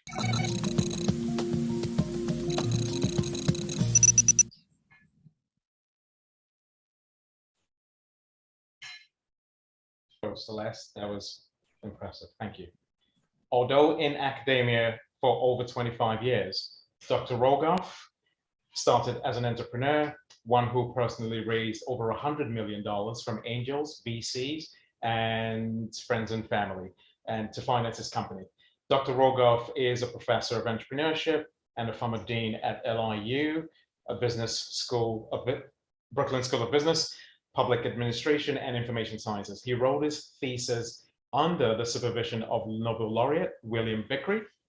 His latest book, Bankable Business Plans for Nonprofits, is co-authored by Perry Lean and was published in 2021. So go check that out. It is an honor and a pleasure to have this discussion. Thank you very much for being part of SBC 2021. For a small percentage of people who do not know who you are, Dr. Rogoff, could you kindly please introduce yourself and tell us more about you? Telling you more about me. So my main claim to fame is that I was your professor. Very nice to stay in touch with you as I do with many of my current and former students. And, it's a pleasure to be here, with you. I'm an eclectic person. I've done research, still do research on entrepreneurship, especially as it relates to particular groups, minority groups, immigrant groups, women, older populations. I wrote a book on entrepreneurship for people over 50. And I've taught entrepreneurship, for more than 20 years. I still do. And I very much like working with entrepreneurs. They're fantastic. They have all this energy and yet they need help. They need to be anchored back to reality. They need to deal with the hard issues of raising money and figuring out how their business is going to make money. And, for example, I mean, just your previous speaker mentioned cash flow. It's like businesses, particularly small businesses, need to be anchored to their cash flow projections. And many people don't know what that is. So anyway, so that's sort of my story. I just finished a new edition of Bankable Business Plans, which is for commercial entrepreneurs. And as you mentioned, I have a book that recently came out, Bankable Business Plan for Nonprofits. I'm very interested in nonprofits. As your kind introduction stated, I've been active with nonprofits. Nonprofits are a huge part of our economy and a gigantic part of what students are interested in, particularly when they're socially minded. So, in the years since that first book came out, the number one requested thing from me has been people say, is there a book like this for nonprofits? And I said, I'm working on it. Anyway, with the help of COVID, I finally finished it. Sort of socially distancing and staying home a lot. I said, I got to finish this book. So anyway, that's my story. You took the words right out of my mouth. My second question was going to be full disclosure. Dr. Rogoff was my grad school professor, but you got to it before I could get to it. The reason I bring this up is because as far back as 16 years ago, everyone had something nice to say about you. You're one of the most humble individuals out there. Your humility is something for people to learn from, watch, and admire, because everyone had something nice to say about you. Other professors did, other students did, even students who were not in your class had great things to say about you. So thank you for that. Over 3 decades ago, you wrote your dissertation on how New York City regulates taxes. Right. That's a very specific and unusual subject. Was that something that was pertinent back then, 30 years ago? And what drew you to that topic? Yeah, so yes, it's a good question. And then the answer is not obvious. So I was doing my doctoral work at Columbia University. It was a joint program between the economics department and the School of Business. And my area of specialty was economics of regulated industries. And so, a huge number of businesses are dictated by regulations, and the opportunities for entrepreneurs are created by regulation. And sometimes, of course, the lack of opportunities is also created. But regulation is a gigantic issue. People think, the US is a free market economy. Well, to a certain extent it is, but it's also gigantic government impact on business. So anyway, I was interested in government regulation of business and the impacts on that. And one of my professors said to me, I don't think anyone's ever done a study of the New York City taxi cab industry. And I'm a lifelong New Yorker. I was, obviously familiar with taxi cabs and the little bit of the crazy system that existed. So I took a look at it, and it had this long, rich history of regulation, much of which is completely, in hindsight, you look at it, you go, this is nuts. So you would say, why is somebody, why would a government regulate an industry like this? And so anyway, so it turned out to be a test case of what I was studying, which was regulation of an industry. And it turned out to be a good study, in the process of which I learned everything about the taxi cab industry, all its history. It's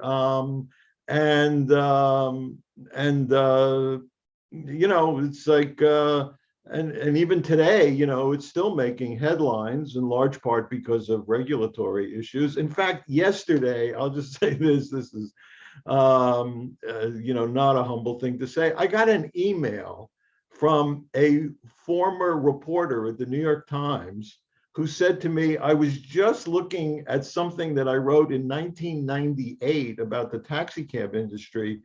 And in it, you predicted that companies like Uber and Lyft and, the ability to hail a cab by using an app would emerge. And, he said, you were sort of prescient about that. And of course, I was, and I would also say, he said, what's your prediction for today? I said, my prediction for today is that 20 years from now, no one will know what a yellow taxi cab is or what a medallion is, because they'll be completely gone.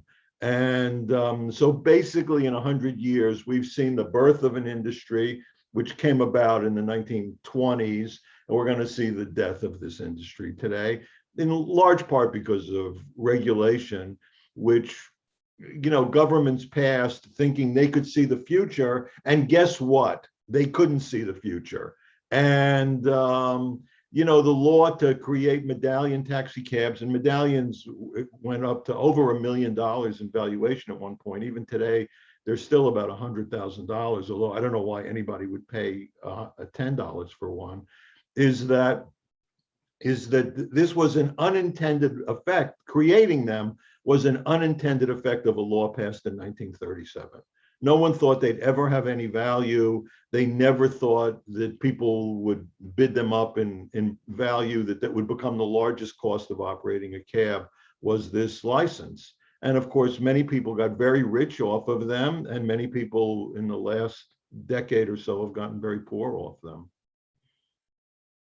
Yeah, business models, unfortunately, new business models tend to disrupt old ones and make those companies it relegates them to a land of no return sometimes, which is unfortunate. And I'll add one thing to that. As someone who wasn't a fan of how the city regulated taxi cabs, how do you feel about Uber as well as Lyft disintermediating as well as disrupting the industry? Is that something which you finally feel vindicated about, or is that something? Yeah, I mean, in a way, I mean, the city's done a terrible job with them as well.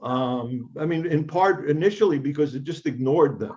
So when they were booming and they were supported by venture capital, by constant raising of funds at higher and higher valuations, the company plowed money at a loss into operating vehicles. And so there were more than 100,000. So there were, 13,000 medallion taxi cabs in New York. And then at one point, there were more than 100,000 Ubers and Lyfts. And so it's created traffic problems. It was difficult for the drivers. The earnings were terrible. I'll add just one thing to your point, Samuel, which is that I think from, your conference's point of view, I do think one conclusion from the experience with taxi cabs, as with other industries, I think you'll see, is that technology always wins. People think, oh, this is not going to happen, blah, blah, blah. I remember even cell phones starting. People said, what do you need a cell phone for? I mean, when telephones came into existence, people would say, what do I need a telephone for? Well, these things integrate themselves, they prove their value, and then people can't live without them. And the technology always wins. And that's what's happened with Uber and Lyft, is that the technology is secure. Who the winner and losers are, I'm not exactly certain of that, because I do think unless New York City puts a limit on these or charges for street space, you're going to see more competitors in this space. People will be able to start their own systems with a website and allow others to provide the cars. And so I think, there's more of this to come. This is hardly fully resolved. Business plans for nonprofits. When I heard about that, I said, "Wow, that's a great title." So, who is the core audience for this particular book? And has your phone been ringing off the hook since you wrote this book? Yeah. So, my approach to this is a couple of things. One is, I think many entrepreneurs are great at what they do. And unfortunately, the people who get attracted to nonprofit organization missions, right? So they want to be in the nonprofit space. They don't think of themselves as entrepreneurs, but they are. And they should apply the tools that successful entrepreneurs in the commercial space use to their nonprofit. So this is developing a mission, doing planning, looking at financing, creating earned income initiatives, right? So a ballet company can start a dance school. That's not really exactly their mission. They do it to create income, to support their dancers who can teach in it, to do something good for the community, but also to make money to support the dance company. And many nonprofits, I'm going to go beyond that. I'm going to say almost all nonprofits fail to consider something like earned income initiatives. They don't think about their market. They don't think about defining it. They don't think about how to reach them. They don't think about partnering with other organizations. They don't think about creating a sister organization that's a commercial venture. I have a former student who's created a brilliant business of having toys and tools for children with disabilities to help them cope with their issues and to learn and blah, blah, blah. It's fantastic business, brilliant, brilliant products.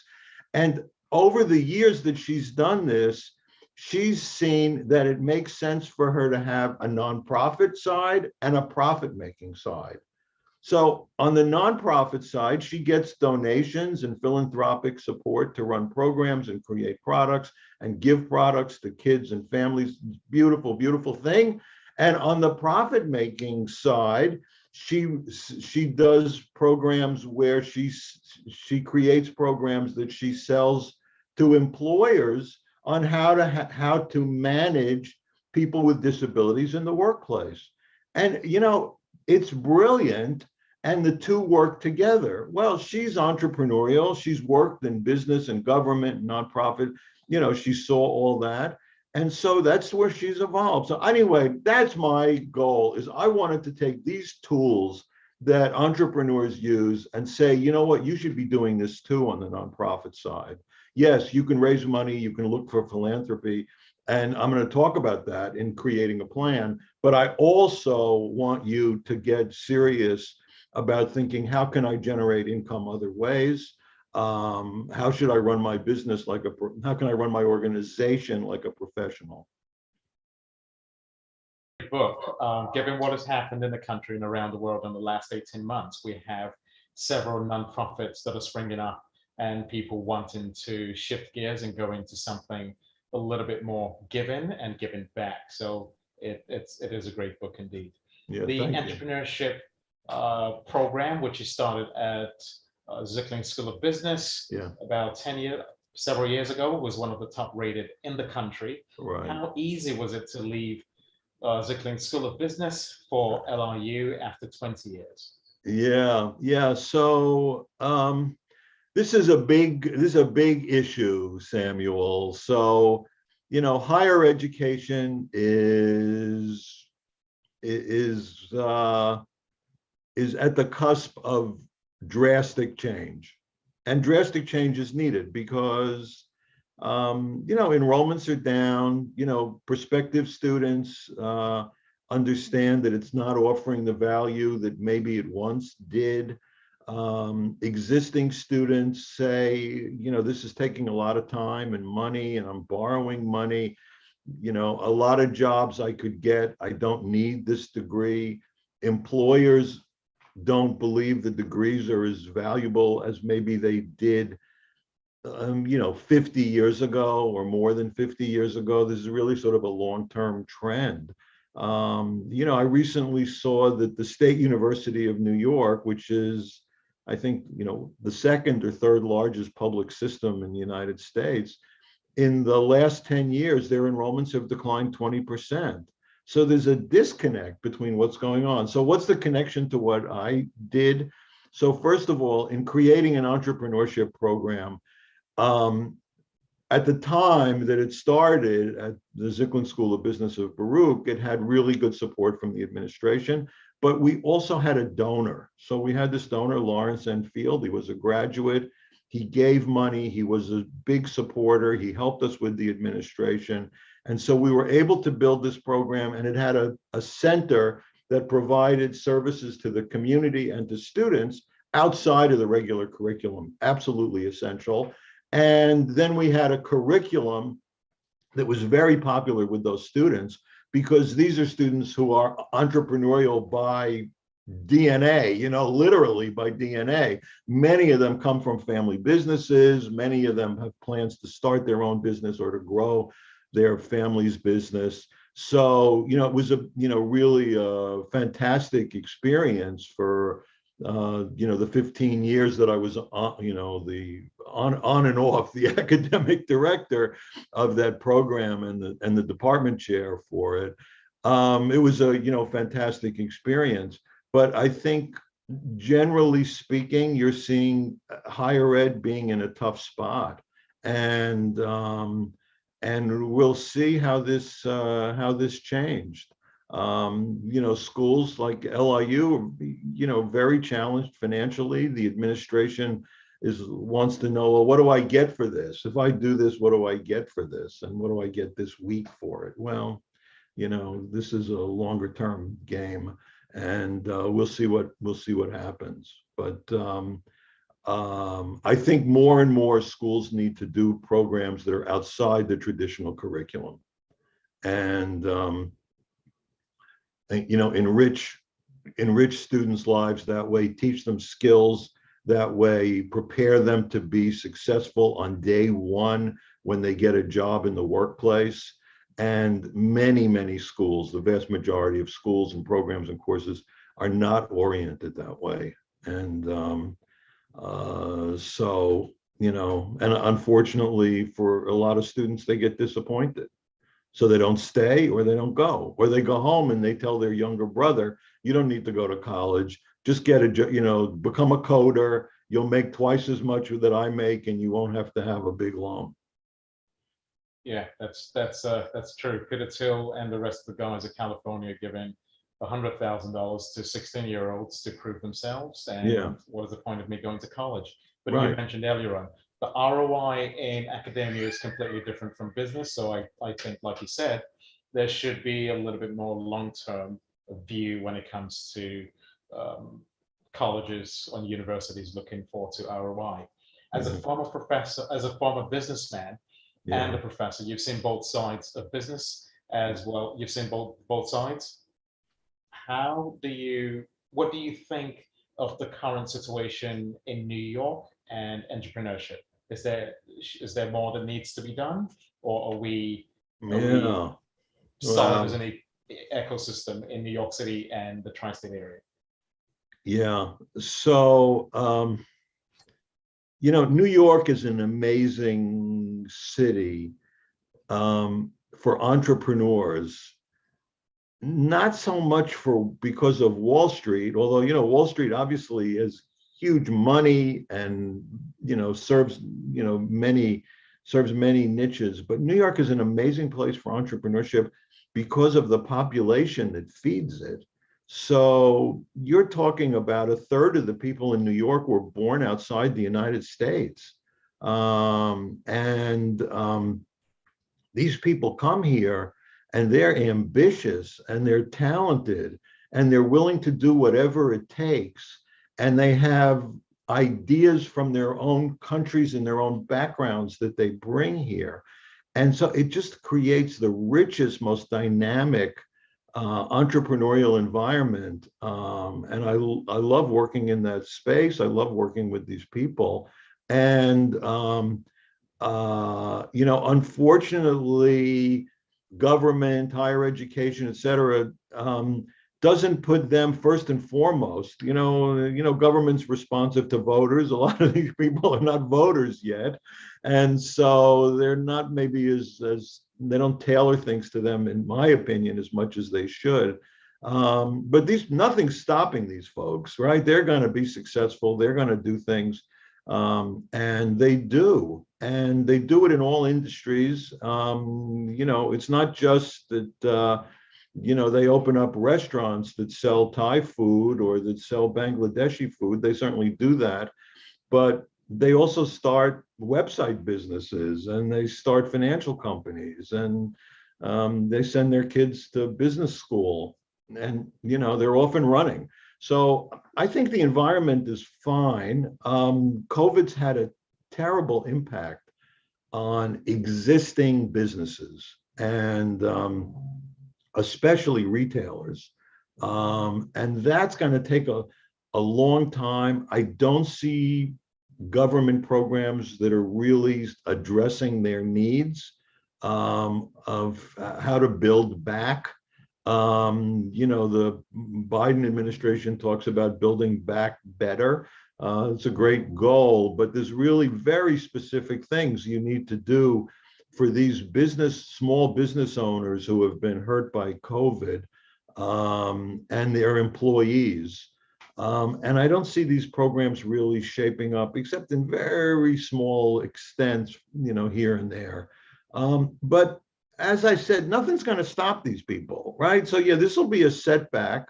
Many of them will close, many of them have closed, but they'll restart. They'll start something else. They'll come up with a revised idea, and they'll be off and going again. And that's the nature of this city, and it's been the nature of this city, for 200 years. And people all around the world want to live here, and that's what makes New York a great city. I couldn't agree more. Resiliency is the human spirit which pushes us to the next level and the trajectory of where we'd like to be in life. So New Yorkers are steadfast at achieving their goals, and I believe will continue to do the same for years to come. As a professor of entrepreneurship, if you were in your 20s, what kind of business would you go into, given what you know?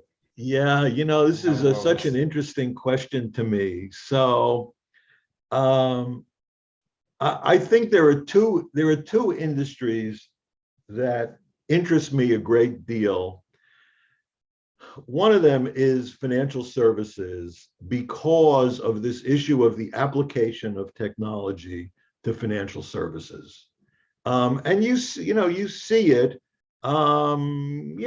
recently with Robinhood, which is a whole other story, which I won't get into, but you see how successful they've been being innovative, or marginally innovative, but very aggressive and smart about how they've built their business. But you see it in all, other companies, Stripe, and even cryptocurrencies. The original Bitcoin group, actually got started in the Field Center at Baruch College. And I think what's going to come to pass with all of these things, I don't know. But along the way, it's a hell of a ride, and it's like certainly a way to make tremendous money if you're smart about it, and also cautious, which is know when enough is enough and to get out, because a lot of these, companies go, zip up and down. So I think that's one industry that's always interested me. I would get serious about it if I were a lot younger. And the other one is, and this goes to your previous speaker, real estate is an amazing industry. It's an amazing investment opportunity. I've done a few real estate things over the years. It requires patience. It requires a long-term view. But I think if you do that and you're cautious and careful, it's a great way to make money. It's an enjoyable business. So I think I would look at niches in real estate. Mr. Field, who was our funder at Baruch, who sadly passed away about 2 years ago, but he made his fortune in real estate around Los Angeles, And, he started off with residential, and he decided this is, not worth the, bother. And he became focused on commercial real estate and, did tremendously well. And he took a long-term view. That was the key.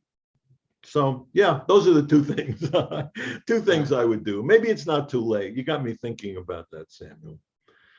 Sounds great. I see no reason why you can't go into DeFi or some technology company. You look exactly as I remembered you from years ago, so I'm sure nothing will stop you if you wanted to go into that. Yeah. And you did mention something about Baruch and innovation. This is something a lot of people may not know, back in 2000 and after 9/11, Baruch was the place where Wall Street came to handle a lot of their trading activity after what happened in downtown Wall Street. So right. One of the few last questions that I have is, what is the next chapter for you? Perhaps another book, perhaps a technology company. What is next? It's a good, thank you. I want to build some programs for nonprofits.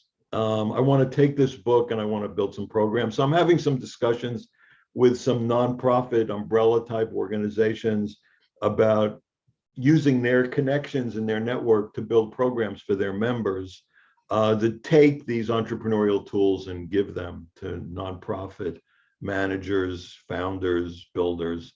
So that's one thing. And the other thing is, I've been very involved with healthcare organizations on the nonprofit side for many years. And I'd like to do some things, writing some things about the healthcare industry, because it's so dysfunctional.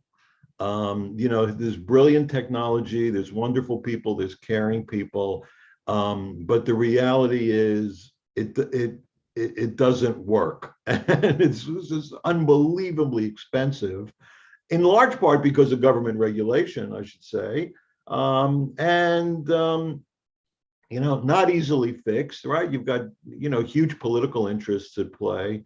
But I don't read much that really talks about what the fundamental things that are wrong with it are. So those are my, that's like, those are the things I can't get out of my head that I think I'd like to work on. Dr. Rogoff, it's a pleasure having this discussion with you today. It's been a long time coming. We've been looking to do something for about a decade, so I'm glad we're able to do this today. Thank you very much for your time. And all right, Samuel, best to you and your team. Thank you so much. All right. So what was your favorite part of the session with Dr. Rogoff? I want to hear you talk to me in the chat. I'd love to, share it out. I saw somebody agreed with something or said they hoped that it wasn't true, but I didn't quite catch exactly what that comment was about. But thank you so much for tuning in. And remember to share the love and any questions that you have with the hashtag 2021. So what happens when a corporate attorney turns into a fashion tech and sustainability entrepreneur? You get a passionate, intelligent woman schooling people on how textile production is damaging our water. Stephanie Benedetto is on a mission to solve the world's water crisis and turn pollution into profit. The textile market is over $1 trillion a year and growing, but 15% of each, and consequently the whole, ends up in waste each year. The Queen of Raw platform was created so businesses can now buy unused textiles from each other. This is moderated by Phil Durasmo, the CTO, co-founder, as well as investor in the Queen of Raw. Take it away, Stephanie and Phil.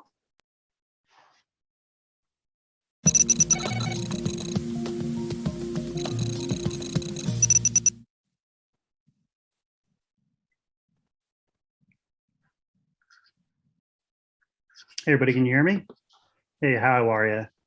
Hey, Stephanie. Hey, Bill, what's going on? Hi, everyone. I'm Phil Durasmo, CTO and co-founder at Queen of Raw, and I'm here with Stephanie Benedetto, our CEO, my co-founder. So back in 2014, in a coffee shop on the Lower East Side of Manhattan, with a napkin drawing, we had this bold vision to build a more sustainable materials marketplace, one that could change the world and help recover that more than $120 billion in textiles that was being burned, buried, and wasted around the world. And in the past 18 months, with COVID and all these supply chain issues that we've been seeing, that excess materials loss has more than doubled, growing to more than $250 billion a year in losses. Stephanie, can you tell everyone a little more about what it's been like since we had that first meeting in Starbucks? Absolutely. Thank you, Phil, and thank you to the Strategic Vision Conference for having us. Phil, I'm so glad we met at that Starbucks in 2014, and it's funny to see how much has changed and grown, but also how much at its core and its roots stayed the same from that napkin drawing at Starbucks. When we first started looking at this issue of textile waste, we knew it was really bad for people and for planet. But what we've soon learned was how bad it also was for a business's profit. Waste is expensive, it's inefficient. And why was nobody doing this? And so we started Queen of Raw, and what you'll see if you go to queenofraw.com is as a global marketplace. It's that platform so anyone out there, from a student, maker, crafter, or quilter, to the biggest brands and retailers in the world, could buy and sell their unused fabric, keep it out of landfill, and as you heard, right, turn what would be pollution into actual profit, and really aligning the people, the planet, but also the profit side. What I think has been so exciting about working with you, and as the business and the team has grown around the world, is what we're able to do for the biggest companies in the world. Because, a marketplace to sell waste is great, but how do you actually get to the root of the problem and understand why does a business have all this waste? And how do we intelligently minimize that waste going forward? Map, measure, trace it, right, and minimize it. And so obviously with our software and tools, really excited to be growing that and opening it up to the world's biggest Fortune 500 companies so that we can all do better together and solve the world's water crisis. Awesome. Cool. So often folks go to college to work in a specific industry, and then we end up changing and following another passion. So for me, it was environmental engineering and corporate law. What was the allure and impetus of the startup world that attracted you? And even more importantly, why leave a corporate law practice behind for the unknown world of starting your own company? Well, it's funny, when you take the leap, it can seem really scary at first, but then you can look back and think you can't imagine your life any other way. Prior to being on Wall Street as a corporate attorney, I actually come from a family background, and I know you do too, mine over 100 years in fashion and textiles. So I did grow up around this industry, right? And I was exposed to it. And but I didn't do the family route. Obviously, as you heard, I went to Wall Street as a corporate attorney, but ended up specializing in fashion, technology, and sustainability. And I guess that means at the end of the day, right, we get back to our core and our roots and who we are and what we were born to do. And, then the market crashed in 08 and 09, and very similar to what is going on in the world today, I took that as my opportunity. Go out, build a business, and go change the world. And I did have a prior startup to Queen of Raw. We invented a new leather alternative. And it really hit a note in the market, right, in 2010, 2011, 2012, when innovation, sustainability, textiles, it was just starting to get talked about. But, I'd go around to all the world's biggest factories, mills, warehouses, and brands, and I'd see all this perfectly good stuff just sitting there in a warehouse, going to be burned or sent to landfill. And although I was really proud of the work we were doing with this amazing leather alternative, at the end of the day, we were still manufacturing something new. And why couldn't we do something with all this perfectly good stuff, right? And I think that vision, that visual of all that waste sitting in those warehouses is really what drove me to think that there was a supply-demand mismatch, and to know at our core that we needed technology to provide the bridge. And that's actually why I went following that experience to General Assembly in New York. For those who don't know, it's a great place for people deep in technology. And I knew I was looking for a strong technical co-founder and went across all those job postings on the board. Phil, found yours, something about the way you spoke, the bold strategic vision that you had and the kind of company you wanted to work with really resonated with me. Then obviously we had that meeting at Starbucks and been working together ever since. So I think those are the kinds of learnings and experiences as an entrepreneur that we grow and get you where you're meant to be to us here today. Very cool. Thanks, Stephanie. And it definitely resonated with me as well, coming from an environmental engineering background. And then, hearing about all this was just like, as you mentioned, I had family in the industry also. And hearing that, you were still seeing this problem of waste all around the, and not only was it local where I was exposed to it, but it was global and, and such a huge problem. In fact, where textile industry is one of the largest polluters in the world, second to oil and gas. Can you talk a little bit more about that and how everyone is, we're all part of this problem with textile pollution and some of the changes that we're seeing lately? Yeah, I think a lot of people don't realize where our clothes come from, even though it's something that's touching our body, our skin, our loved one's skin 24/7, right? And textiles truly touch everyone, everywhere in the world, every single day. It's our clothing, but it's also the material on your chair, the inside of your car, the carpet under your feet right now, right? And so to get a little bit into the statistics, although I don't like to harp too much, as you know, on the scary statistics, because I get excited talking about what we can do to solve those problems and change that. But to put it into perspective, as you mentioned, by some accounts, textile production is the #2 polluter in the world of clean water globally. Think of your favorite cotton t-shirt. One t-shirt takes an average 700 gallons of water to produce it and another 700 gallons of water to wash it in its lifetime. That's one shirt, and that's enough clean water for 2 people to drink around the world for 3 years. And if you think over 2 billion shirts are sold around the world every single year. So, one statistic that I know we talk about a lot that really resonated with me is that according to the World Wildlife Fund, if we continue at the current pace of textile production, by 2025, 2/3 of the entire world's population will face shortages of fresh water and be exposed to hazardous chemicals from textile production alone. And I mention that because obviously, we know, we're not talking about 100 years from now. We're not talking about 50 years from now. We're literally talking about today. And we're talking about on our shores. And I know we use, when you and I are working together and mapping the metrics and the impact that we can have, we look at that 2025 year and what a difference. I mean, we've already saved well over 1 billion gallons of water. That's enough clean water for 1.4 million people to drink around the world for 3 years. And right, we're just getting started. So I mention that because I'm so proud of what you and I and the team have done, but also to encourage everybody out there. Never doubt that the small and large actions that you take can't have a massive impact around the world. Mm-hmm. And as we mentioned, as much as fashion and textiles is very damaging, let's rethink business models, because it also means that fashion and textiles literally have the power to solve the world's water crisis when we rethink it. So we can do it, and we are doing it together. Absolutely, definitely. Let's go back to your law experience just for a second. So, I mean, it comes in super handy over in our everyday business. Can you talk a little bit more about some of the ways and examples that it's been so helpful?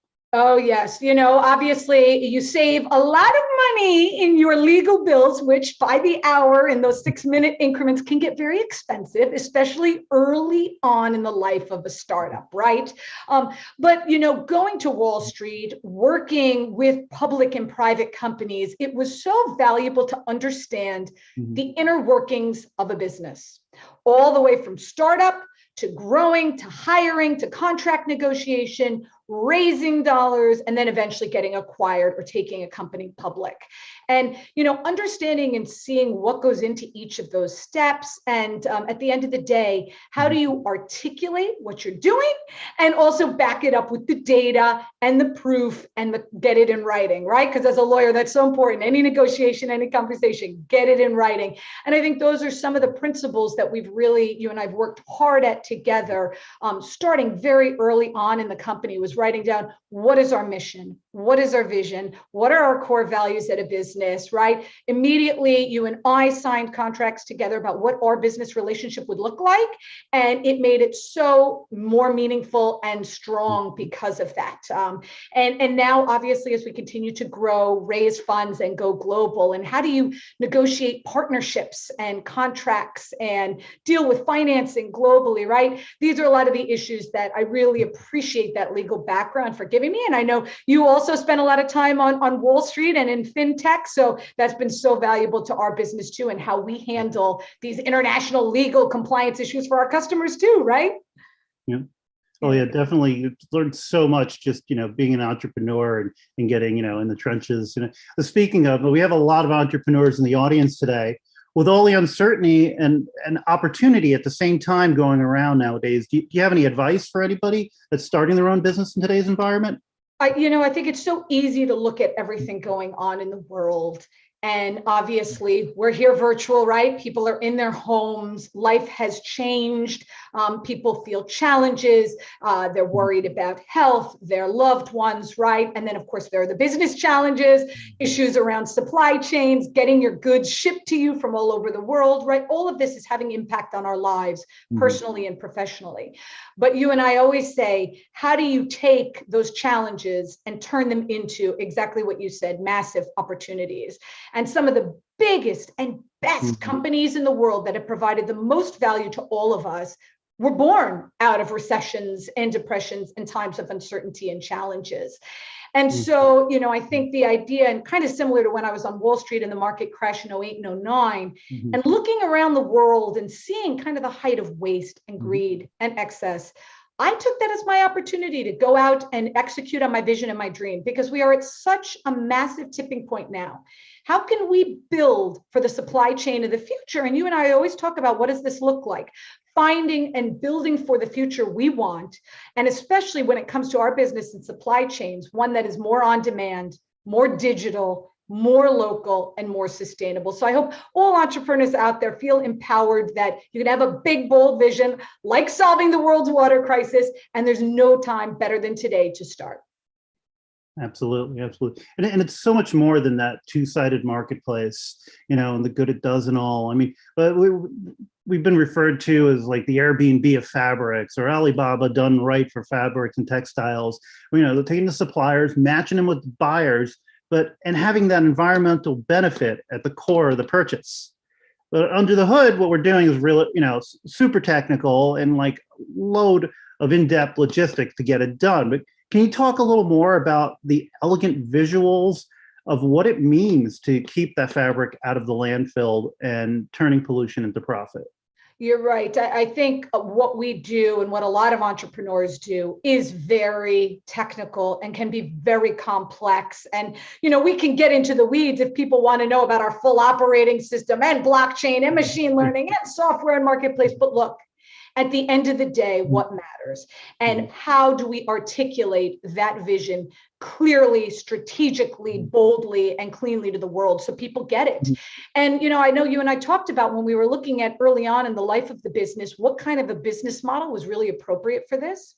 And it was right at the time as Airbnb and Uber were starting to take off. And I know we looked at those models because if you think about it, what are they doing? Airbnb and Uber take underutilized resources, an apartment, a house, right? A car, and they use technology, marketplace, and software tools to put it back into the chain of supply and demand, make things more efficient, make it more economical, and it's a win-win-win for the buyers, the sellers, the community at large. And there are sustainable benefits to what they do as well. And of course, they're tracking it. And I know that to me was such an elegant way to think about what we were doing, this Airbnb and Uber of fabrics. How do you take this unused, what was considered dead stock, but is actually very much alive and perfect condition and first rate, put it back into the chain of supply and demand using technology. And then obviously, as you said, the Amazon and Alibaba, we always joke and talk about how we're building the Amazon and Alibaba done right, at our core with more transparency, quality, trust, curation, and sustainability. And let's partner with them as well, right, to go build great things and change the world. Absolutely, definitely. So we've been going out there and changing the world, and such a great time right now where folks are, it's on the top of everyone's list, and we finally have their ears that they see, yeah, this is a huge problem. All the cracks in the foundations basically are showing in the supply chain about things that are breaking, that we're just on the verge of always breaking, and so we've had lots of support, and we've been also very fortunate to you've won quite a few pitching competitions. Let's talk about winning the WeWork Creator Awards. I remember when you went to Nashville for that contest, and I couldn't make it, so I was back home in New York watching it on my laptop. And you were pitching to the crowd of judges, including Ashton Kutcher and Florida Georgia Line and everyone, and it was super exciting to watch. And what was it like when Ashton announced that you won, and and hearing our company's name and your name being and the stage, suddenly being surrounded by all that confetti on the stage as we won. Can you tell us a little more about that? We definitely won, and it was for us, I think, a real game-changing experience. Obviously, early on in the life of a company, right, you want to get out there, you want to share your bold vision and your mission, and get the world at large excited about what you're doing. And what was so exciting about the WeWork Creator Awards early on in the life of our company in 2018 was that, you normally have your pitch for investors, 30 minutes, 20-minute version, a 10-minute version, maybe even a 4-minute version. But for this competition, right, we had 60 seconds to get Ashton Kutcher and Florida Georgia Line to buy into our solution and understand the big vision and what we were trying to do. And it was one of the most valuable experiences I think you and I worked on together, getting that pitch down to 60 seconds and getting Ashton Kutcher to care, right? It's so meaningful to us. Of course, it's great to have celebrity attention. It is great to win money, right? And get the valuable feedback and customers and partnerships and press that come out of all of these competitions and awards. And I encourage any entrepreneur out there to really take advantage of them. They can be incredible, especially early on for your business. But I think what's funny is that 60-second pitch, right? You and I, as we're preparing for the next round of funding, so many of the core sentences and things that we talked about in the pitch, we're still using. And so you see what drives the business, right? As much as it grows and the technology grows and the customers grow, a lot of that core vision has stayed. And I think that's really what's so powerful and so cool about doing that. Awesome. Cool. So speaking of motivations and missions and strengths, what do you consider your source of strength, and what motivates you in life, in business, and in general? I love this question. And I think every day about my children, right? Because that moment of having my first son, which I had Jacob right at the time as we were starting the company, the moment I had him, it's not about your life anymore, right? Suddenly it's about my children and my children's children, and what kind of a planet and a world that we are giving them. And I know you have a beautiful daughter too, right? And we want them to have clean water to drink, clothes that aren't toxic to wear, and a planet to live on. And we're not stopping till we do. And that, as much as we look at the metrics and the impact and the growth of our business, and that excites us, I think thinking about my children and how much better we are going to do because we are going to improve this people and planet for them, it's what drives us, right? And me every single day. And a funny little aside, I think I realized the power of children one day when I was pushing my stroller in the loud New York City streets. Jacob, my eldest, was 3 at the time.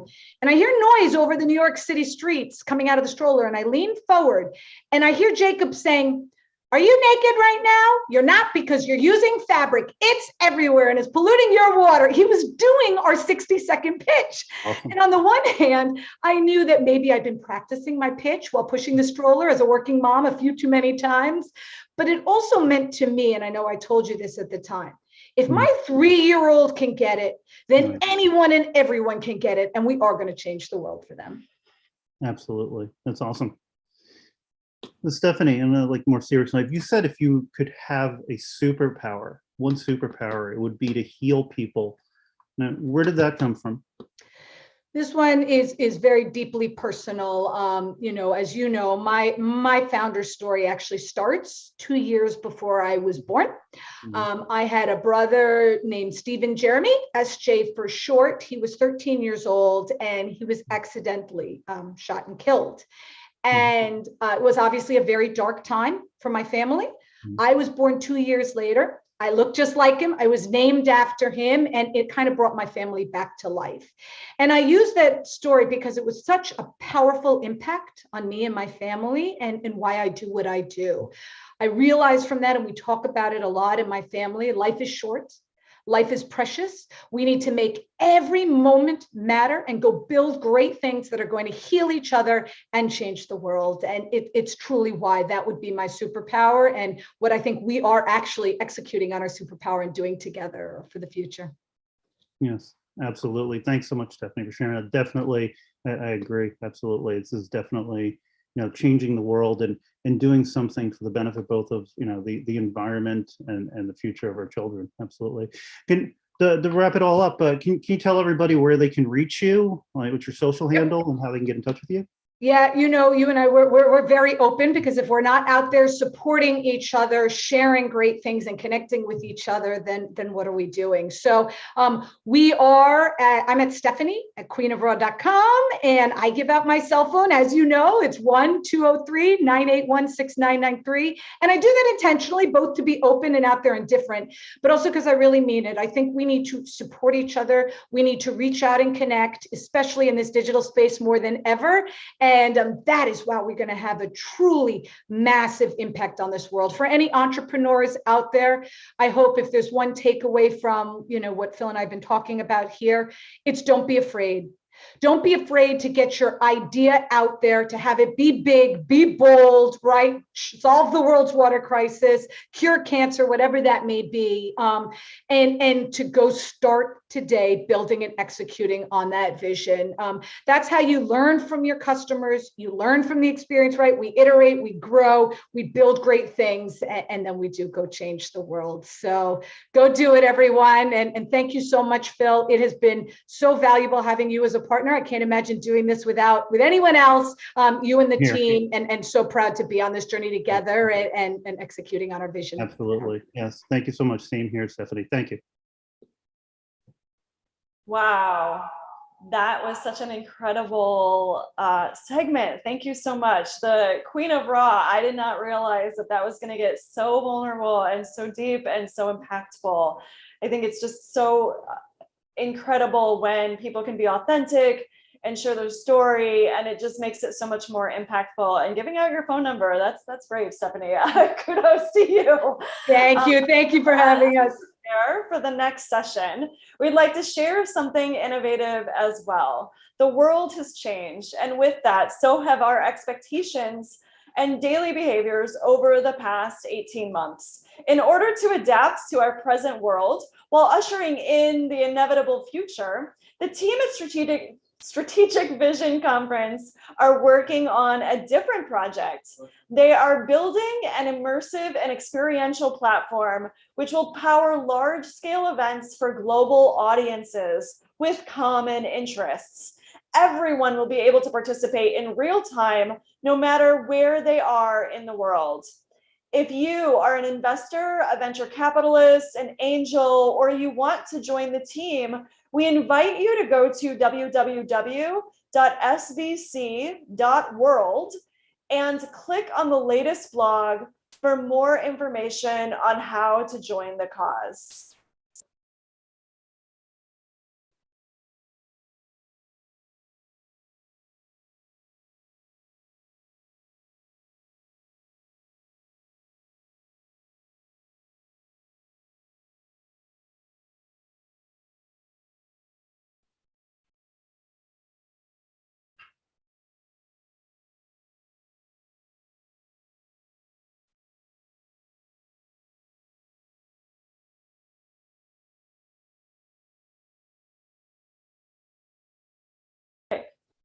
Am I here?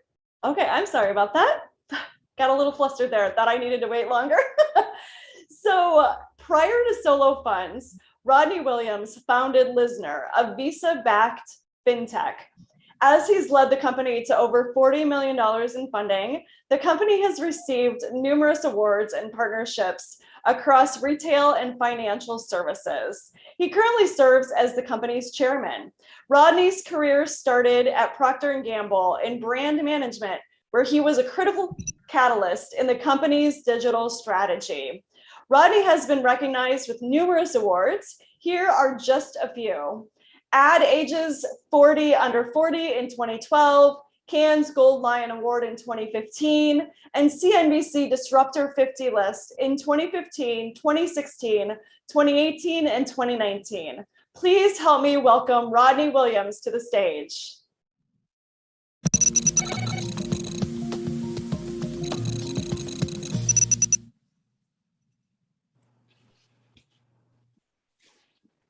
Hello.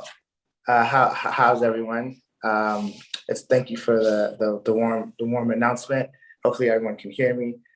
Really good. I was having a little bit of technical issues, but it's a pleasure. I actually have my colleague with me. We're actually going to do somewhat of what I would call a channel or a panel chat. Nicole, are you on? I am. Hey, Rodney. Hi, everyone. Great to be here. Great. But before we start, Nicole, I would love for you to give a brief introduction, and then we'll dive in. Sure. Happy to. So I'm Nicole Bayard. I'm head of growth at Solo Funds. I have the great pleasure of working very closely with Rodney on the day-to-day to grow the Solo Funds community and create what is in essence like a community-driven financial services platform for the future. Rodney, I was actually going to ask you, is there anything else that you'd like to add to your intro or any other background you'd like to give on Solo Funds or a listener? Definitely. So I'll start giving a little bit about background on Solo specifically, and then we can kind of kick it off. But number one, it's a pleasure to be here. Myself, founding multiple companies. I got to co-found a company with one of my best friends, and Travis Holloway, and it really stemmed from a pain point that we were having a few years ago, where a lot of our friends and family kept asking us for small dollar loans. And we were pretty confused because it didn't look like the market segment that we thought it would look like. They were teachers, they were college graduates, they were students.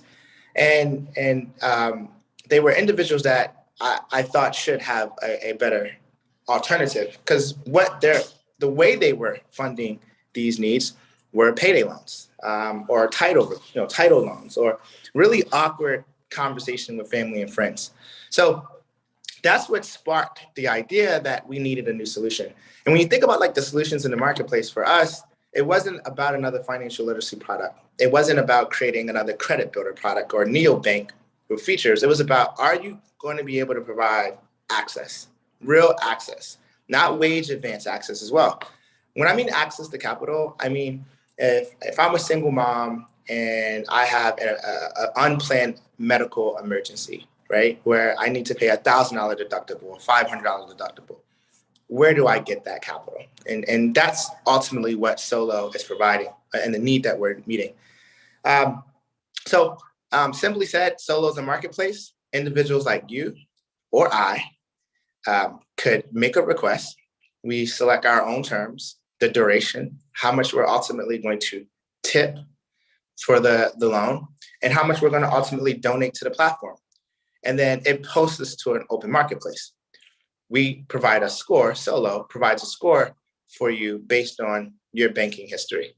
Now, as a funder, so think of funder as my alter ego. As a funder, I can scroll this marketplace, and then I can make a selection on who I would like to fund. And I could make that selection based on the score, the tip, or I could make that selection on the reason why the capital is needed. So that's Solo in a nutshell. We're coming off, an 18-month growth spurt, which we've grown 30% month over month on average. And I think that's a testament to providing something that's needed and providing something that's unique, but also providing something that's equitable, that builds community. So that's Solo Funds. Thanks. I love that you hit on community. Community and our kind of equitable approach was what drove me to join Solo. But also this idea, which is what the panel, the session is named after, which is that, the future of finance is social. And I think that's really breakthrough. And there's a lot packed in there. Rodney, could you speak to what that means and why it's significant? Yeah, I think that there's been too much distance between institutions and the customers they serve. And the customers they serve is the community that they support, right? And you could look at this with any type of institution. Think of a brand, for example, like, Nike. They could think about their customers as consumers, or they can think about them much bigger, and that it's a brand that Nike is like a representation of, or it's a community. It's a community that they're a representation of. And I think what I'm ultimately getting at is this interaction of social and community.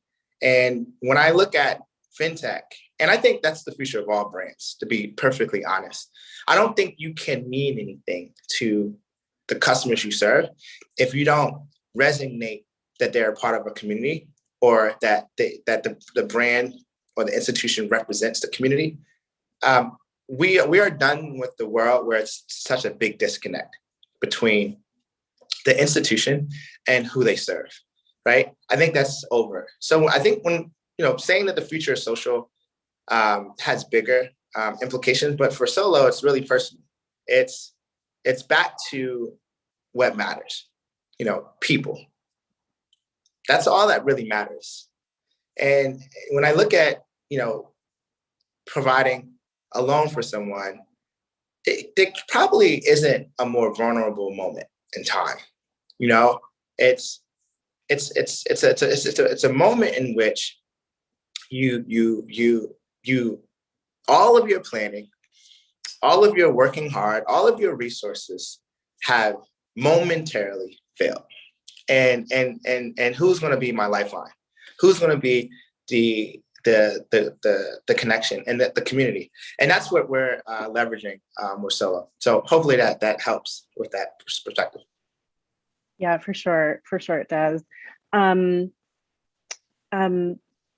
Both Solo Funds and also Listener have really leveraged technology to change how financial services are delivered to people. Why is now the right time for that? Why is now the right time for both of these companies?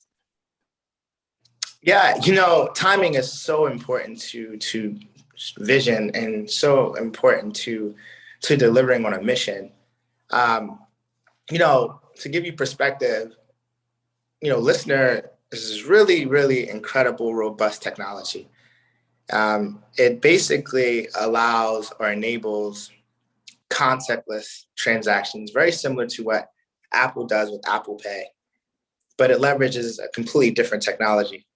It leverages ultrasonic technology, which Listener is the inventor of, but it allows a very similar contactless experience between a very, very expensive iPhone and the cheapest phone that you can find in Africa, for example. We can create the same level of contactless experience. And one of the things that sometimes technology forgets is that technology, when we think about what technology should mean, it should be universal, right? It should apply to everyone. And it shouldn't only be applied to the upper market. It should be applied to the mass market and everyone. And that was really, really important for listeners purpose and mission and goal, and continues to be. For Solo, we used to say that, like, in the end of the world, if it's just two people standing, there's going to be someone who, it's going to be one of the person that's going to have something that the other doesn't have. It's just life. It's been like that since the beginning of time. And they're going to be borrowing and lending to each other. I promise you. That's what's going to happen. It's probably we probably borrow and lent to each other prior to us having developed language skills. Or it was very close. That was probably one of the first interactions that happened between, our former selves a very, very long time ago. So, but for in that mindset, that's why it's going to exist with everyone. When I look at Solo, there's a group that's going to have something that, if they have empathy and compassion, and they should try to take what they have to make others that don't better. And maybe it's the reason why you donate. Maybe it's the reason why you do community service. But I think that should be the normal. I think I want to give people who have capital the ability to help others. Yes, I want to also give you the ability to make a return. I think that doing well and doing good, most of the world has to pick one. So I can't do well by being like a good person. And I argue with that. I think you can do both. I think you have to do both. I think the only way we break through many of the challenges that we have in our society is that we have to create a new norm of doing both. That's powerful. I agree wholeheartedly. Rodney, I want to change the focus a little bit to you. You had a successful career at P&G and that you didn't need to leave, before you started Listener and Solo. And I'd love to know more about your path to entrepreneurship.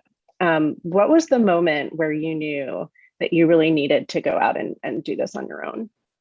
Good. That's a question that I haven't answered in a long time. I used to tell, but I'm gonna be honest. I didn't want to be an entrepreneur.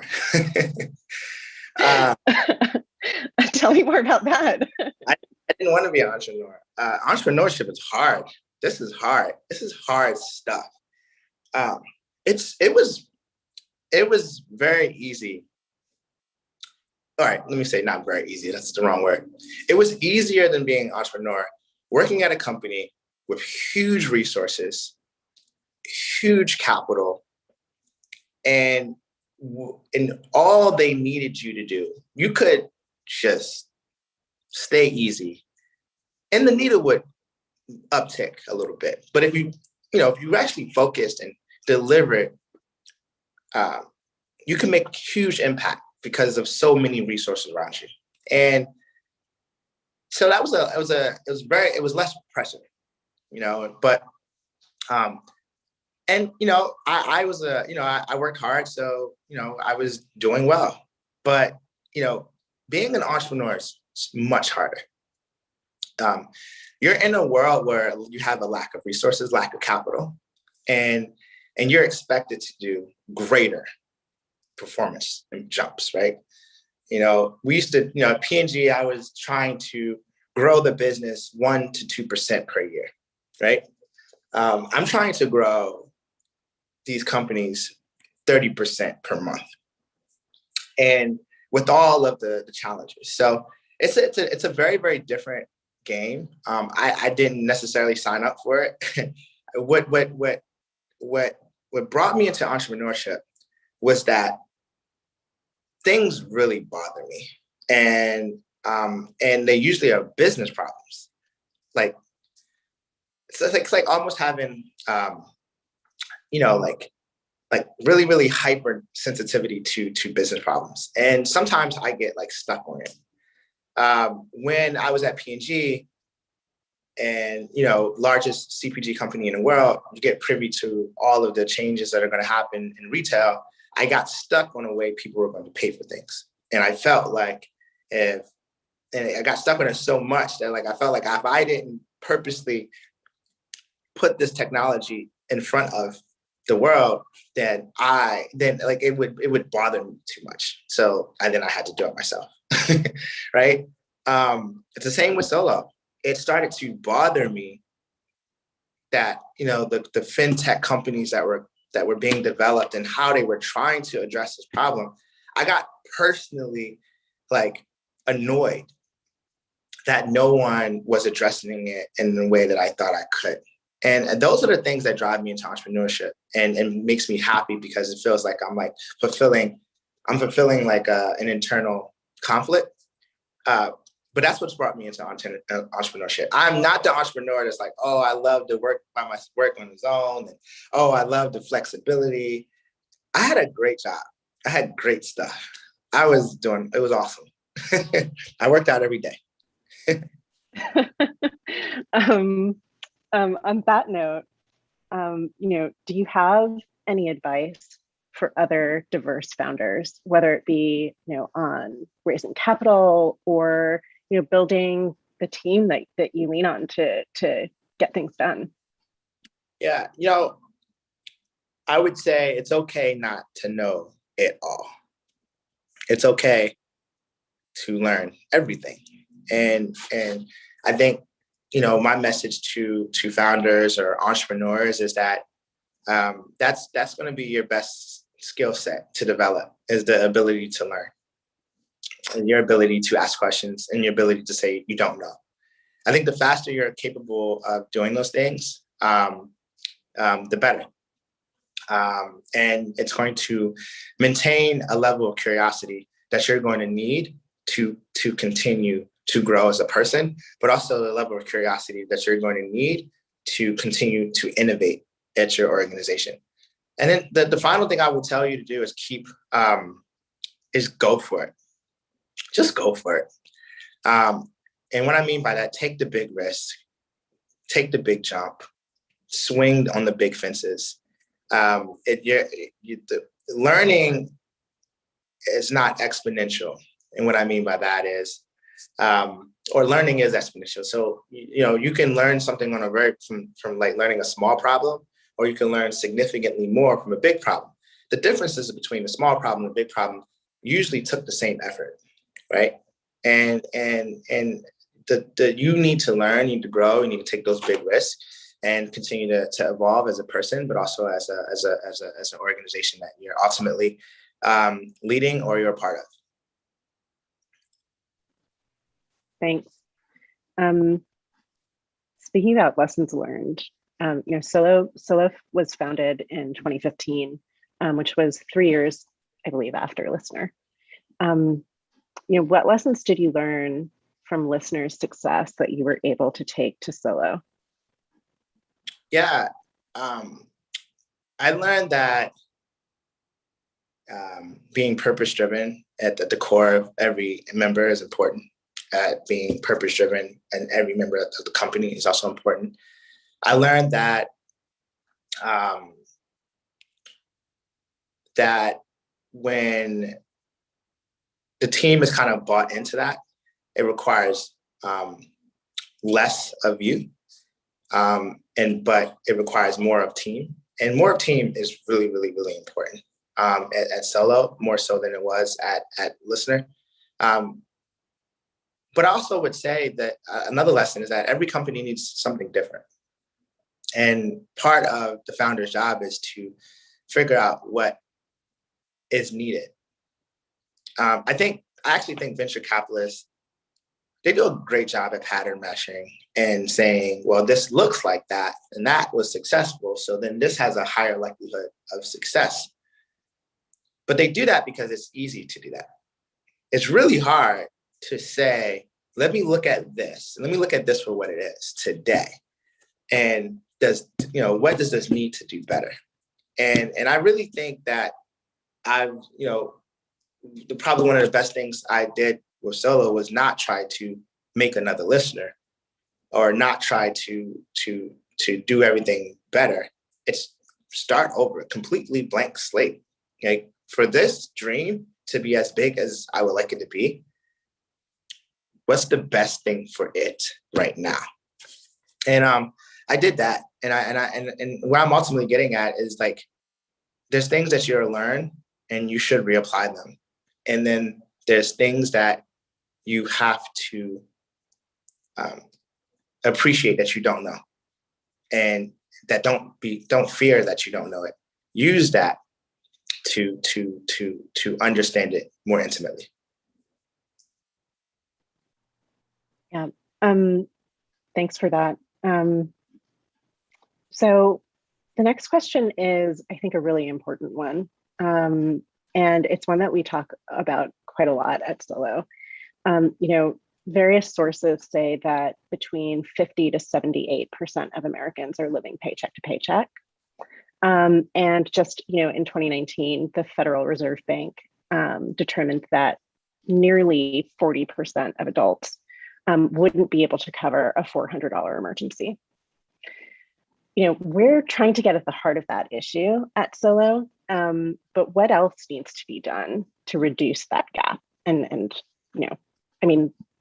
Rodney, a lot of what we're doing is working to eliminate that gap, right? Yeah, I'm going to tell you where I think the problem lies. So our entire credit structure is built on what you can pay over time, not what you can afford. And it's example, regardless of how much you make, for example, your first card will be a $500 credit card in most cases. And they just give you $500. Whether you've never been taught that credit is not a part of your budget. Credit is not, you don't spend that, right? It's not like you've just made that money. And what I'm ultimately getting at is the entire infrastructure. We actually deploy credit and hope that you use it, where you should deploy credit and encourage you not to use it. And what I'm ultimately getting is something that we developed in Solo. When you use Solo, you only can request what you can pay back. And one day we will do overtime loans, but it was really, really important for us to teach that behavior. And I firmly believe that we are, because, I do believe that one of the core reasons why when you compare, our default versus, the defaults of the standard loan industry, that while we're, lower, I think we're teaching folks, when you use credit, you should only use what you can pay back in a short period of time. And I really believe that is the future of where we're going to go, versus this concept of like, I'm going to live above my means because of credit. So even though I make $50,000, I'm going to live a lifestyle that's maybe like I make $75,000 because I can put that $25,000 in credit. And then I can just pay that for the rest of my life. That's a concept. That's a weird concept. It's a concept that we all are a part of. But it only makes sense when you can afford that concept. For the student starting out, for the teacher, for the individuals that work within a certain income, and will probably be that for the rest of their life because that's their passion. They're social workers. They're police officers. It could be their passion, and they're always going to be in a segment that's really, really tight in terms of the cost of living as it relates to America. It's going to always be tight for them. It's, them overextending themselves is never a good idea. And I think that's what I hope to try to make an impact. I think the larger that we are as an organization in Solo, we can try to teach that in different and creative ways. And I'm looking forward to that. I am too. I think we have time for one more question because we only have 4 minutes left. And I'd love to have some fun with this one. Beyond your interest in technology, I know you recently launched a men's grooming brand called My Johnson. What inspired you to take on that project? It's all these pain points, I tell you. The simple story is that I used to be an athlete. I was an athlete in college. I ran track. I was an athlete in high school, played football, ran track. And it's pretty well known in the athletic world that men use powder to stay dry, right? And but as a man, you would always use a baby product. So you would use baby powder. And it always bothered me that there weren't products for men. Like, men historically would have to use someone else's product. Like, the baby's product, they're washing their face with their partner's face wash, and they're using like shampoo that's like shampoo, body wash, and face. Like, we didn't really have a lot. So that bothered me, and it kind of was the premise for the beauty line that's called My Johnson and Company. And yes, I'm being totally funny. It's My Johnson, spelled M-A-I, Johnson and Company. And the core product is a man powder. It is freshness for your Johnson. And I hope you see where I'm going. It also includes an entire skin line that it's all about, making sure your make sure your skin remains fresh, young, and clear. But, I think when you think about My Johnson, you think about freshness for your Johnson, it's a case study in, marketing, but it's also a case study in, again, providing something that is unmet in the marketplace, where there are an actual group of people that are asking for it. So that's that company, and it's off to a great start. I'm very, very excited and thankful for the partners who have helped me do that. So. Thanks. I absolutely love it. I think it's fresh, it's fun, and like you said, it's needed. I want to thank you so much for taking the time to speak with me and answer, some of the questions that I had brewing and some of the questions that, SBC had brewing. It was great to learn more about Solo Fund's listener, and how you're working to solve those problems. Fantastic. It was a pleasure to have me, and thank you all. Thank you so much, Rodney. That was such an amazing, so incredible to hear about your work and how it's going to be changing the credit industry. I can just see how impactful that work is. And I love the fact that you're doing products for men. Personally, as I was listening, I was like, oh, my partner needs these. So thank you so much. So according to a recent report from Allied Market Research, the global cosmetics industry generated $380 billion in 2019 and is expected to reach $463 billion by 2027, witnessing a compound annual growth rate of 5.3% from 2021 to 2027. Whoa, holy growth, Batman. In a crowded industry dominated by a few global players, twin sisters Helena and Fevin are making serious strides in the cosmetics industry. They even landed on Oprah's Favorite Things 2020 list. How amazing is that? This conversation is moderated by digital creative and actress Brittany Caswell. Welcome to the stage, Helena and Fevin.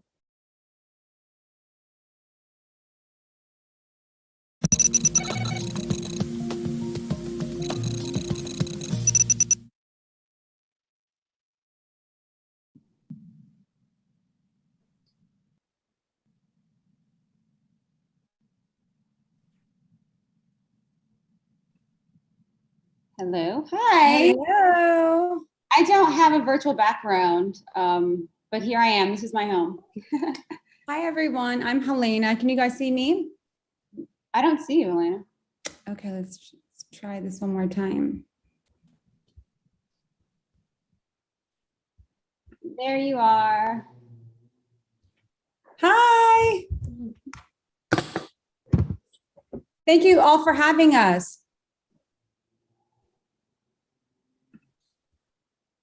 Hello? We're waiting for the Well, we wanted to thank you guys just for your time. Really appreciate it. Oh, there she is. Hello. It's nice to meet you virtually. I'm so excited to be chatting with you both today. Thank you. Thank you. So to begin, if you could introduce yourselves by telling us a little bit about yourselves individually and a little bit about 241 Cosmetics. Okay, so we have a tendency to speak over each other. So I'll start with saying I'm Fevin. And I'm Helena, and we're the co-founders of 241 Cosmetics. I just want to say thank you so much for hosting this event and extending this opportunity to us and our company. We like to start with the name 241. So Fevin, you could take it away. Well, we do like to start with the name, but I also want to start with the story. So we're twin sisters. We were born in a refugee camp in Gibra, Sudan. But we're Eritrean. So our parents actually walked from Eritrea to Sudan to seek refuge. And I was born first, so I'm 15 minutes older, and then Helena entered the world.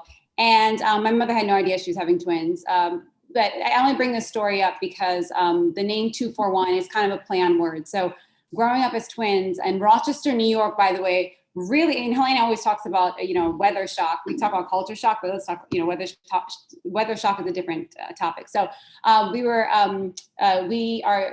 basically granted political asylum. And so we moved to Rochester, New York.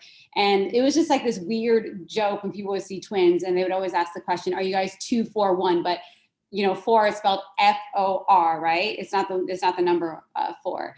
And our father, who is our hero, really reinforced and instilled this level of confidence within us. And he thought, well, they're not 241. There's no discount on their self-worth, but they are twins. And our mother did have one pregnancy, and she gave birth to Fevin and Helena. So Helena, you want to? Oh. Do you want me to piggyback on that, or do you want to just get to the second question? We'll just piggyback on that, I guess, right? Okay, because I don't want to be too long-winded, and I want to also stay on track. But so the inspiration became, as you were just explaining the numbers in the beauty space, Fevin and I found that beauty was a great way to really connect with women. And the people that were making decisions about the beauty products were not really people of our pigment. So we thought, why not we, get in the driver's seat and be CEOs and founders of a beauty brand because we know our skin and we know other women's skin really well. And that was essentially why, that was like the drive to really become founders of a beauty brand. It was essentially saying, hey, we can do this too. And we want representation. It matters. It matters not only with your dollars, but who are the people making those decisions? Yeah. So what inspired you most or led you to begin to start your makeup company? What inspired us most to really create this company was, we loved makeup when we were younger. It was our way to connect with the women in the neighborhood that we grew up in. So when we came to Rochester, New York, it's cold. And it was very different from where we were born and where we're from. And we found that beauty, literally, we're putting on like eyeliner on like the little girls in the neighborhood. It was just our way to connect with the women and be that kind of conduit. That was the vehicle. Makeup was just a vehicle. We call our beauty brand very soul deep, but it was really like, let's just meet friends and connect with them. And we were learning a new language. And it just so happened that beauty was that connection. And also, we have a blog. We were really active in the beginning between 2014 and 2018. And it's called Fevin and Helena. And the number one, people would ask questions all the time about our, what eyeliner are we wearing, what lip gloss, and beauty was, the number one thing that people asked about in home decor. I love that. If you want to build your network in the beauty industry and don't know where to start, where should you start? That's a good question. I would say start with your customer first and really try to build that relationship and understand their needs. And then just from there, do your research and align and do your best to align yourself with a mentor. Helena can talk about Bobby Brown. And do you remember the NPR podcast that you listened to? That was your way of. It's not NPR, it's how I built this. But I think also curiosity is a great thing. So I would definitely recommend just, we didn't know anything, and you don't have to know everything to start a business. We're not business majors. We didn't graduate with that degree. I graduated sociology and government, and Fevin had a media and communications degree. So what we learned was, just like as Fevin was saying, like speak to the customer, but just do it. We were learning as we were going. I heard this phrase once, and it says, doing is the best form of thinking. And I really believe that. We didn't know we didn't know things as simple as like, oh, what's a unit carton? Or what is the applicator? Where do you purchase that? Where can you get that? Do we have to talk to, where can we fulfill things? And what is filling me? So I just think starting where you can start is where you are, and then go forward. Things will open up. The universe is pretty amazing. I love when that. You're aligned. Oh, I'm sorry. Did you say something else? I said the universe is pretty amazing when you're aligned. That's so true. And I love that you said that, because I feel like a lot of times people, when starting a business, they always feel like they have to know every single thing, and that kind of hinders them from starting and actually putting themselves out there. So I really love that you said that. What have you enjoyed most about growing your brand and your business, and what has been the most difficult?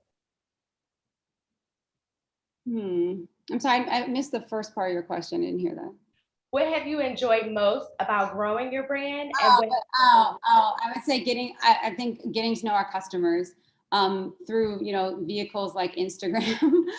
We definitely use that platform to connect with them, and just receiving so many DMs. And Helena, we just actually posted, we launched a partnership with Bloomingdale's, which is really exciting. And we just mentioned it, we just launched it yesterday. Okay. Yeah, which is really, really exciting. But I love what Helena was, what she said in her IG post. And I can pull it up, but can you remember her saying that about— I love what you wrote too. So I'm like, it was, beauty for us is a way to connect to women, but also to empower and inspire them. And in our hope, I don't know if you were able to comb through our websites, we were very intentional about naming every single product.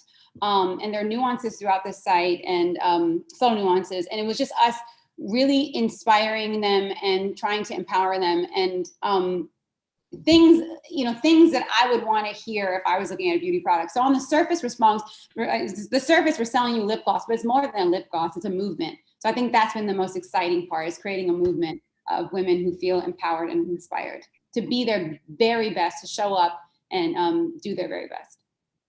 I just want to piggyback on what Fevin just said. I think the most exciting thing is the sense of community that we've created, especially during the pandemic. And when COVID just dominated the world, our sales plummeted, and it's not unique to us. Everybody was suffering during COVID, and we're lucky that we can even share that story with you today. We didn't anticipate that toilet paper and paper towels were going to be our competitor. We actually, when you're like pitching to investors, we actually did, but I'll table that. But we were pitching to people. We had our, competition as like all of these various beauty brands. We didn't, we anticipate COVID. Who did? We didn't anticipate this. And then we turned to online, like, okay, this is something that globally we all have in common. COVID has touched everyone, has affected us. So, like, how do we use what we have? Are customers going to want to wear lipstick under a mask? Like, okay, let's not really sell the actual product. Let's talk to them about our brand, which has always been about community and about uplifting and about making you feel like you have a twin sister in a way that's supporting you and cheering you on. So I think that's the most exciting part of what we're doing at 241. And we did it all online. I love that. Mm-hmm. Okay, so my next question was, what's it like being mentored by the iconic Bobbi Brown, and what's the best advice she's giving you? We thought about that. Fevin, you want to lead? Because I liked what you said. You made the connection through Instagram, so you should lead. So Bobbi is the most accessible entrepreneur I think we've ever met. I mean, honestly, she's so incredible, and with all her success, so grounded, such a visionary. So it was a real, I felt like I was chosen, like we were chosen when she offered to mentor us. We didn't have to say anything. She offered, and that's just who she is. And you can see that with her philosophy. She's a very giving person. And I mean, very just overwhelmingly kind. One thing that it's amazing to be mentored by her. We have her cell phone, and it's like an open door policy. She launched her incredible beauty brand, Jones Road. We support that. And we learn so much by just watching her. And we also, she's so easy to talk to. So even with our Bloomingdale's launch, we're writing her about her Bergdorf Goodman. When she first launched Bobbi Brown, she launched in a retail store as well. And I would argue that Bloomingdale's and Bergdorf are on par to being one of the most luxurious retailers in all of the world. But it's amazing. And the best advice, Bevan, you said it on our walks. I love what you said. You've given us so much advice, but I would just say, do one thing and do it really well. Stay focused. But I don't know if we're going to have a chance to talk about Oprah's favorite things, but when we were launching the holiday collection, which was incredible. We had the amazing opportunity to work with, Adam Glassman and Lizzie, and the OFT team, Oprah's favorite things team. We were nervous about the avalanche of sales and not being able to fulfill certain orders. And the best advice I would say is it's okay to be wanted and it's okay to have a wait list. I was scared that it was just our one shot and that we wouldn't have a moment it is Oprah's favorite things, but I was a bit nervous about that. But she definitely, the best advice was it's okay to have a wait list and it's okay to be wanted, and you want to be wanted. And be kind. Oh yeah. Everyone, she's very big on just be kind, just to everyone, just to be kind. So I think that's even with all the stresses and all the opportunities, just be kind. Definitely. I like that. So according to a report from the Allied Market Research, the global cosmetics industry generated $380 billion in 2019 and is expected to reach $463 billion by 2027. What percentage of the market share does 241 hope to capture in the next 5 to 10 years? All of it.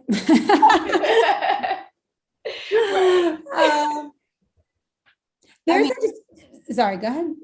I want to just briefly say, my sister and I are usually together all the time. We were intended to be together today, but we just got so overwhelmed with Bloomingdale's that we had to take separate calls and meetings. And so I apologize if we're not together. So go ahead, Fevin.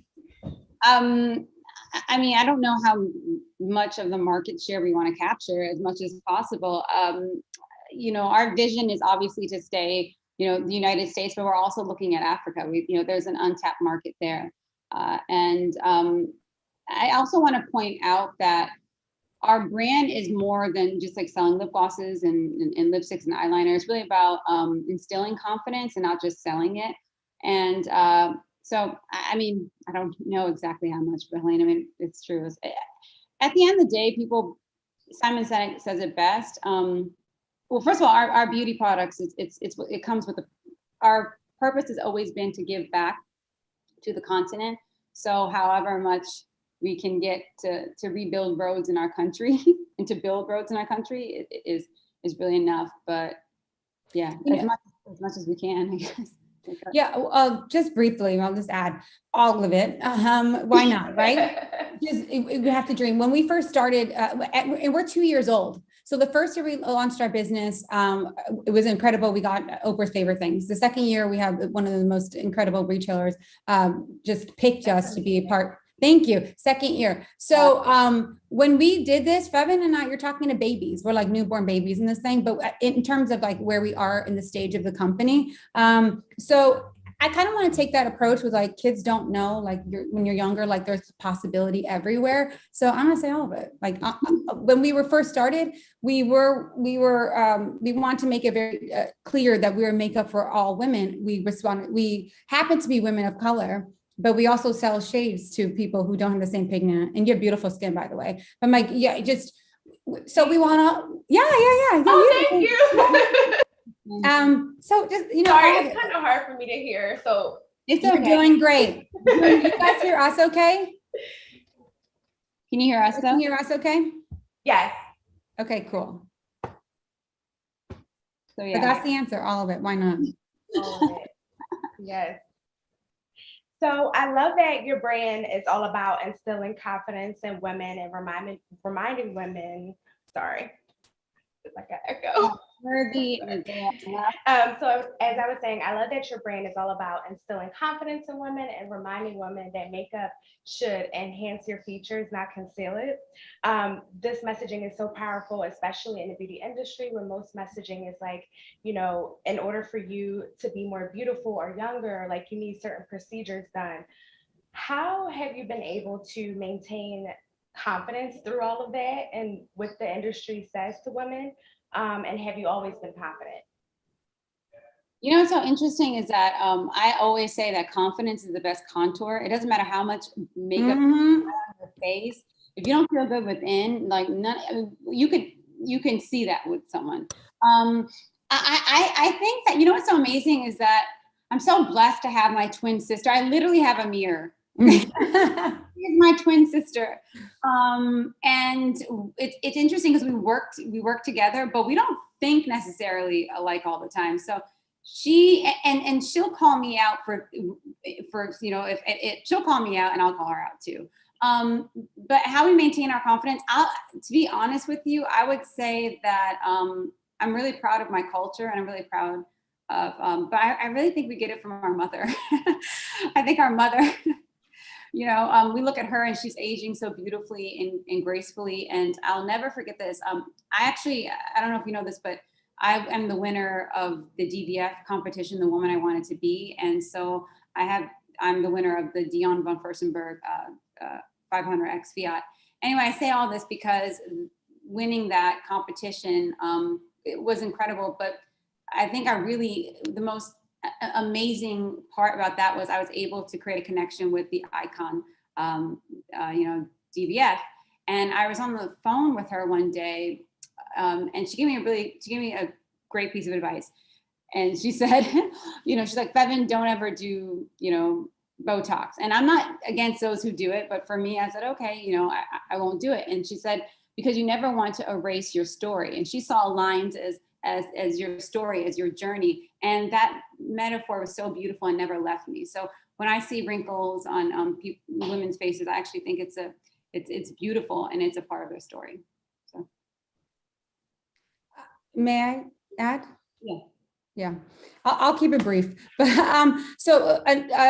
and it's so true about the industry, about how it has largely made women feel like you needed something to correct yourself, to make you feel beautiful, right? Or you need this. It's almost an addictive quality. Like, oh my God, if I don't have my mask on or my makeup on. Can you hear me okay? Can you hear me okay? I think she's muted. Yeah, she is. It's okay. Okay. I'll continue. But that's also why Fab and I wanted to become CEOs of our own company and founders, because we can really control the messaging, or we can at least share a message and people can interpret it however they want. But it really is the foundation of it goes beyond just a lipstick or makeup, but maintaining confidence is also what you consume and what you read. So we're we're paraben free, right? We're no animal testing and all that. That's all great. Clean beauty, which is a new term. So we're very clear about that, but also we also share non-toxic messaging as well, and that's very important. So instead of sending messages of like you need to correct this to be beautiful, we just highlight the great things and qualities about you. Amazing.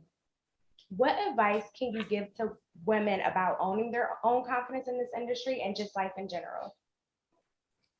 Make your own money. Honestly, some advice I would give is there is something so wonderful when you can earn and you can do that for yourself, and also hire other women too in the process. Bev and I are very clear about the women who actually help us in the process. We're very intentional about hiring women, and also we're very intentional about hiring people of color as well. But being able to earn your own and to demand that is pretty incredible. Yes, it is. I don't think I need to add to that. Yeah, Fevin and I talk about this all the time.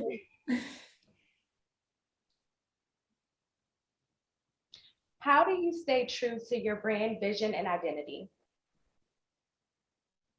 I mean, I actually, it's so funny. I never really thought about it because it's so natural to me. Yeah. I mean, true. I mean, this is really who we are. It's funny. You can see photographs of us from like 2013 till now, and our makeup hasn't changed. The only thing that's changed is that we own the products now. So, you know, our brand ethos is all about, you know, dare to be classic, and kind of not fall for these trends right now that we're seeing, which I don't predict they'll be around for very long, to be honest with you. Yeah, they're trends.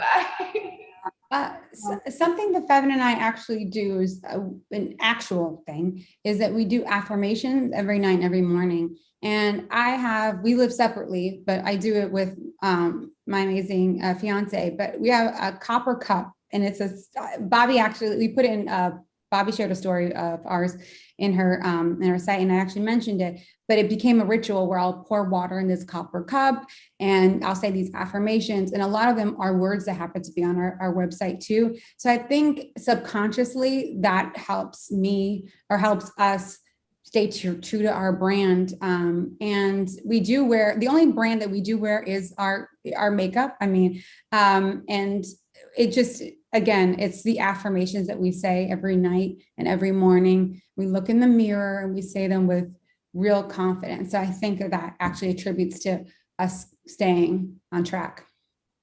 I love that. Is there a story behind the names and shades and the lipsticks and glosses that you've created? And what's that creative process look like for you? Yes, there's definitely a story behind the name. I think I touched base on it earlier, but so 2 for 1 is a play on words. You know, the joke was, are you guys 2 for 1? Our father said, absolutely not. There's no discount in your self-worth. But if we were going to go even deeper, just, you know, society is interesting as it relates to beauty and women. Unfortunately, sometimes the stereotype or the assumption is that you can't have substance and be beautiful, right? And it's funny, I had this conversation with a friend once, and he showed me a photo. He's like, this girl is so 2 for 1. And I was like, well, that's great. Why? And he said, she's beautiful, but she's smart. I'm like, no, beautiful and smart. Oh yeah. And smart. You can be both. So, and it's interesting, writing the FAQ. And so Helene and I actually wrote all of the site copy. That's us. So any typos, we'll own that too. All of us. And I think that the best part was writing the FAQ, and we were able to share that story. So our message is really about, I can't stress it enough. It's really, you know, about brains and beauty. You can be both. That it's a no-brainer. I mean, we're in 2021. But going back to the name. So Helena named all the products, and then collectively we wrote the product descriptions, and that has been the best part. And I always say my sister gives me great direction, and she's just a great director. And a piece of advice was, she's like, Fevin, it has to be a feeling. It can't just be like, okay, these are some lip glosses. Like, you know, it has to be a feeling. And I carry that lesson in everything that I do. So. Well, thank you so much. I just would like to say that if you haven't read this book, Originals by Adam Grant, I would highly recommend it. Our creative process was so validated in this book. I couldn't believe it. There's something to know about the actual process. Fev and I, obviously we can perform really well during the day. We're speaking, you know, great. Fev and I find, because she does lead a lot of the creative, she needs to be in an isolated place with just silence. She doesn't need to be around a lot of people. I mean, my presence is fine, but she doesn't have to be around a lot of people. And it's oftentimes when it's darker. So I would just actually, or when it's not as bright, it just helps her almost get into a silo. So I would recommend that to anybody who is a quote creative. I'm not talking about night owl like 3 a.m. or something. I'm talking about like more like the evening times. But the book is amazing, and it really talks about even addresses the MLK speech. And I thought, oh my gosh, it's so interesting. I feel like I'm always doing things at the last minute, but it's actually not. There's a phrase that says genius can't be rushed. And it's like you have those really creative moments at like the 11th hour. It's like almost a burst of that. So I find that our creative process is pretty aligned with that. And the words role model, class act, but we also wanted to include, we're from a country, as Fabian mentioned, Eritrea, which is a small country in East Africa. It's a country that's overshadowed sometimes, and just there's not a lot of light that is really spotlighting the country. So Fabian and I have been doing our best with our makeup line. We named one, for instance, velvet lip gloss, lipstick, sorry, which we're wearing right now, Asmara, which is the capital city of Eritrea. And now it's pretty incredible to hear people say, oh, I'm wearing Asmara. And it's our way of recognizing the people that we had to leave behind. Right. I just want to add to what Helena is saying. I know you talked about Adam Grant. Simon Sinek says it best. People don't buy what you do, they buy why you do it. Yeah. And incorporate that throughout our brand messaging. And I think that's the biggest differentiator. And it's about fostering and it's about creating a real connection. And also, I think the secret sauce for us is authenticity. We're pretty authentic. So yes.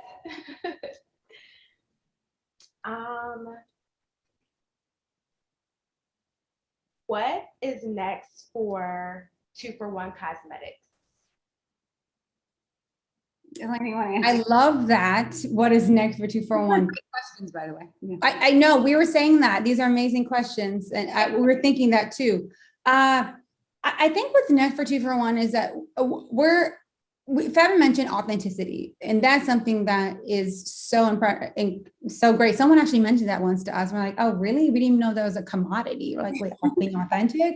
But in terms of what's next, Fabian mentioned earlier that we do want to head to Africa. I mean, we're from Eritrea, but we would like to start in West Africa first. We are 100% owned. We own ourselves. We understand that in order to scale, or it's what we hear. I mean, if you heard the news today with Sarah Blakely with Spanx, she's owned the company for 21 years and she finally sold a majority stake in it to Blackstone. And that's kind of what we want to do, it's to hold on as long as we can to ignore that kind of, I think it's a misconception that you need venture capital to launch a company. And it probably worked for some people. For my sister and I, we did pitch to VCs and investors, and it didn't work out for us. In fact, I'm happy, I'm relieved that we didn't do it, because I don't think we would have executed our vision. I think we would have been like looking back, like we would be pleasing the VCs and not the customer. We'd be servicing the needs of them, I was going to ask if you could touch base a little bit about what made that process difficult when you were looking for like investors.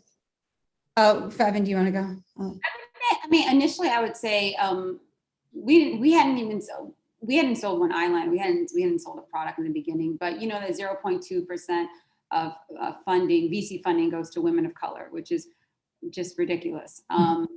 Especially when we outperform. We outperform, but also we outspend the customer. So we outspend. I think we spend 9 times more than non-Black counterparts. So it's important. Representation is really important. But I just want to say that investing in Black women, we're not a charity. It's actually great business. And we do understand that we will need certain investment to scale. We're very clear and very aware, but we had to take our business to a certain extent. Helena and we got Bloomingdale's, which is pretty incredible, right? I mean, we're the first owned brand that's in a luxury retail store. American. I mean, it's amazing, but I think that, just look at the numbers. It's not like they're writing checks to women of color, right? But I know that we're gonna have to go in and present a good business opportunity eventually. But right now, I'm glad. Yeah, the experience, as Fabian will say, and I know she'll say, it sucked. It was not the best experience. In brief, it didn't work for us. Maybe it works for other people, but it didn't work for us. I would look back at my sister while we were presenting these decks, and I can visibly see that she's not comfortable doing this. And with me, I was like faking it a little more. I was like, okay, I guess this is what we're supposed to do because everyone's saying it. but there's something is there something to note about really listening to your gut, which is your second brain. And once we listen to that and we silence everything else, I am telling you, miracles are norm when you are aligned, because things are happening that I couldn't tell you that we're going to be on Oprah's favorite things. You know, when we say what's next for TikTok, I'm like, I don't know. It's been pretty great so far. Like, it's like, I don't know, Michelle Obama's going to wear, you know, our products. Like, that would be great. That there's so much possibility. And I want to just also note that it's not that easy.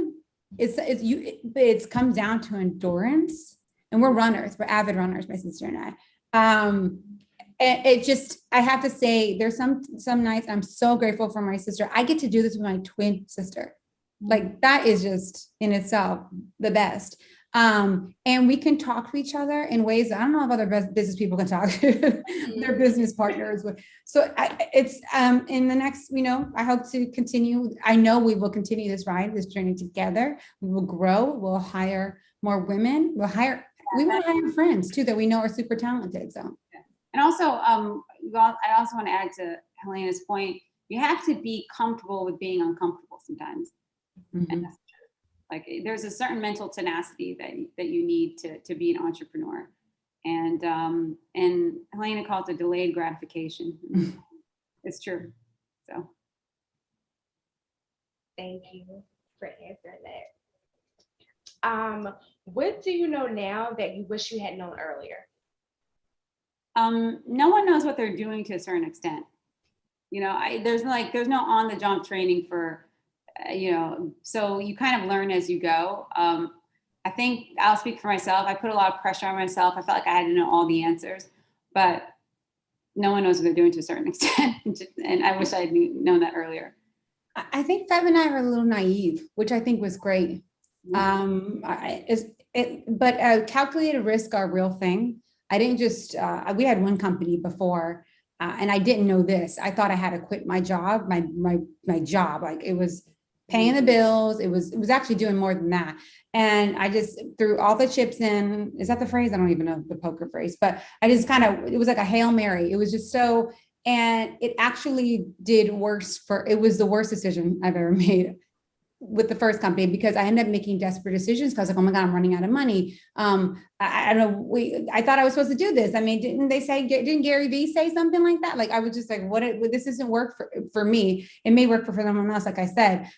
So I thought I had to quit my job and give up my like savings, cushions, all that stuff, my 401k, my health insurance, and ended up really making not the best decisions. We had to dissolve that company, not because I was struggling in a way, but the idea wasn't well done. But what I did, I learned from that.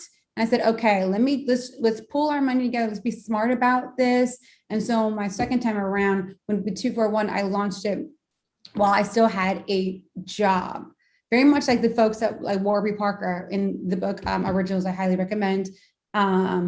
It validated me because it's good to take calculated risks. So I was also doing like the Sarah Blakely things. I wasn't selling fax machines for 7 years while creating Spanx, but I was still working while launching 241. And still are. Yeah, still am. Yeah. Amazing.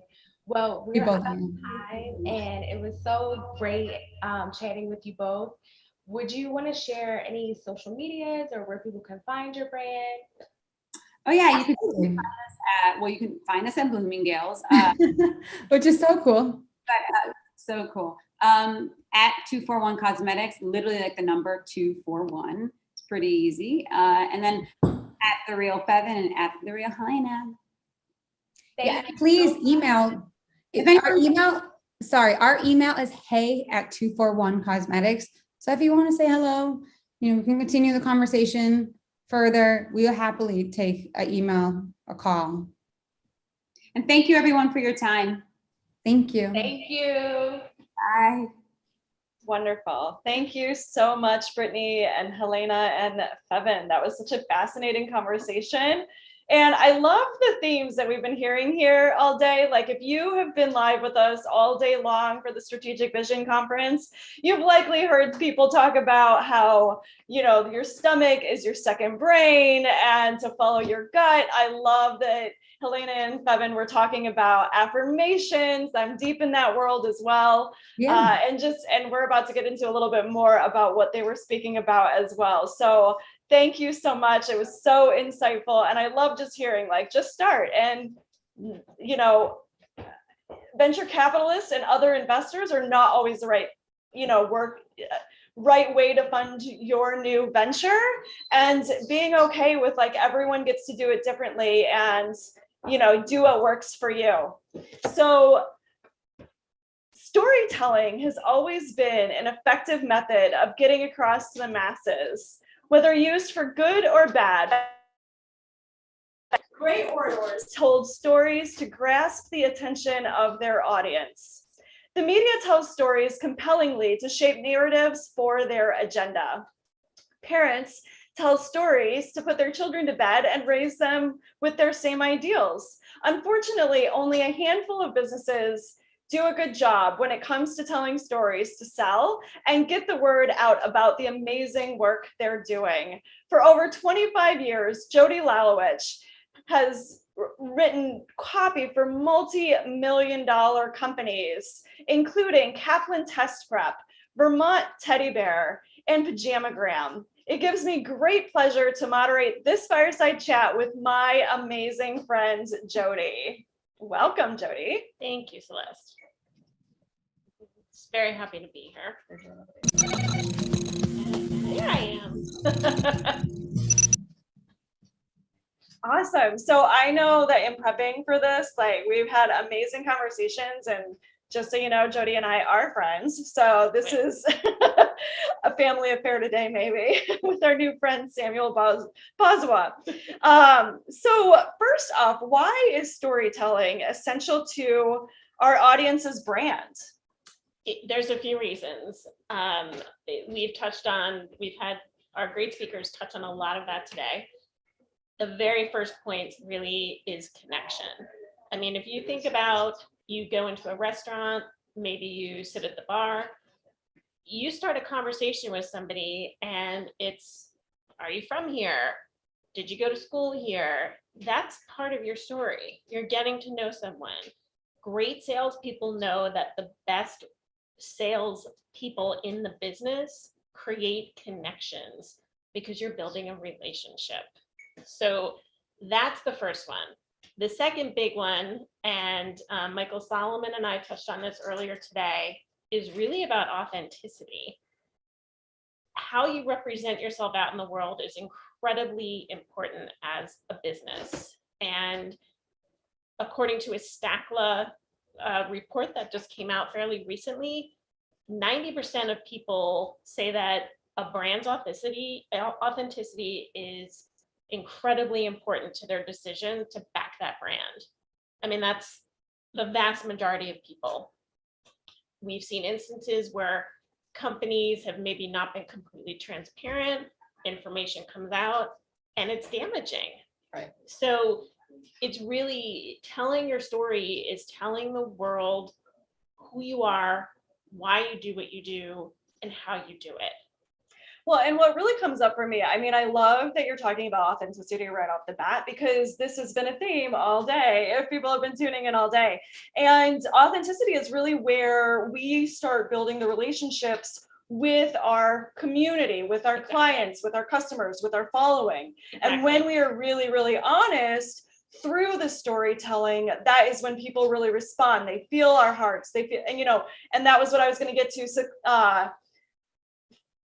Helena and Fevin were just talking about Simon Sinek's Start With Why. You and I had talked about that in the prep for this interview. Like, that is so interesting.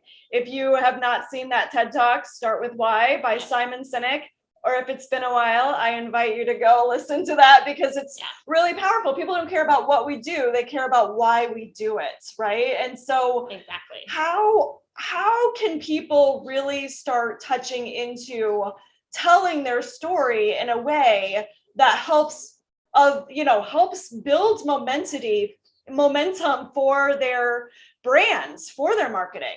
Well, with me, when I work with clients, I start with what I call the backstory. How did you come up with this idea?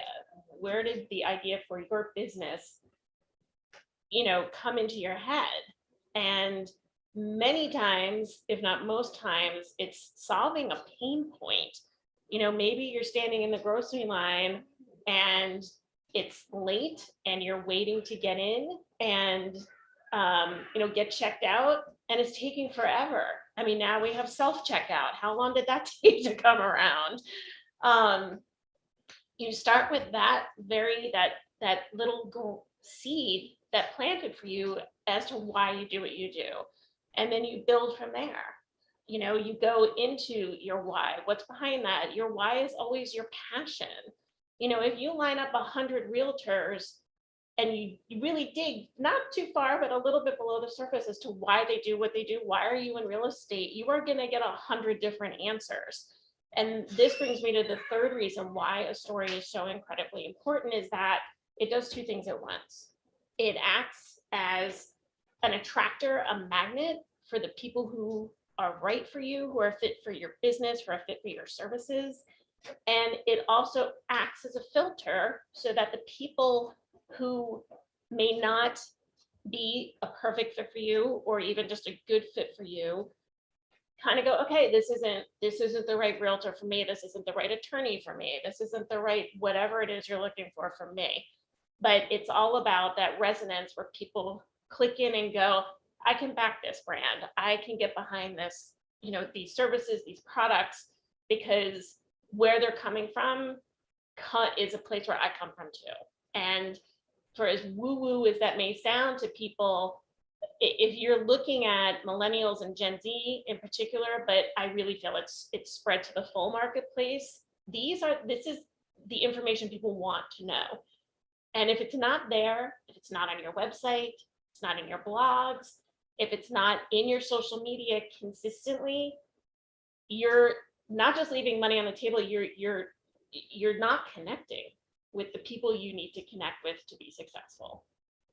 I love that. I think it's so true. And I love the concept of it's not only attracting the people that you really can serve the absolute best, but it's also repelling the people who are not right for your business, for your brand, for your product, even, or for you. I mean, I think that, going back to earlier in the day, talking about solopreneurship, when we're doing things completely by ourselves, and maybe we haven't had the resources to build a team yet, to really have worked on our mindset to be able to believe that can be a possibility for us.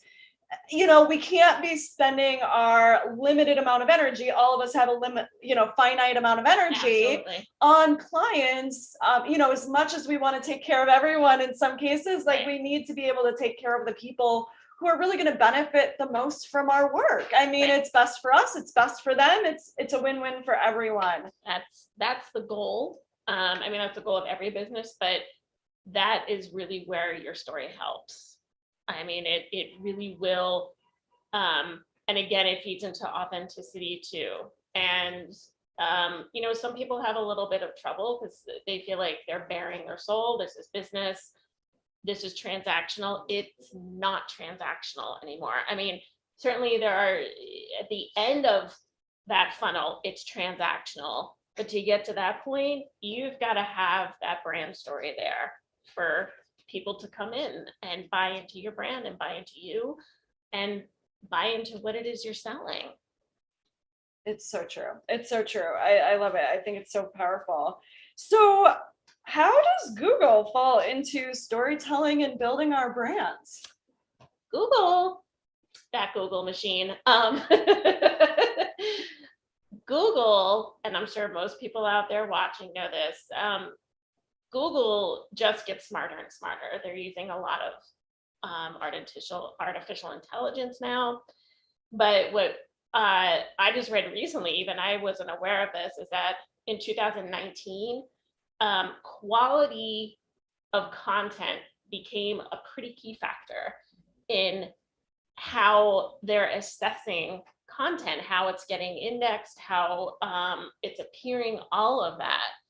And really the bottom line is that the more, the smarter Google gets about this, really the bottom line is your content has to be really good content. Now you can say, well, I write great content. Well, if it's not connecting and engaging with people, it's not great for your audience. It's timing people. There's something called a bounce rate. If somebody goes to your page and it's less than 2 seconds, they go right off because they're not seeing what they want to see. That could be a web page, that could be a blog page. There's relevancy that's feeding into that. There's so much now more going into that indexing process. And they even have humans, believe it or not, who will wait for pieces of content to get indexed, and then they are going by a set of guidelines to say, okay, this, gets a certain score, blah, blah, blah. Of course, we don't know what those exact factors are, but the bottom line is that the better quality, the more focused, the more authentic those pieces of content are, the better you're going to do. I mean, and this is for small businesses, mom and pop stores, all the way up to your $100 million businesses. It's so fascinating. So what I'm hearing you say, and correct me if I'm wrong, is that Google's always loved content in one form or the other. Like, let's be honest. However, like, it's almost like yes, keywords are still important for SEO, absolutely. Right. But it's almost like not just putting some content out there that's like 100% keywords, right? Like, it's like, no, actually tell a story. Oh yeah, there's really intent. It reads intent. I mean, it's smart enough to understand, differences. Like, I need to go to court between like going to maybe traffic court versus the basketball court. But it goes beyond that. I mean, the intent really has to be there. What are you talking about? Are you talking about making brownies? And your piece isn't so much about brownies as you just made this great brownie mix and you want everybody to buy it. That's not, they're going to rank that low. You're not doing what you're saying in the headline that you're doing. It's really, if you've always suspected that Google is really smart, take that and multiply it by 100. Because we're probably still not touching on how smart it is. But, again, it goes back to the writing. It goes back to the essence of what is in your content. And the essence of your content, wherever it's living, should always be your story. So Jody, this makes me want to ask you the question, why are you so passionate about storytelling and helping business owners do this work? I love a good story. I know that's probably this. But you've also been a writer since you were young. Too, I am. I mean, I started telling myself stories when I was 3 years old because fairy tales didn't cut it for me. So I made up a cast of characters and I told myself those stories to fall asleep at night. And I've just always been drawn to really great character pieces, but not even just that. I mean, Blades of Glory with Will Ferrell is one of my favorite movies. A good story is engaging. A good story is where you can see yourself or you go, I totally get that, I've done that. Or that reminds me of my uncle who, I love him to death. I mean, it's that piece. There's something in there that resonates. And that's the connection. And I just love that. It gives me just an adrenaline high. Well, and I'm hearing like the depth of a story too. It's not just like Jack and Jill went up a hill. Right. No. Yay. Right. Like, why did they go up the hill? Not just the pail of water, but also like they had thirsty kittens at home and they needed right? Like whatever that is. Right. Like, and like, where was Jill's girl crew? Like, she had to go with Jack. Like, I think we need to rewrite this now. No, but exactly. It's that, because that's surface and that's transactional. Yeah. Jack and Jill took an action. I mean, and consumers today, they're going, why? Okay, You like dolphins as a company. Why? What are you doing for dolphins, if anything? What about the dolphins makes you love them so much? There's like, a whole bunch of other sea creatures you could like, and that's, again, you can't misrepresent yourself. And social cause is very popular in marketing, but if you're not doing it genuinely, don't put something out there like you are, because you will eventually get caught. There's just too much information out there. Right. And, and if you're big enough, it's going to hit you. Yeah. So yeah, stories make the world go round. I mean, that's where my head has always been at. Yeah, I love it. I love it. So why are you so passionate about helping small businesses, solopreneurs, like really do storytelling right? I have worked at enough big corporations that, by the way, also don't do it right. But small businesses are the backbone of this country.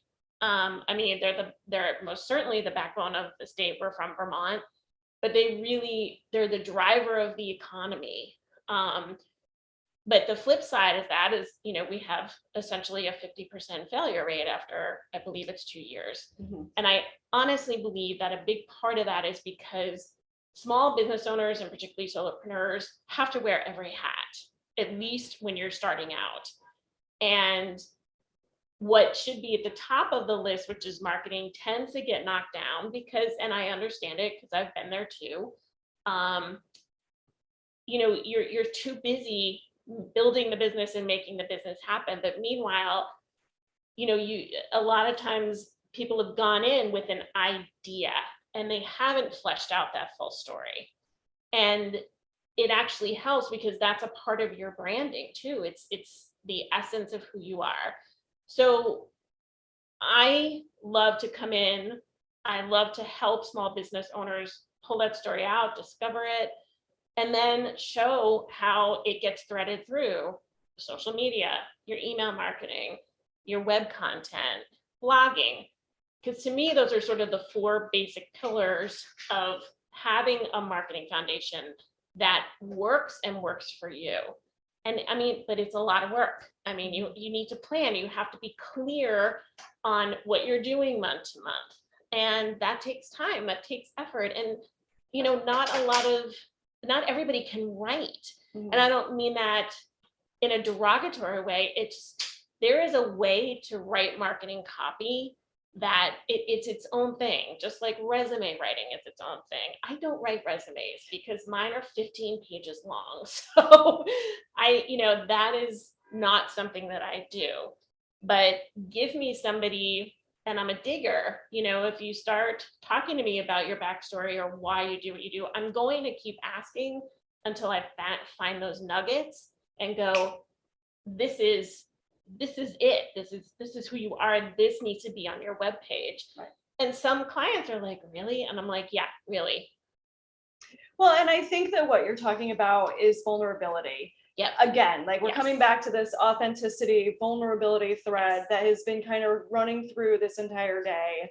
And what I really I'm kind of curious, because that can be difficult. Like when we're talking about being in business for ourselves and all of a sudden having to kind of sell our services, as it were, and talk about ourselves. And, maybe you've been brought up to be humble and you don't want to talk about yourself and you don't want to sell yourself and all these types of things. Right. Like, what are small ways that we can be authentic and vulnerable in our copy while kind of growing, working that muscle, so to speak, of authenticity and vulnerability before we're ready to like really share all the things or more of the things. And I think also it's a boundary question too. Oh, it is. Right? Like what are the topics that I'm definitely never going to talk about because it affects other people, etc. Like we get to make all these decisions. But where would you say that we could start?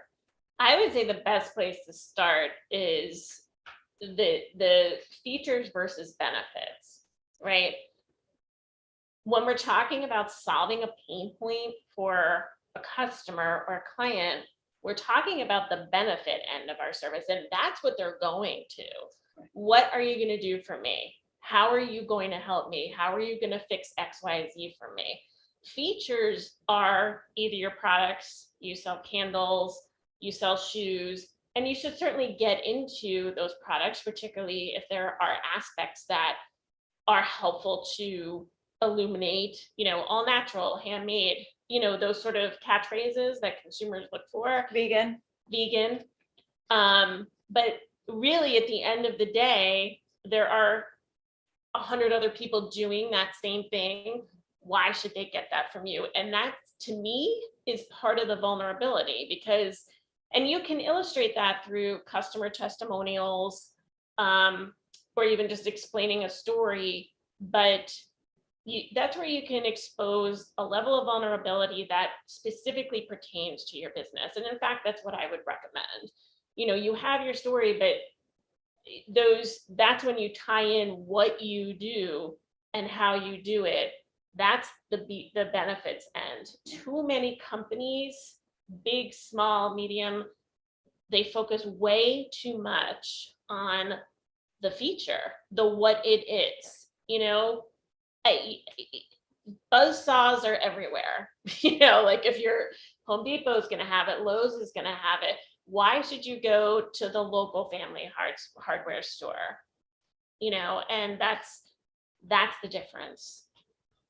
I love it. And it also feels like, I think that for a lot of tech companies, or for just a lot of companies, we think, oh, we'll get on social media and we'll tell a story, and then we're going to have all these people who just buy and buy and buy, and without really knowing them or having a conversation with them. And I think that that's kind of been the theme for today too. I just heard Helena and Fevin talk about it. It's their community. They're listening to their customers. What do they want, right? And it is a relationship with a lot of people at a time. It's also the long game, and that's what I tell my clients too. And you should be in it for the long game. Even if your long game is 5 years, that's still 5 years. You want to be building something that is sustainable and that your clients and customers and audience are going to trust that it's sustainable, that it's going to be there. So, and this is what I say about organic social all the time. Everyone needs to be doing organic social. And it's not about getting some instant high conversion rate. That's typically not going to happen with organic social. What you're going for is establishing your brand, finding the different ways to reiterate your story, and building that trust with the people who are following you, and kind of expanding that base bigger and bigger. It's the slow and steady race, but it's so important because, there's so many studies out there that show once you've got somebody believing in your brand, they're 100% there. They're either in or they're out, and they may be following you for a year, before anything happens. But once they make that decision, they're there. They're an ally of yours, and you'd have to do something tremendously stupid to make them not.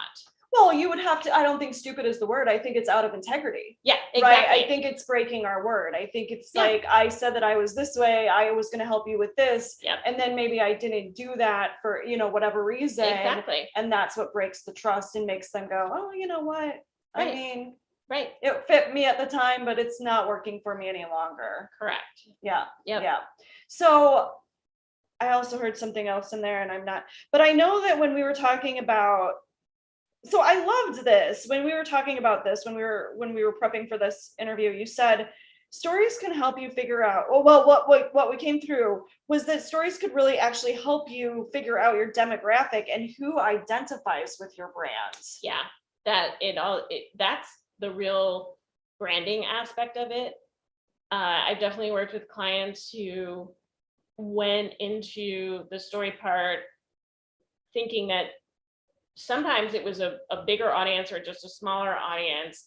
But as I'm listening, I will say, I actually think you can appeal to, the late teen group if you just kind of tweak this a little bit, or, this is really applicable to a wide range of people. We just need to specify really the pain point that you're solving at this given age. Or this sounds more geared toward women than men, to be honest. And that's another really important reason to do your story, especially if you are at a startup phase and you're clear on your idea, but there's so much more around that. Again, that's like the granular seed, but you really have to identify a bunch of other things around that and be able to answer those sort of ancillary questions. And, it reminds me of an acting class that I took once in community college, but it was really good because I remember the teacher saying, what flavor ice cream does your character like? Does your character have long or short hair? Like, you had to know your character so well that you could answer any question. And I don't want to say you have to be able to answer absolutely any and every question about your business, but when it comes to what you do, how you do it, who your audience is, and how you're going to help them, you do have to have those answers. Yeah, absolutely. So the one thing that you mentioned to me prior was why you do what you do ties into how you do it. This is going to be our last question. So tell me a little bit about that. That really gets back to the reason of why you do what you do. I mean, there are chef-owned restaurants, right? And there are investor group restaurants. Those are two, and the restaurant could be equally high-end, equally delicious food, all of that. But there's two very different motivations there. I mean, a chef-owned restaurant is a chef who is, just that person to chef. Their passion is feeding people delicious, nutritious food. And I'm not saying that an investor group doesn't have that same passion, but it is a little bit different. They may have 6 restaurants, and we do have that up in Vermont. We have an investor group that has 4 really great restaurants. Mm-hmm. And so to me, that's a group of people who their mission is to offer, high-end dining for tourists and locals alike, serving really great food. So how you do it is that part that is going to resonate with the people you're reaching out to about your services. I mean, to me, that's like the final click, Yeah.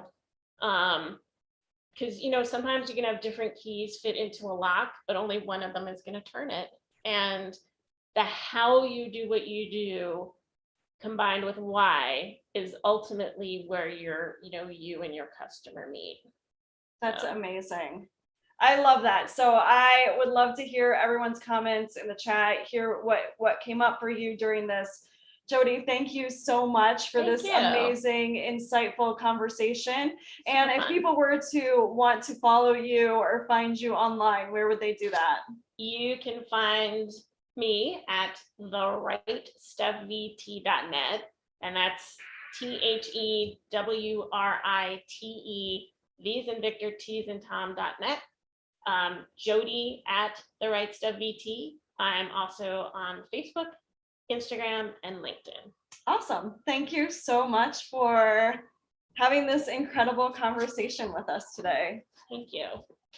So now that you're all going to go forward telling amazing stories, I'm really excited to reintroduce you to Surbi Rathore, the CEO of Symbol. While last year Surbi spoke mostly tech talk with Google's head of machine learning and corporate engineering, this year the conversation will focus on entrepreneurship, raising capital, and scaling a company to the next level. This is an intimate opportunity to learn how to go from an idea to running a business with paying customers. Welcome, Surbi and John. Thank you.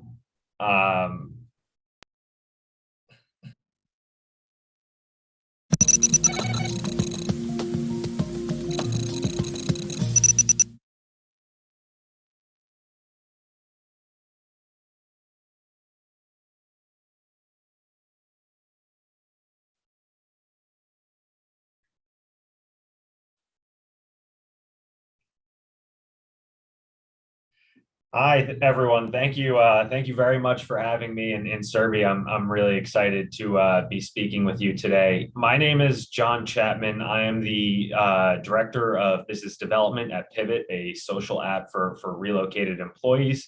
Serbi, again, it's a pleasure to have you back. I know you were at the inaugural event last year with Google's head of machine learning. This year, it's going to be a bit more of a business conversation and getting to know you more personally in your journey. So I guess to begin, if you wouldn't mind introducing yourself and tell us more about Symbol, that would be great. What is it? What does it do, and how does it make business productivity easier or better for the market?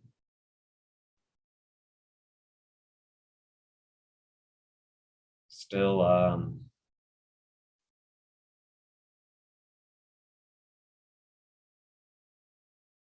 Serbi, are you with us?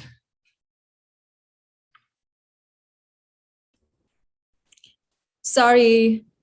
Oh, fantastic. Always, Hello. always some issues. You can never combat this, no matter no matter how prepared you are or anything that happens. This will always happen at the start. Well, I'm so excited to be here. Thank you so much for waiting and bearing up with my technical problems here. Not a problem. This is the world we live in these days. That's true. So yeah, we're really excited to have you. This is going to be more of a business conversation and getting to know you, rather than your experience last year.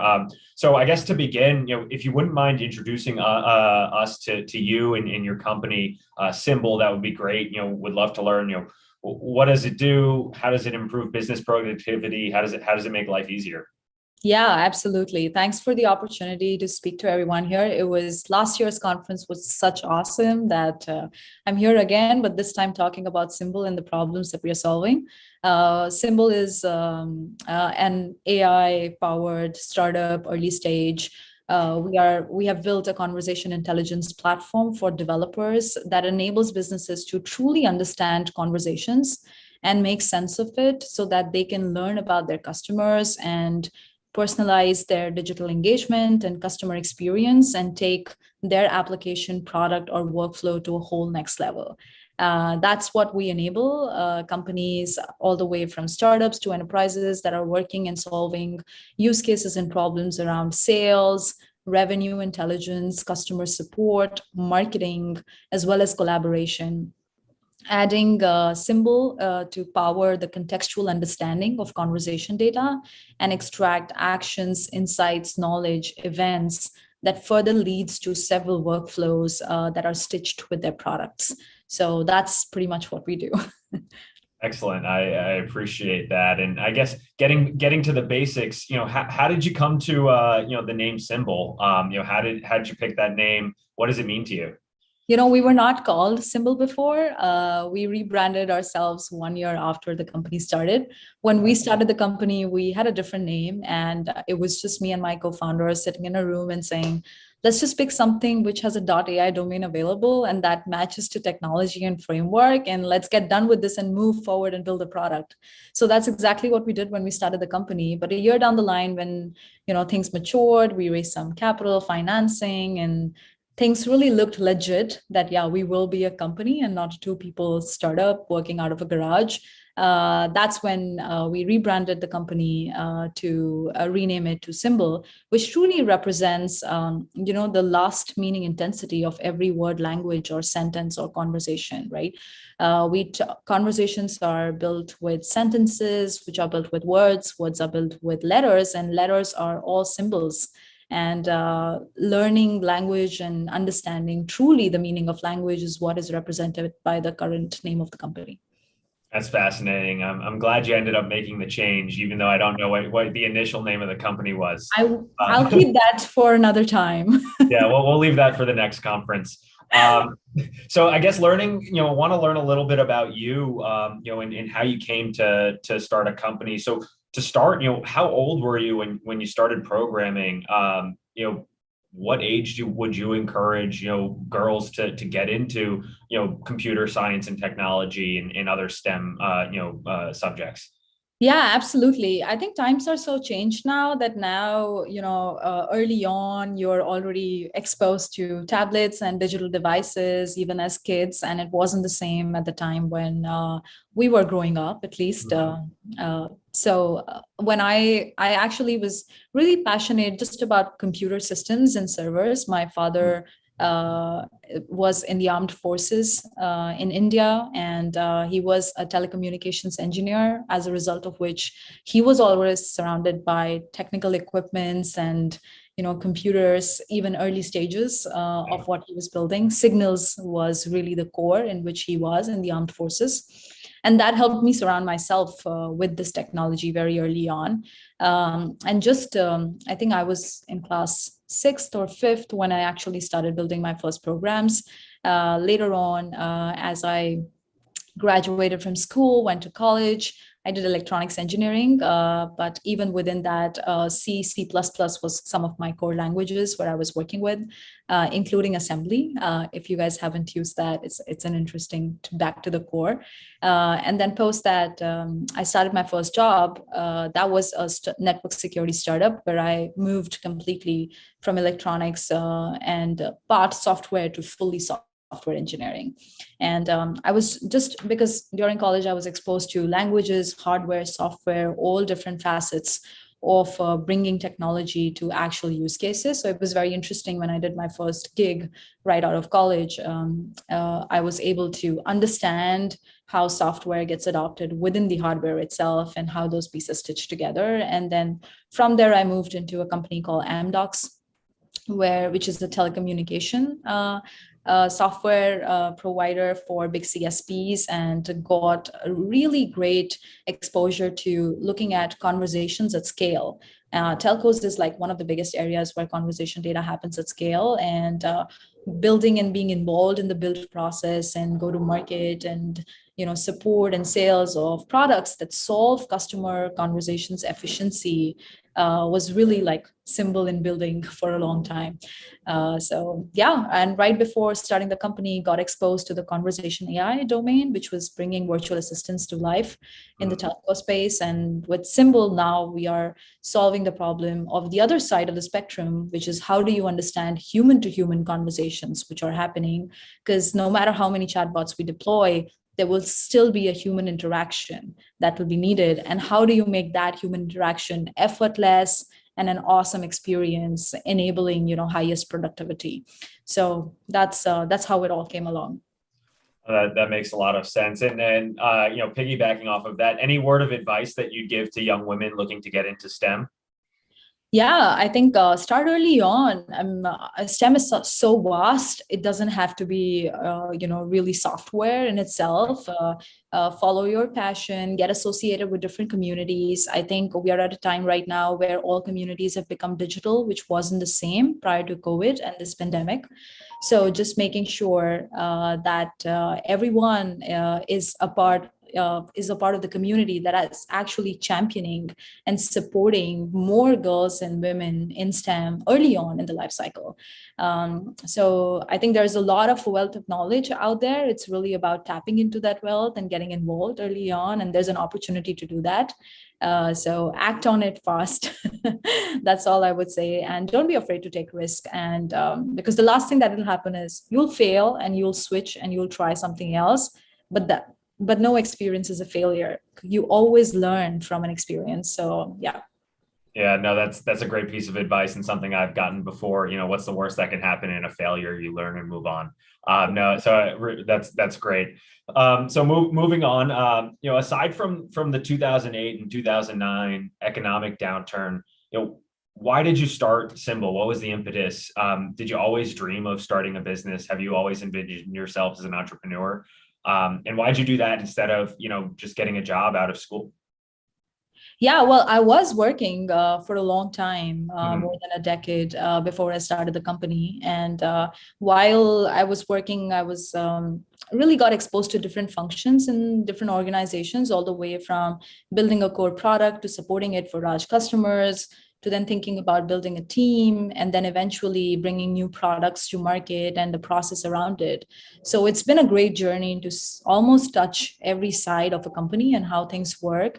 And in 2018, when we actually started the company, there was just this, I was visiting, I was exposed to the startups within the ecosystem at that point that were building around the conversation intelligence landscape, and companies like Gong and Chorus and folks that are operating at the intersection of building conversation intelligence, but as a product for end businesses, were starting to gain a lot of momentum and adoption. And it was about time that people were looking for this technology to be available easily and not having to spend millions of dollars in building this and supporting this. And I wouldn't say like there was one aha moment, but it was an aha moment in build for months, where we validated and spoke to customers and spoke to the industry experts, and really came up with the idea of making this technology very easily accessible to developers, so that businesses that don't have huge data science teams or have that data to create models that will help them kind of like do all of this work can actually use the technology upfront. And can also provide a customer experience that their competitors are providing, and they can differentiate early on with little upfront investment. Because as we all know, building data science is partly unpredictable, and and it involves with building talent plus data plus an outcome, which is an equation where all the ducks need to be aligned in a row in order to make it really happen. So we are really excited right now to be working with customers and partners, where we are able to provide the infrastructure layer for conversation intelligence, and they are utilizing it in order to create experiences and really iterate on user experience in order to be able to make an impact to the end user metrics, whether it is reducing agent onboarding time, or reducing call handling time, or increasing growth in sales in dollars, or upsells in their product. So that's basically it. Great. No, that makes a lot of sense. And similarly, when you started it, can you tell us some challenges that you had early on? How did you overcome them? What was your source of strength and encouragement? Yeah, I think being a first-time founder is always a challenge. Yeah. And there's usually, misconceptions around starting a company that everyone can just go to Silicon Valley and raise money. And, That's not how it works. Unfortunately, not for first-time founders. And also, like I have not done any Ivy League schooling by myself, and I have all my experience working and graduating from India. Obviously, spent a lot of time across different countries and stayed there, but have not really truly stayed in the US. So I did not have a network here, and I did not have the right kind of information early on and access. So I think the big challenge specifically for first-time immigrant founders and building a B2B business is obviously the balance in between when to raise versus when to build, and when to get the first customer, and how do you align all of this to make sure that you can tap into the network that you want to. So I think those are always the biggest challenges for everyone else. And we were faced through the same zones, and it was an exciting endeavor to land up to Techstars after our first 6 months, which then was, I would say, one of the core foundations of the company that helped fuel the company's brand, network, accessibility, all of the above. Mm-hmm. No, that makes a lot of sense. Really interesting. And going back to the women in technology, because we do have a lot of women and young ladies in particular on the line listening in. So definitely want to get your take here. In an industry that has historically been filled mostly with men, was there any intimidation, trepidation, starting a company in the tech space, and how'd you overcome that? Yeah, I've always been one of the few women in the room since the beginning, just because of the nature of the work that I'm operating in. Initially electronics, eventually network security, then the telco space, and working on products like that. So, women in tech are less, and it's just a fact of the matter. And I think there are some biases which are inherent in the industry, and some biases are to ours to own, which are totally unconscious biases, where you don't actually, it's just inherent in you because you feel that that's what's going to happen in such a scenario. And as a result of which, we will sometimes not object or, stand up, because we will feel that if we do, things will not be taken into consideration. So a big part of the journey of any women in tech is to continue to eliminate those subconscious biases that exist within us, in addition to, the audience itself, or the people that we're interacting with, and continue to speak with value. I mean, if you add value to the table, like, people are supposed to listen to an opinion that you make, and you will gain respect by work. So, I mean, I think it's we've all learned that as we have grown through and spent, years into industries which have less women in tech, and industries which have a lot of women in tech, both sides. And learning from mentors, I would say, is a great way to do that. Connect early on in your journey with a women leader who has, gone and seen through things, and learn from their experiences and apply those experiences and your intuitions into your day-to-day applications. And that's pretty much what I have done so far. That's great advice, and applicable in business and the rest of your life as well. So pivoting a bit to your business and your series raises, actually. So you started in 2018 and you've raised, I think, about $6.6 million so far. Around that. Last round was around 4.7 million. Was that a Series A, Series B? Can you tell us a little bit about the process? Was it difficult? I know that's a dumb question. Of course it was difficult, but tell us a little bit about it. Yeah, I know. I mean, it's funny when people ask what was that round, because times have evolved so much that a number that was a Series A is now a seed round, and a number that was a B is now an A round.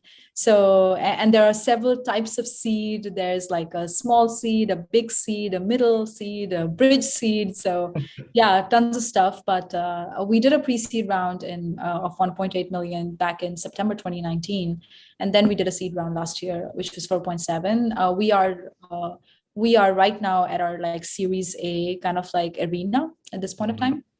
So excited to grow to the next scale whenever that happens. And that was exciting because the first round when we raised, we were right out of Techstars. So I could see the accessibility to the right kind of investors for the business. Which was, introduced within the Techstars ecosystem that led eventually to that round, and us meeting our investors. And Jeff Harris led a round, who's been a long-term speech NLP expert, and he's still on our board, and it's been really exciting to work with him all through. And then post that, as COVID started, the scale at which digital communication adoption happened was totally unanticipated and crazy. And a few months later, as things settled down, people started to realize the value of adding that digital communication component in every single product. And so we, as a result of that, saw massive uptake and maturity in our market. Where we had anticipated that our market will take years to mature, it happened overnight. And that led to a lot of investment upfront for the product roadmap that we wanted to do, that we had planned for the upcoming years. So as a result of that, we raised our seed round and also launched our platform, which was available for developers, which has now been a year so far. And that was done purely on Zoom, which was very interesting. Now it's not, uncommon when you talk about closing deals and raising money on Zoom, but definitely during the pandemic, raising money on Zoom was definitely new for the investors as well as new for the founders. So learning how to understand body language on a video screen without having to really, be present in the same room, which was one of the things that a lot of people would do eventually. When you're raising money, you would meet the partners and everyone in the room. There would be more people. So it was an interesting experience, I would say, but we landed up with great partners, and Crosscut led our round, and it's been phenomenal to work with them so far. Absolutely. And one more question on that. So what sort of KPIs were investors looking for, performance metrics were they looking for? And, how did you go about setting those goals and achieving them? Yeah, I think we've always been very bullish since the very beginning to work with a customer. Even if it is a product that we are launching, it very much is a customer first product building kind of an experience. Like the customer comes first, and to prove that the customer comes first, you have to be working with the customer and be obsessed about proving value to them. So since the very beginning of the company, we've been working with customers while we are building product. And that's I think the core validation that every company that is going from seed to pre-seed to seed or launch to pre-seed to seed should obviously think about. So not building the product in isolation, but building the product with customer data and feedback is super critical. That's what we did. In the first round, we had a few customers that were piloting our first SDK that we had built, because we are an API platform and we work with engineering and product teams for them to adopt our technology in their product. And it was a great experience. And during our seed round, we had customers that were using us in production and making it available to their end users. And they had seen like one cycle of value coming out of it. So we were definitely, and I know that, this definition is different for different types of companies. And some companies will only build for the first 3 years and then go to market directly. Some companies will start with customers early on, and it really depends upon the use case that you're building for and the problem you're solving.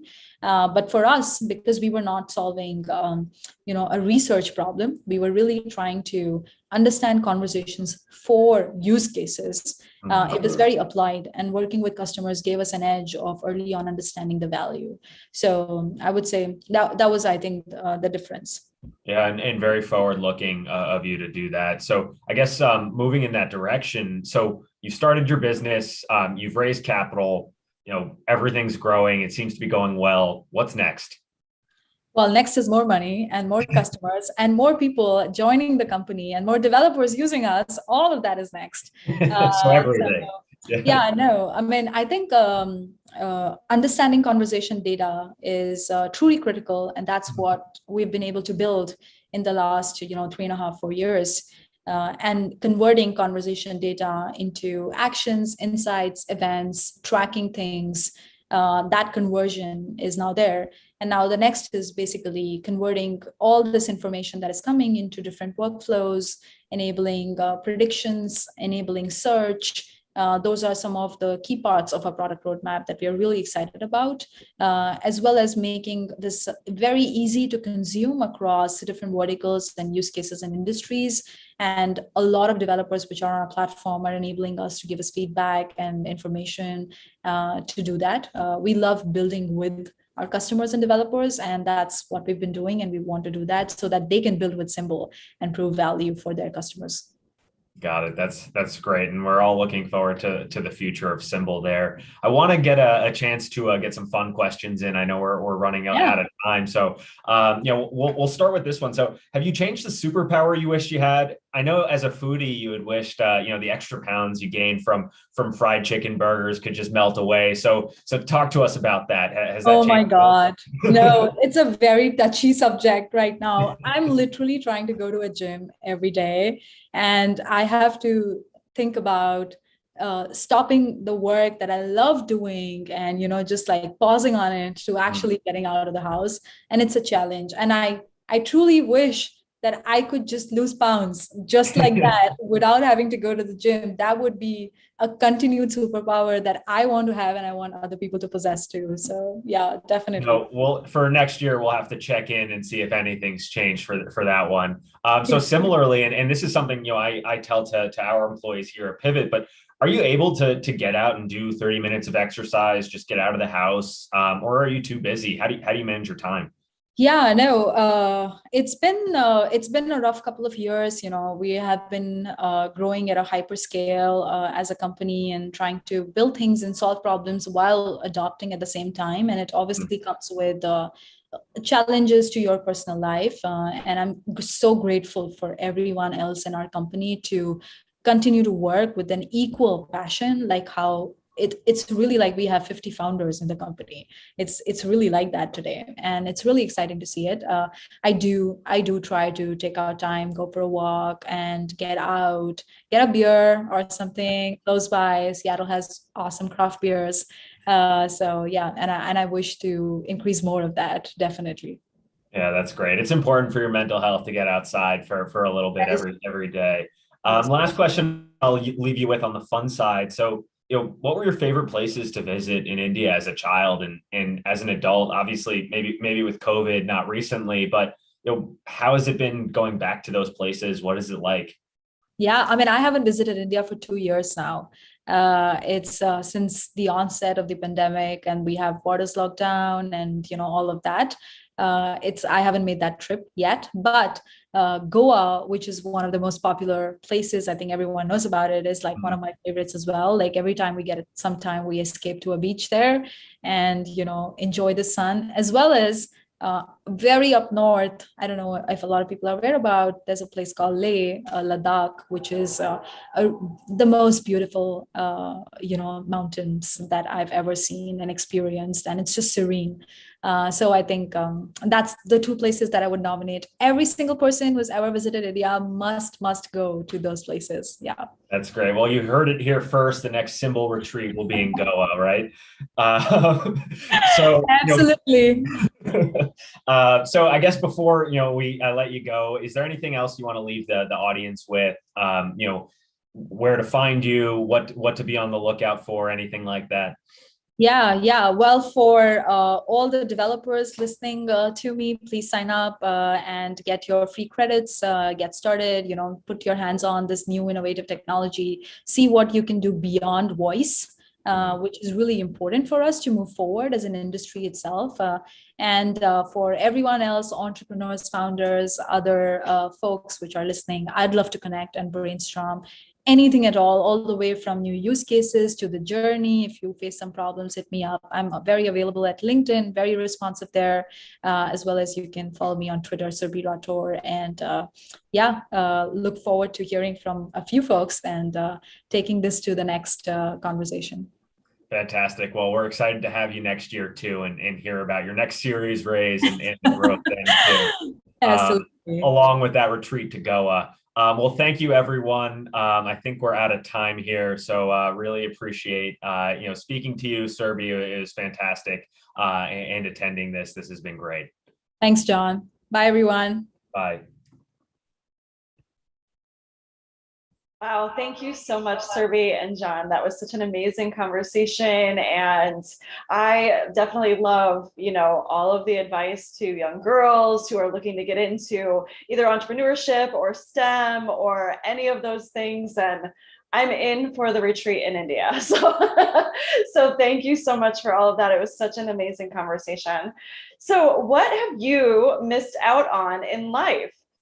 Was it your high school sweetheart, a great job, maybe the perfect home, or other opportunities that you wish you would have jumped on? Or maybe some Bitcoin? So speaking of Bitcoin, the closeout discussion with Tika Tiwari is right after this. But right now, I am so excited because it is time for our third and final keynote from the author of The Fear of Missing Out: Practical Decision-Making in a World of Overwhelming Choice. Join me in welcoming Patrick McGinnis, who coins the term FOMO, moderated by Dash Barber, who is no stranger to SVC's audience. Welcome back, Dash and Patrick.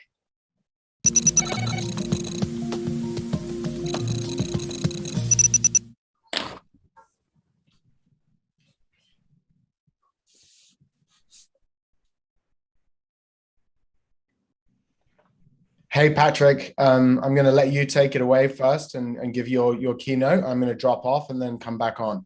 All right, sounds good. All right, are we ready to go here?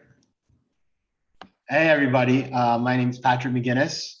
And what we're going to do today with our time, I'm going to talk for about 10 minutes about all things FOMO. And then Dash is going to come in, my good friend Dash, and we're going to have a conversation, go a little deeper.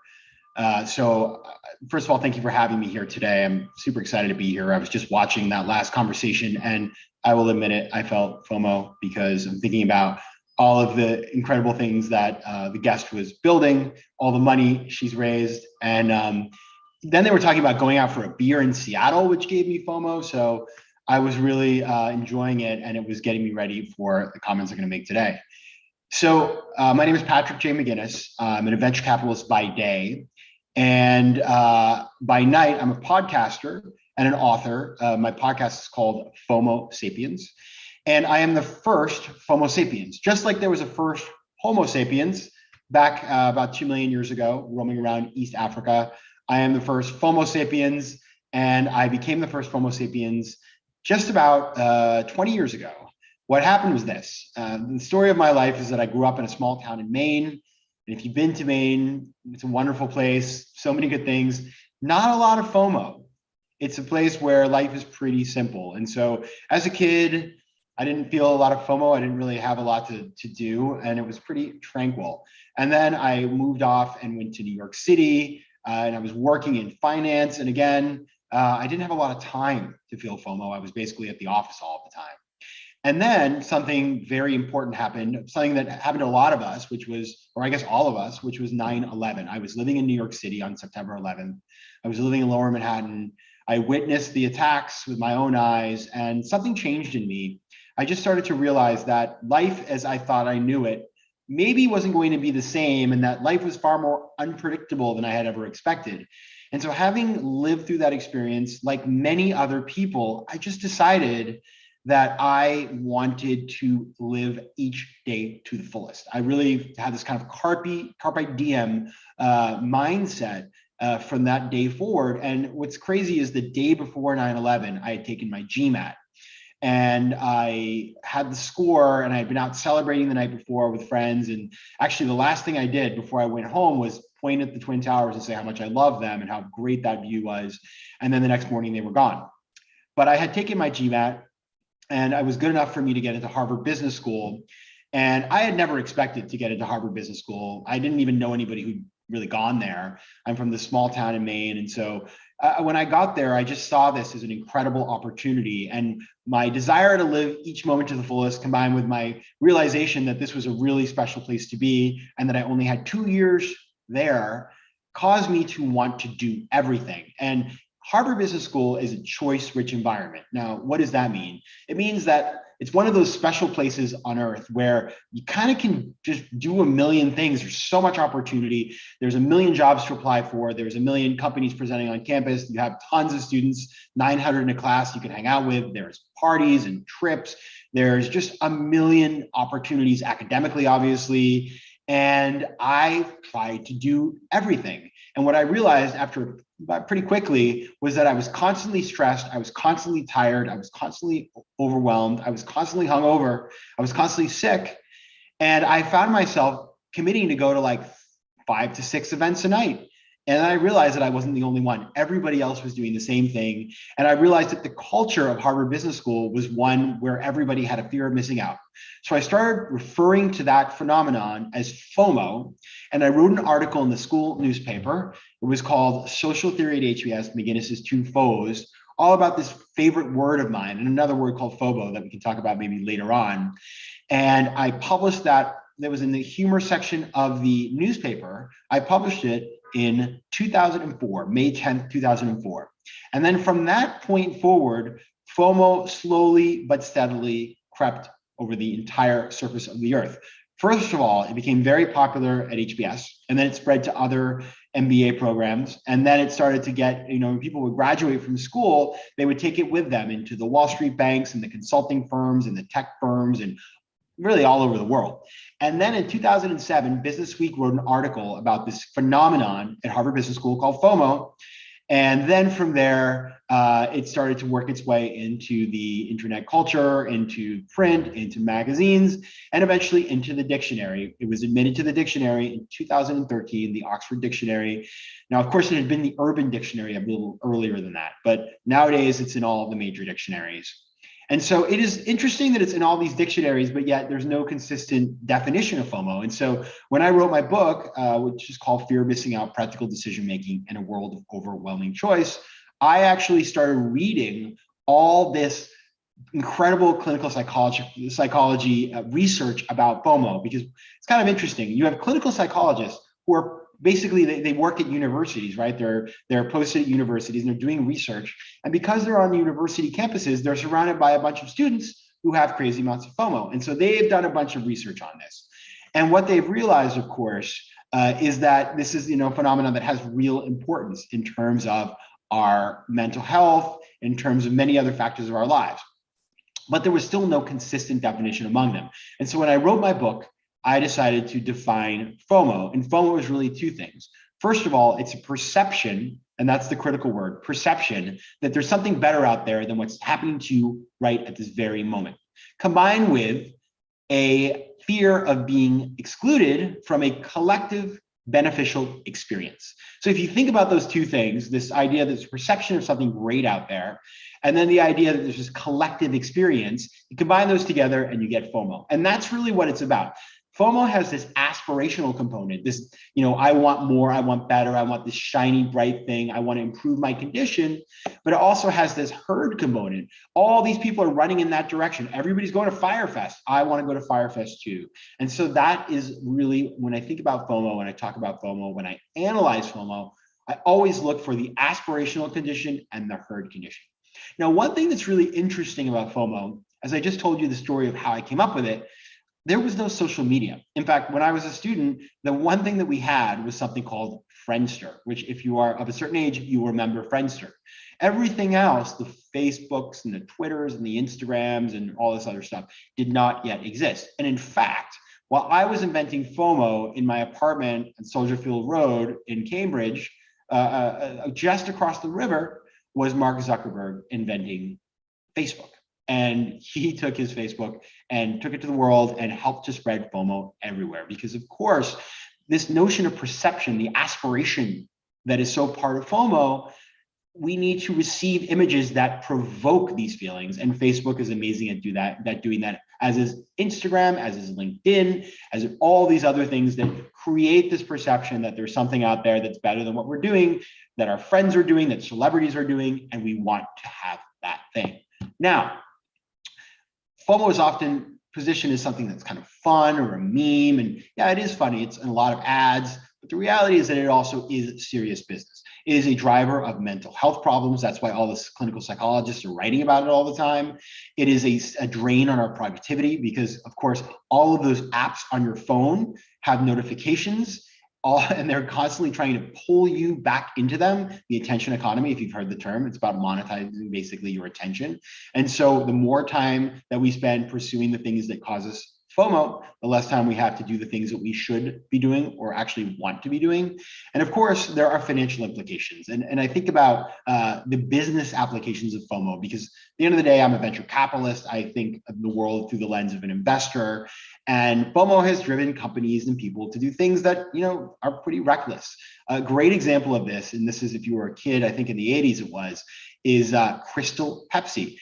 Sprite had launched, it was getting really popular. Everybody was drinking Sprite. So Pepsi decides to make a clear version of Pepsi called Crystal Pepsi. Their FOMO got the best of them, and it was a complete and total failure.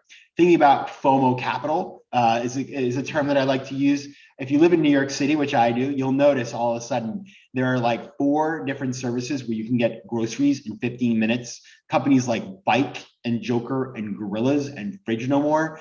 And it's incredible how much capital is being poured into these companies, and they're all basically the same. And venture capitalists are just shoveling money into these companies and subsidizing us. Like anytime you use them, you get $20 free. So think about that. And it's kind of funny because, we all think like, like people, this is new and exciting. It's not really. When I first moved to New York in the first .com boom, there were 2 companies called Urban Fetch and Cosmo, which were basically the same thing, except they would deliver in an hour and not in 15 minutes. So, it was a slightly different strategy, but venture capitalists also poured many millions into those companies and both of them failed. So the world of venture capital, I often call the game of foes, because it's about investors who are trying to generate FOMO in order to get startup entrepreneurs trying to generate FOMO in order to get investors to commit capital. And once those investors do, then other investors look at that and say, oh, we should be investing in that sector as well. And so it's a crazy cycle of FOMO that oftentimes ends in tears. Now, the final thing I want to talk about before we get into the conversation is some solutions. So FOMO is, of course, this at the end of the day, it's really about decision making. And so to overcome FOMO, you need to find the power to choose what you actually want and the courage to miss out on the rest. And so when we think about those elements of FOMO I mentioned earlier, aspirational FOMO and herd FOMO, we need to take those and tackle those one by one. Aspirational FOMO, as you recall, is the idea that the perception there's something better out there than what you're doing right now. And so you have to really quickly and aggressively, every time you feel FOMO, start asking yourself, is my perception actually, is it equating to reality, or is inside of my head, am I inventing a story that may not even correspond? Because we do that all the time. Our perception that something is great is based on a lot of filters and images and things that don't correspond to reality. It's marketing. And so if you start to think critically about the things that are causing your FOMO, perhaps you will find out that perception does not equal reality. The second is about the herd. Understanding your motivation, why you want to do something, whether it's something that really actually comes from within you, or whether it's something about coming from outside of you and you want to keep up with the crowd. That's really the basis of figuring out whether your FOMO is herd FOMO or whether you actually want to do something for real. And finally, you have to learn how to miss out on the rest. And that's a lot of different things that we can get into, but it's about things like, limiting notifications on your phone. It's about practicing meditation or mindfulness. It's about giving yourself the space to be able to resist, because even if you figured out what you truly want, the world conspires. Marketers and social media companies and all these other players are conspiring to cause you to do what they want you to do rather than what you want to do, and they use FOMO to do that. Finally, one important thing to do also is to always remember, when you're focusing on what you don't have or what you want to have, you're not focusing on the good things that you have in your life. And so taking a little time to appreciate the good things and recognize you can't have it all will keep you much more sane when you're feeling FOMO. And with that, I'm going to call my friend Dash Barber to the stage to continue the conversation. Hi, Patrick. It's great to be with you. I'm so excited to talk to you today. And actually, I was really interested as you were speaking then about the good cholesterol, bad cholesterol, kind of aspirational versus herd-like components to FOMO there. But then you went on, and as I had some questions, to just brilliantly explain how to kind of check that within yourself and to monitor that throughout the day in your decision making. And last time we spoke. We spoke about the importance of, I met you and we went for a walk down to the beach in California, and you spoke about the importance of kind of keeping a space to be creative in your life. And if anyone out there has not heard Patrick's podcast, FOMO Sapiens, don't worry, you won't have to do any plugging. I'm plugging for you. He talks a lot. He talks, first of all, to so many different interesting people, kind of different ways of hacking the mind and living a better life with more curiosity and creativity, crucially. And you talk to, people, you talk a lot on your podcast about how to guard that space to be creative for yourself. Is that something? So yeah, how where are you at with that right now? How are you staying creative? Yeah, well, I first of all, thank you for bringing that up, because it is like a passion of mine. And the reason why is that as a child, so I grew up, my brother's a jazz musician in New York City. He's a very creative person. He always has been. I, as a kid, was off the charts creative. I did a million crazy things. I was always building and making and doing things. And then the world of elite institutions like totally beat that out of me. Going to certain, colleges and workplaces and stuff, I became much more of a system player and a treadmill walker, and I didn't think outside the box. And so when I left that world after the financial crisis, when like my whole career blew up, I just kind of woke up one day and I'm like, I have signed up to a system that has me creating a lot of value for other people, but it's really sapped me of any creativity. And the thing about creativity is that like, these are your own thoughts and ideas. And if you do them well, you can be the best of anybody you know. Whereas when you're just working as a cog in the machine, like it is much harder to be exceptional, I think. And so as a result, I started to, do things like write books and podcasting, and all that creativity that I've generated has made me much more effective as an investor and as an entrepreneur. So for me, it's always about, creating the space to, I literally put it on my calendar, like this is open block for thinking.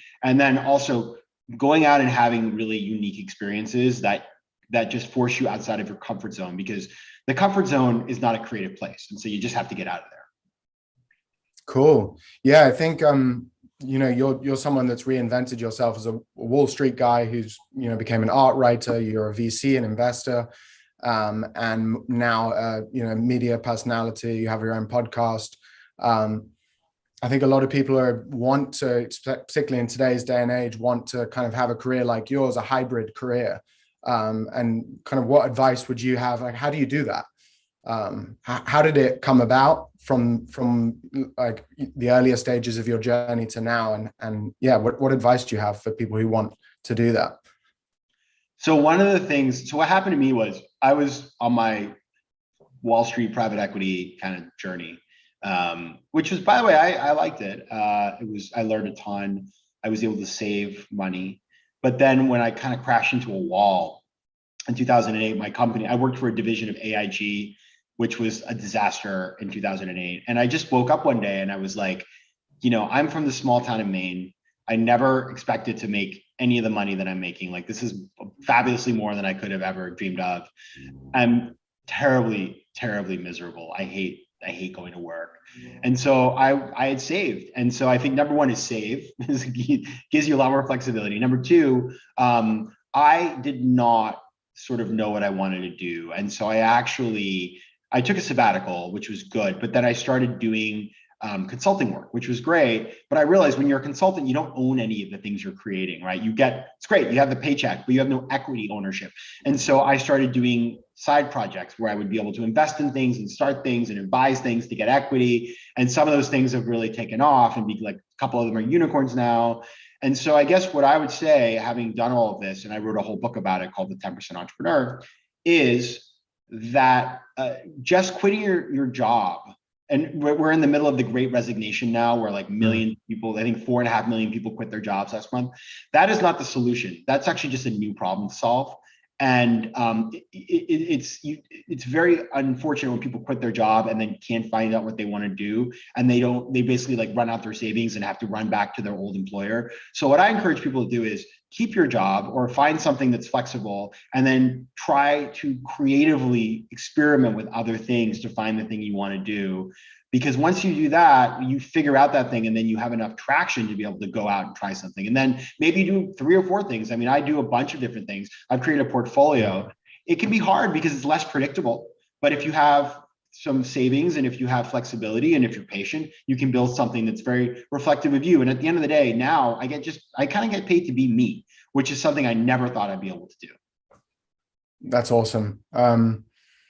Yeah. So you're the guy who coined the term FOMO. That's just such a crazy thing because we hear it every day. What's that like? Like, you must speak to so many people who are always asking you like, okay, wow, I guess they never thought they'd meet the guy who invented FOMO. And there you are. Like, what kind of stuff do you hear talking to so many different people? Like, it's funny because I once met, I was in Vegas for a bachelor party, and I met Eduardo Saverin, who's the co-founder of Facebook with Mark Zuckerberg, but nobody knew who he was, especially this was a number of years ago. And so I was like, what do you do? And he's like, I'm the co-founder of Facebook. And I was like, okay. And I then walked away and Googled it, and I was like, oh, he really is. And I, when I tell people, like, nobody believes me, but then they look it up and they're like, oh, this is real. And I would say, and then they come back and they're like, tell me more, right? And so I was with Eduardo about right before the pandemic, and I was telling him, like, I totally understand you, man, because like you're just way richer than me. But I would say it's a wonderful way to meet people. People always want to talk about this. It lights people's smiles, a smile on their face. People are always up for having a chat about FOMO. So I've met so many people through the FOMO thing. And the reason I wrote the book was because I would travel around the world talking about my first book, and all the selfies happened because of the FOMO thing. And I just realized, like, this is people want to talk about this. And so I decided to focus more on it. And I think it's such a universal feeling. There are very few places on the world that I've been to where I didn't think that there was FOMO, but it's been such a gift. It's like a gift from the universe. I'm super grateful. Cool. Okay, so what are the more positive things? I know you've talked about it a little bit, but what are the more positive things about FOMO? Because I know. Yeah, sorry. Yeah, no, go ahead. So say FOMO is a little like wine, drinking wine. You drink a little wine, you maybe go out on the dance floor, you ask out the girl you like, it's like you just kind of maybe open yourself to possibility, you loosen up a little bit, can be good for the heart. Too much wine, you get a little sloppy, you say something rude to somebody, you fall over, whatever. So FOMO is the same way. A little FOMO can be great because FOMO is an incredibly powerful motivator. So FOMO gets us up off the couch. I want to run the marathon. Great. I have marathon FOMO. Like I had marathon FOMO, so I decided to train. Where it can be hurtful is when you sort of drop everything in and run after the FOMO without actually having realized or done the work to realize that perception and reality are the same. So it's like, oh, I want to run a marathon. Well, you don't run a marathon the next day, right? You train and you figure out, maybe you run a half and you're like, I hate this. I never want to do this again. And so that's like anything else. FOMO is a great way. It's that, tap, tap, tap on the shoulder from our curiosity about something. It's an invitation to learn more, but you have to also recognize that if you take things too far and sort of like quit your job to be a startup entrepreneur without recognizing if you even have an idea, you can end up in a world of hurt. And so that's what I always encourage people to do is dip a toe in before going full time. It's so interesting that the positive and negative aspects of FOMO tread along a thin line because, we all know that we shouldn't, compare ourselves to others. But if you just say, stay in your same lane and say, it doesn't matter what others are doing, then you won't open yourself up to the creativity of others and all the other things that other people are doing. So it makes sense that you need to kind of, have a bit of FOMO. We're running out of time here. So I want to quickly zip through and get into FOBO because what's FOBO?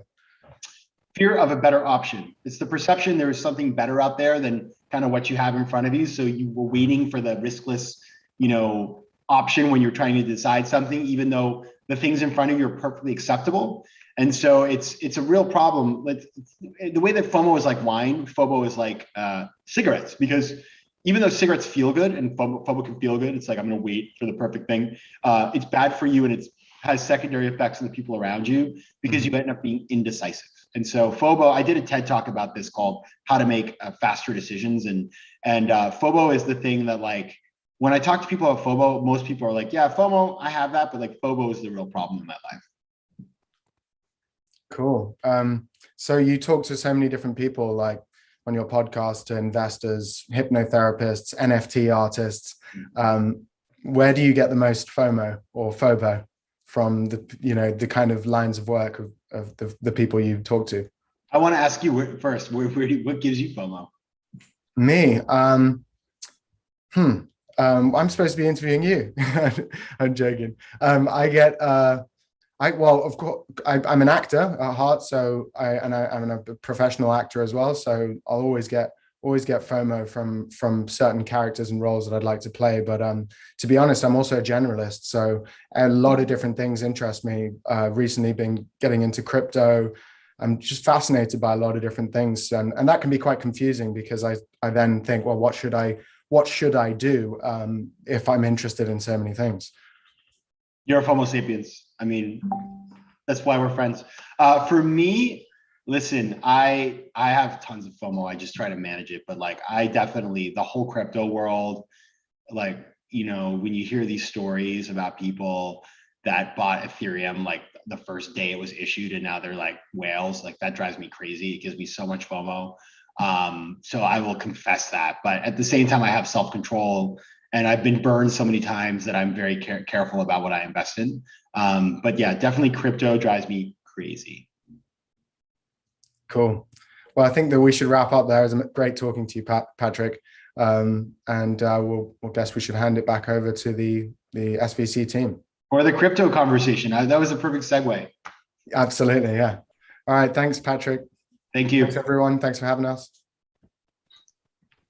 Awesome. That was the perfect segue. So thank you so much. I love hearing the origin of words, and having now seen Patrick live with his whole story about creating the FOMO terminology was really fascinating. Thank you so much for that incredible share and conversation and all of that. So the moment that you've been waiting for is finally here. It is our final session of the day. Can you believe it? If you have been with us all day, I just want to say kudos, props to you. You know, you are a champion. Now, I know by now you've heard of Bitcoin, DeFi, Ethereum, etc. However, in case you haven't, this is a great opportunity to learn from one of the premier names in cryptocurrency analysis. At 18, Tika had become the youngest employee at Lehman Brothers. 2 years later, he shattered conventions, by becoming the youngest vice president in the history of Shearson Lehman. Today, he is a regular contributor on the Fox Business Network, has appeared on Fox News Channel, CNBC, ABC's Nightline, The Daily Show with Jon Stewart, as well as numerous international TV shows. This session is moderated by Strategic Vision Conference's very own Samuel Bozawa, the founder and CEO of this Strategic Vision Conference and author of 100-Year Corporation. Before we dive in, let's watch a video reel of Tika.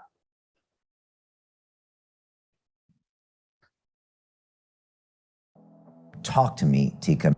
I knew you. Talk to me, Tika. I knew you were ranked the #1 most trusted expert in crypto.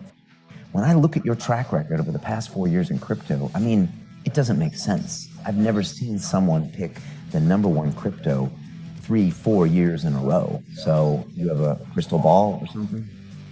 Whenever you're at the birth of a new technology and you commit hundreds and hundreds of hours to really find out what's going on, what's real there, then your ability to make an enormous amount of money just increases exponentially. I think last year I was on the road 192, 193 days.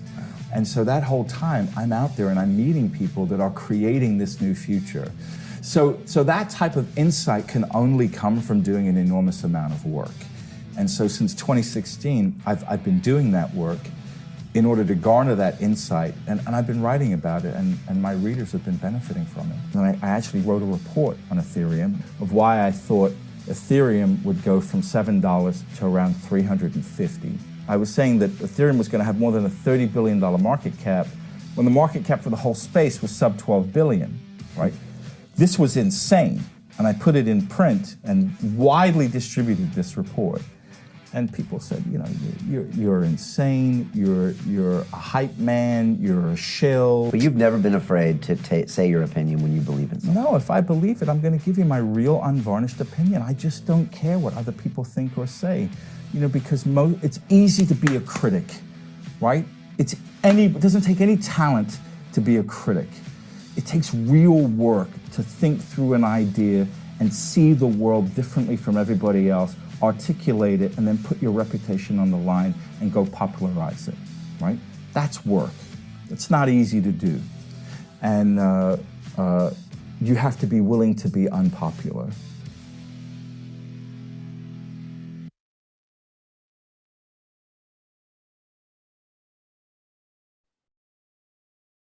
Since its inception,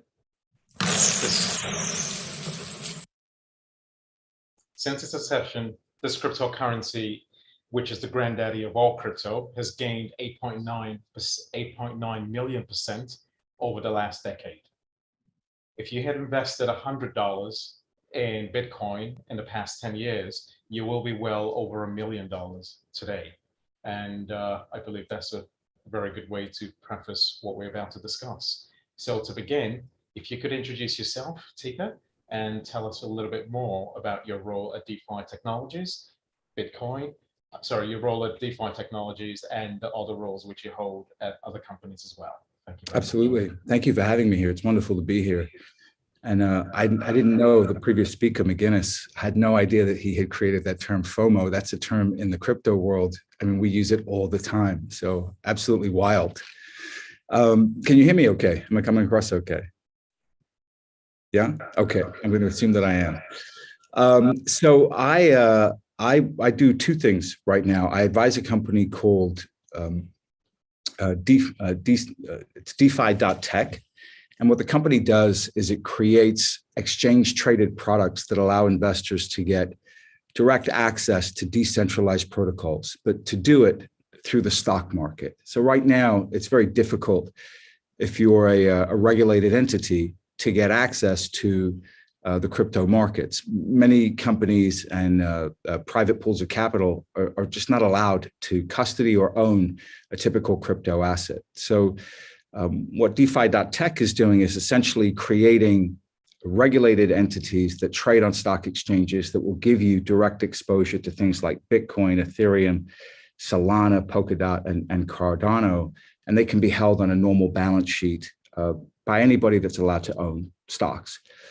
But what I'm really most famous for is writing investment newsletters. I write a letter called Palm Beach Confidential on the crypto markets. I've been heavily involved in the crypto market since 2016. I wrote my first report was a report I wrote on Bitcoin, recommending it at $428 a coin.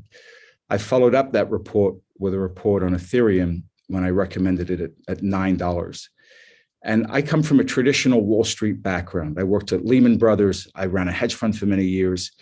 And when I first spoke to my friends in the industry about Bitcoin and Ethereum, friends would literally laugh at me on the phone. They said, that is magic internet money. You're going to destroy your career. You're an idiot for buying it. You're an even bigger idiot for telling people to buy it. And I said, okay, well, I'm going to be the idiot that buys Bitcoin and Ethereum, and I'm going to make my life about telling people to buy Bitcoin and Ethereum. And that's what I've been doing for the last 5 years.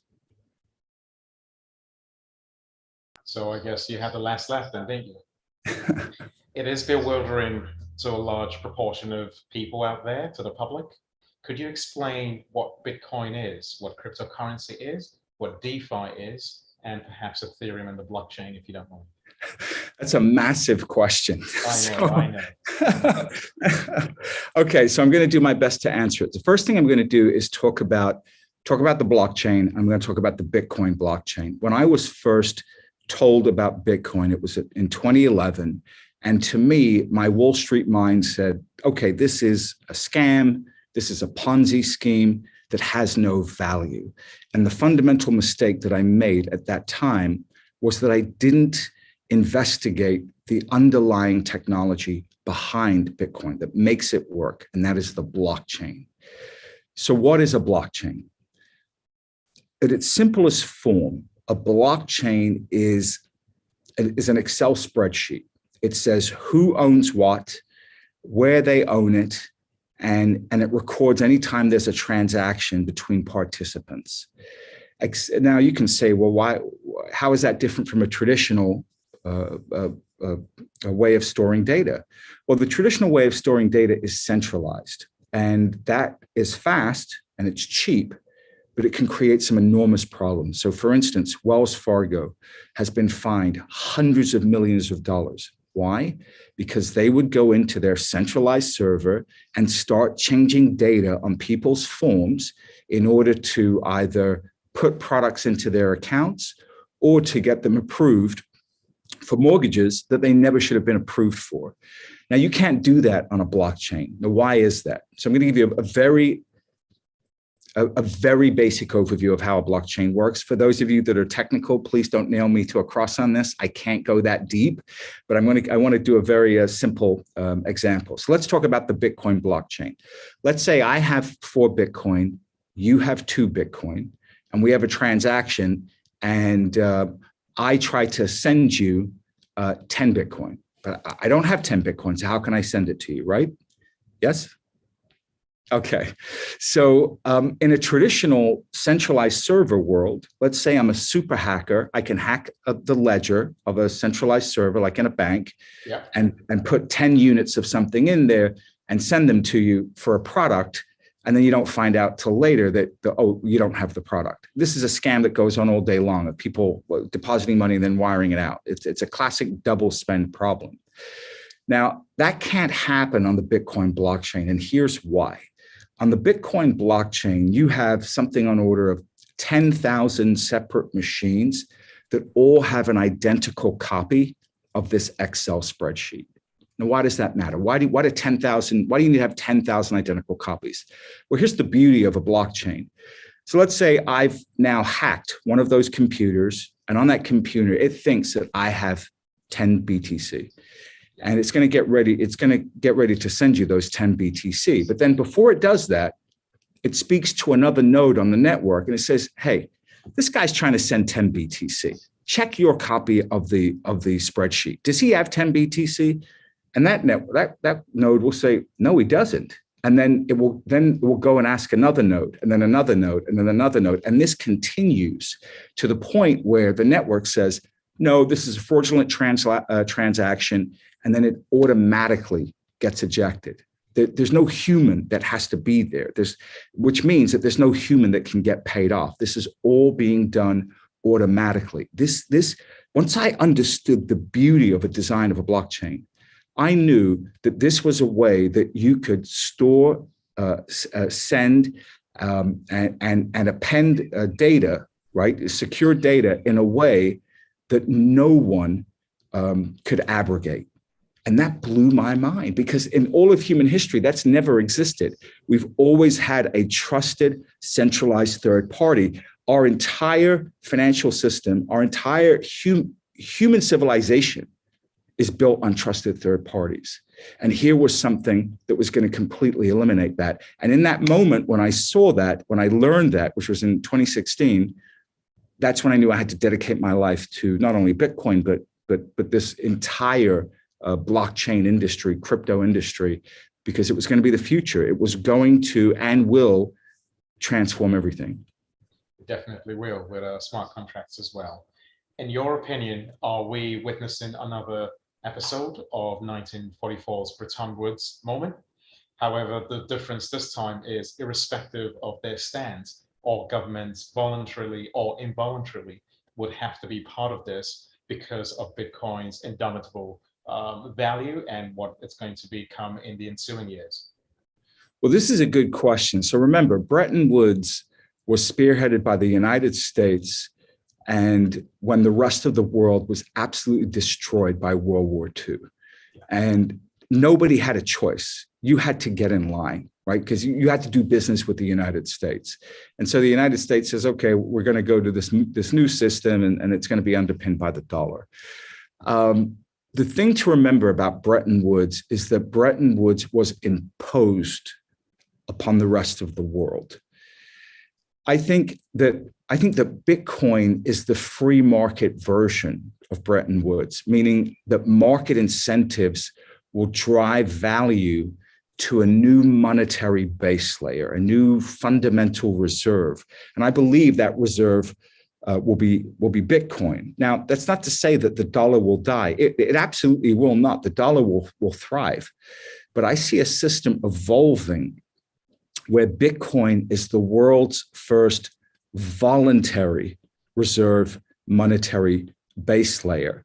And essentially that fiat currencies will act as, let's call it a de facto layer 2 solution. That's the solution where cash is very easy and very fast and very cheap to use. Bitcoin's just not very good to use in lieu of fiat. Fiat's much faster and much cheaper. So again, to reiterate that point, I think that the incentives are set up that the market will automatically revolve itself around building upon a new monetary base layer. And I think that base layer is Bitcoin. And what is so refreshing about this is that there's no CEO of Bitcoin, there's no president of Bitcoin with a big army behind him saying, adopt Bitcoin or die, or adopt Bitcoin, or we will completely kick you out of global trade. This is something, the incentives are so elegant and so beautiful that this is something that will automatically happen because it will be in the best interest of the most participants to adopt it. I agree, yes. Fiat is fast and it's easy to print, hence all of the QE that we've been having. But the fact that we've gone up the gold standard, it makes it a little bit more easy for the government to just print as much money out there. So we'll get to see what happens later on. Could you talk to us a little bit about DeFi? DeFi is huge, it's compelling, and legacy financial institutions are scrambling to get into the game because they do not want to be left behind. How does DeFi impact the average Jane out there in the next year and 5 years to come? I would say in the next year, it doesn't really matter at all to the average person out there. It's going to have no direct impact on them. And they probably won't pay attention to it for many, many years. And I would say, look, unless you're an investor, for most people, it doesn't, DeFi won't matter at all. Because it's similar if you had asked me about the impact of the TCP/IP protocol, the protocol that underlines the internet, when it was adopted by ARPANET in 1983. Well, if you'd asked me that in 1983, I said it's probably not going to affect a lot of people for a while, but if you're an investor, then you must pay attention to it. So I will say, if you are an investor, then the practical implications of TCP/IP mattered a lot. And the same is true of decentralized finance. Now, if you look at the adoption of TCP/IP, I mean, it took 20 years before it really got adopted and started to move the needle. DeFi, I believe, the adoption curve will be much faster than what you saw with the internet protocols. So, what I would say is, if you're an investor, then you need to know that DeFi is the future of finance. There's just no question. Anybody that debates that, there's nothing I can really do for them and I'll tell you why I feel so adamant about this. The traditional financial system pulls out something like $8 trillion a year out of global GDP every single year in fees. And much of that cost has to do with these networks of intermediaries that have been set up. And it creates monumental layers of inefficiency, of huge cost, and enormous amounts of time. If we think about something as simple as moving money around the world, well, if you want to use the SWIFT system, it can take 3 to 5 days. You can lose a point, 2, 3 points in fees when you go from one currency to another. We've seen instances where people have moved $2 billion worth of Bitcoin, within an hour for 80 cents. So in the financial world, some areas that I think that are ripe for change, that DeFi is tailor-made to just smash open, things like trade settlement. So settling trades, banks are spending $20 billion a year on trade settlement. If you move everything to a blockchain through DeFi protocols, you can have immediate settlement, and the cost would be dramatically lower. Property loans, the average cost to originate a property loan is $7,000. Well, that's insane. But if you look at the reasons behind that, you have to have all the people that have to look at the paperwork. You have to prove your income. You have to do title searches. Once you start moving all those things to a blockchain, such as your reputation, your credit score, proof of your income, the property holdings themselves, then you can reduce and remove much of these expenses that are in the market. Another is credit. Right now, you have $7 trillion a year gets lent out. Commercial loan brokers charge between 1% to 6% a year on that money. So you're talking $70 to $420 billion a year in fees. Well, we now have a $100 billion loan market occurring on the internet where the fees they're just tiny. They're tiny. So, if you look at capital markets underwriting, insurance, these are all massive markets that rely on trusted intermediaries and multiple layers of compliance that you can do away with in a DeFi world. You're preaching to the choir. Couldn't agree more. I remember back when I used to work at a bank, if you wanted to transfer $100, you pay $40. If you wanted to transfer 100,000 or however how much it was, you're still paying that same $40. So DeFi is definitely the future. How do you explain the macro as well as micro impact of crypto on the global as well as local finance? And you're asking me some great questions that are. I don't want to give you a facile answer because these are big, deep questions. So I'm going to speak about the individual because the individual human is the person I built my career around helping the most, right? So I grew up with limited means. I grew up in the foster care system and had nothing. And I know what that feeling is like, that feeling of helplessness. So what Bitcoin is, and Michael Saylor has said this, is that it's hope for the rest of the world. Yes. Any outside of the United States and Western Europe, generally speaking, it's incredibly difficult to create wealth because if you put it in the local currency, it gets frittered away with inflation. If you put it into real estate, it can be easily taken from you.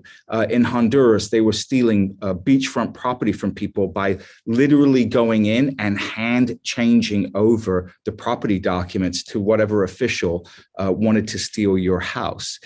In Argentina, the rate of inflation there and straight out state-sponsored theft of assets makes it virtually impossible to create wealth. So, and I'm talking about Bitcoin specifically right now. Bitcoin still, in my mind, is one of the most secure, purest ways to build wealth the world has ever come up with. And yes, I understand it's trading for $65,000, $66,000 a Bitcoin. It's worth over $1 trillion. But I want everybody watching today to understand that I envision a world where Bitcoin could be worth $100 trillion, right? $50 trillion. I think within 5 years, Bitcoin's $500,000 a coin.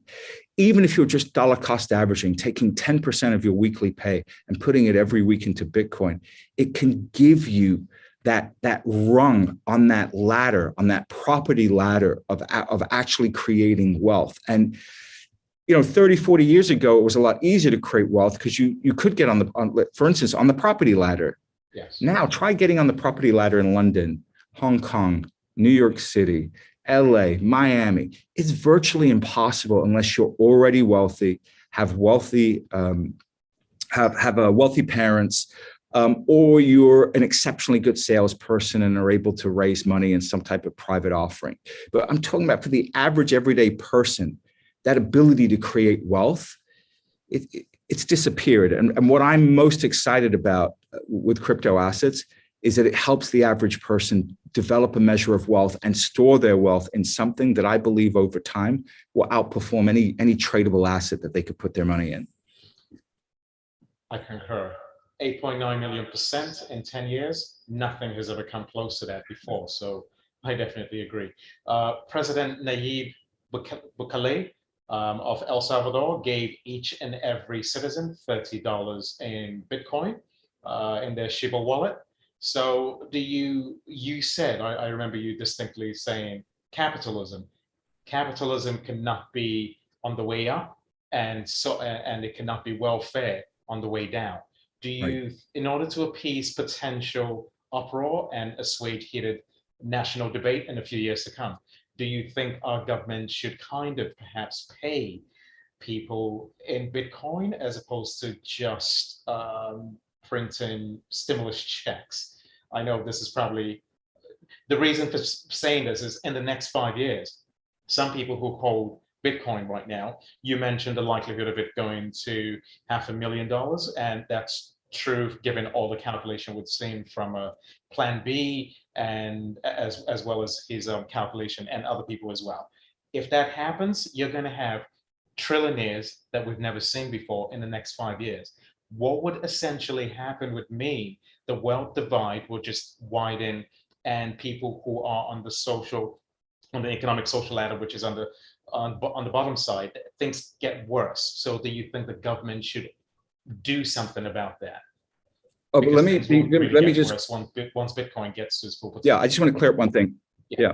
What I said is you can't have capitalism on the way up and then corporate welfare on the way down. That's true. Right. So what's happened in America is that you've had a very permissive regulatory environment, which has allowed banks and financial institutions to make an enormous amount of money.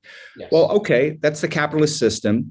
But when they get in trouble, you can't then go subsidize them. You can't give them corporate welfare because that's not capitalism. That's crony capitalism.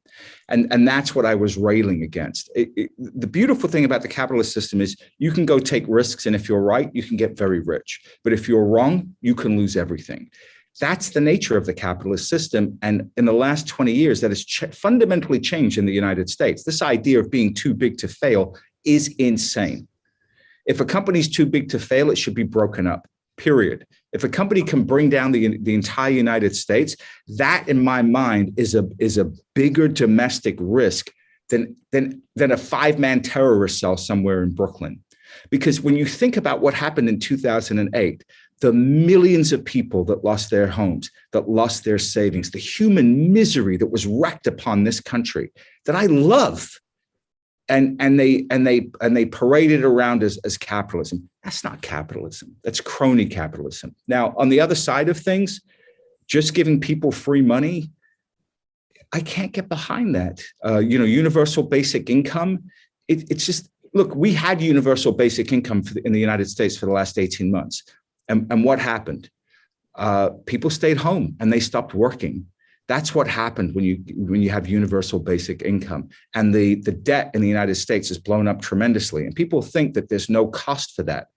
Well, look at the price of everything around you. Inflation is the cost of universal basic income. And that doesn't hurt me. That doesn't hurt you. That hurts people that operate at the margins, minimum wage people.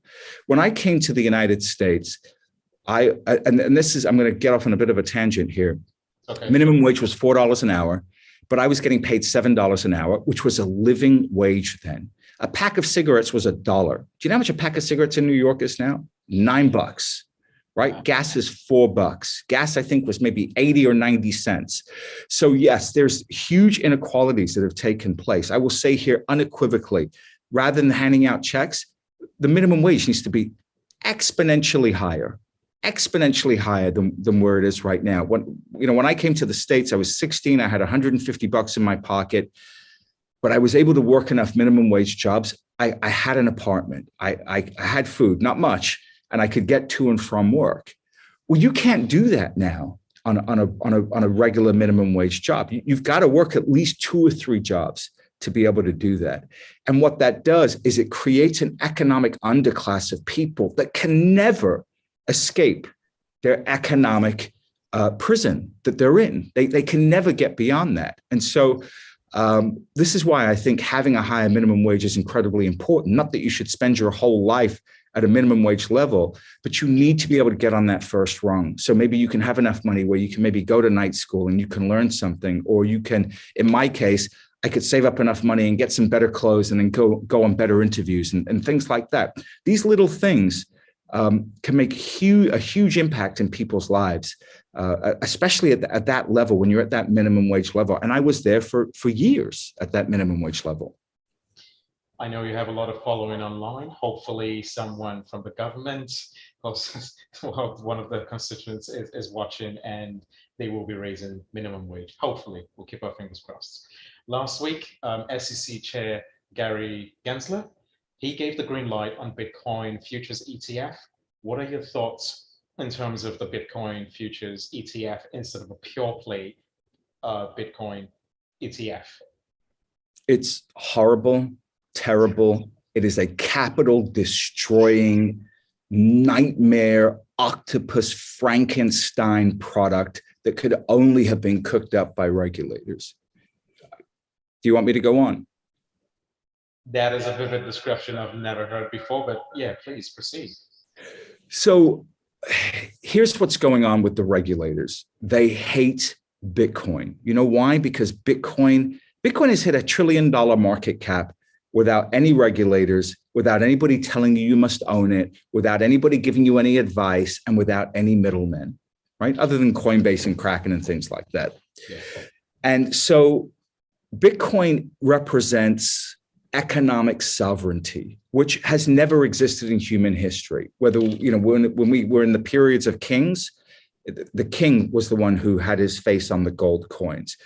Even if we were in periods of tribal times when there was no money, resources were being dominated by whoever the tribal leader was.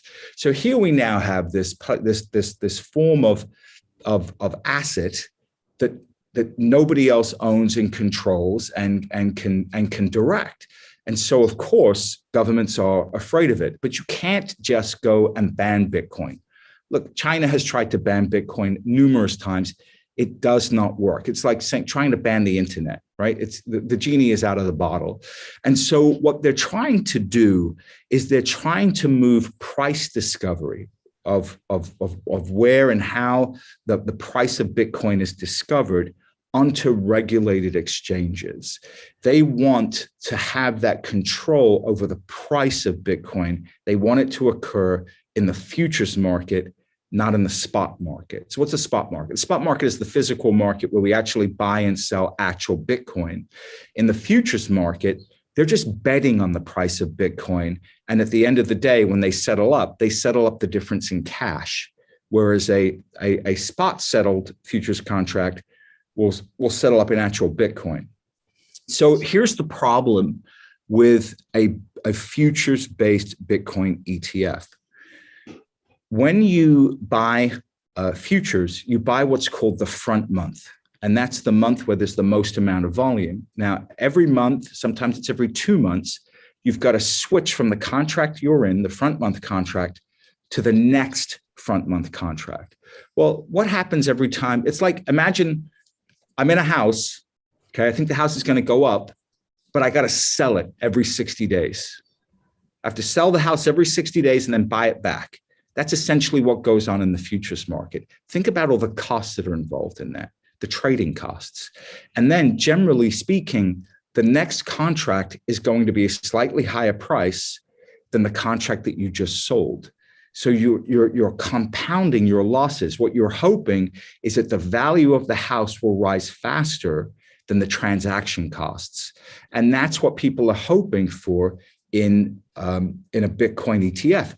But look at any of the commodity ETFs that are out there that use futures in order to track the underlying. Look at USO, which tracks oil. You can see it diverges dramatically. You know why? Because you can't overcome that negative yield that you get every single month from the transaction costs. It's projected you could see negative yields of 10% a month in negative roll yields on this product. Yeah. So that's a product that is designed to destroy long-term capital. So I would say if you're a short-term trader, you trade between a day and 30 days, sure, you can go use that futures product. And the advantage is it'll give you a ton of leverage and it'll have a ton of liquidity. But if you're looking to get long-term exposure to Bitcoin, which everyone on the planet should have, just for the love of all that is holy in this world, please do not buy that product. It's awful. Just go buy some physical Bitcoin or buy GBTC, which actually holds Bitcoin and it's trading at a discount to the Bitcoin that it owns. Do that, but do not buy this product. It's awful. Okay. A yes or no question. Do you see Bitcoin flipping gold at $11 trillion market cap? And if it does, when? Within 5 years, absolutely. Okay. It will demonetize gold in a way that will leave gold bugs shocked. Okay. When Bitcoin eventually hits around 300 to 500,000, will it address curb or perhaps halt excessive QE? Or is it going to be decoupled because of the small fraction of the population that are holders? No, it won't stop QE. There's nothing that Bitcoin can do that will stop QE. QE won't stop until people stop buying government bonds. When the market for government bonds completely collapses, when they say, okay, we're not going to lend you money anymore, and then now the Central Reserve basically has to print all the money to buy all the bonds that are being sold, then people will realize what a sham fiat currency is. And you'll see fiat currencies just absolutely collapse in value relative to Bitcoin. And it will take that to happen before they start ratcheting back QE. Here's something that I've learned over the last 30 years, is that always bet on governments doing the thing that is the easiest thing to do until they can't anymore, until everything blows up. And the easiest thing to do is hit a button and print more money. And they will continue to do that until the market won't let them do that anymore. And when does that happen? I don't know. Japan's been printing money for close to 40 years now, and they're still running. So I think it's a bad bet trying to figure out when that will be. I think you're better off just go buy some Bitcoin and go enjoy your life. And that's the best hedge that you can do. That's true. Michael Saylor, as you mentioned previously, he's managing his treasury by going into Bitcoin, and a lot of other maybe not a lot, quite a few CEOs, about 20 of them have joined Michael Saylor. So a lot of companies, big corporations, are now withdrawing away from government bonds and shifting into Bitcoin. So I guess we're going to see more of that to come soon. Yeah, but corporate buyers aren't huge buyers of government bonds. Sure, they buy a bunch, but the big buyers are the pension funds and the insurance companies and other sovereign wealth funds. Those are the big buyers, and they'll be the last to give up on buying those bonds because of the very strict charters that they have. Insurance companies, it would take a very bold insurance company indeed to say that we are going to move our reserve assets from treasuries to BTC. They'll be able to move a small amount of it, but without their charters getting rewritten, that's not going to happen anytime soon. This is a wild and outlandish question, but let's just put it out there. When Bitcoin hits 300 to around 500,000, which you mentioned, from a macroeconomic perspective, and reducing the US debt, which is trillions of dollars, that means the government might be able to pay Japan, China, UK, the big three who hold US debt. Do you think it's possible that the government, with its own stash of Bitcoin, and once it becomes a reserve currency at some point in time, which I believe it probably will be, do you think this will be a way of governments settling debts? So a lot of countries, as you know, own US debt. Can we start using Bitcoin to settle our debts instead of US coming up with $10 trillion to pay all of the countries who own our debts? I don't think the US government is in the business of hodling BTC. I know they have a bunch of BTC. Yeah, from the confiscation of Silk Road. Yes, from Silk Road. But my understanding of it is that a lot of that BTC is being held up from different charges and different cases that are stemming from that. And that once those cases are the charge, the people that have been tried, then what they have done historically is just simply sell the BTC. They do an auction and they sell it. I think one of the greatest things the United States could do right now is make Bitcoin mining a national imperative and diversify part of our assets, strategic assets, into Bitcoin. It would make America by far the most powerful country in the world economically. Be above and beyond. I mean, we're powerful now because we have the reserve currency and we can print. But imagine having a $10 trillion reserve of Bitcoin. Think about what that would do for the strength of the dollar and the strength of the country. Now, again, you have to remember that the people that are in positions to make those kind of decisions grew up in a centralized world where everything took place in the physical world. So that person who can rise enough in power to make those decisions is probably being born now. So maybe at the end of our lifetimes, we'll see that person move into power and maybe enact that, but it's doubtful that we'll see it within the next 30 years. That's something to watch out for. Mayor Francis Suarez of Florida, of Miami. He wants to pay city workers in Bitcoin. Do you see that flying? And if it flies, do you see other states join in to do this as well? I think, you know how you can make an allocation when you go to HR and they say, okay, how much of your money do you want to go into this, into our 401k? Yeah. I think if you gave every employee the ability to say, okay, tick this button and we're going to put 5% or 3% or 6% of your weekly pay into a low-cost Bitcoin fund, I think you could transform people's lives. Think about, over a 30 or 40-year working career, if even 5% of your income is going into Bitcoin, an asset that's been growing at over 100% a year for years. Let's just say it only grows at 30% for the next several decades. That's life-changing. That's like going back in time and buying Berkshire Hathaway in the 60s, right? When it was trading at 20 or 30 bucks, and now it's trading at 400K. So yeah, I'm all for it. Will he do it? Will he be able to do it? What will it look like? I mean, I think those are all important questions, but they need to be asked. And I'm really happy somebody's asking them and actually putting themselves out there to do this. Aside from Bitcoin, what are your thoughts about Ethereum? I love Ethereum. I've been recommending it since it was 9.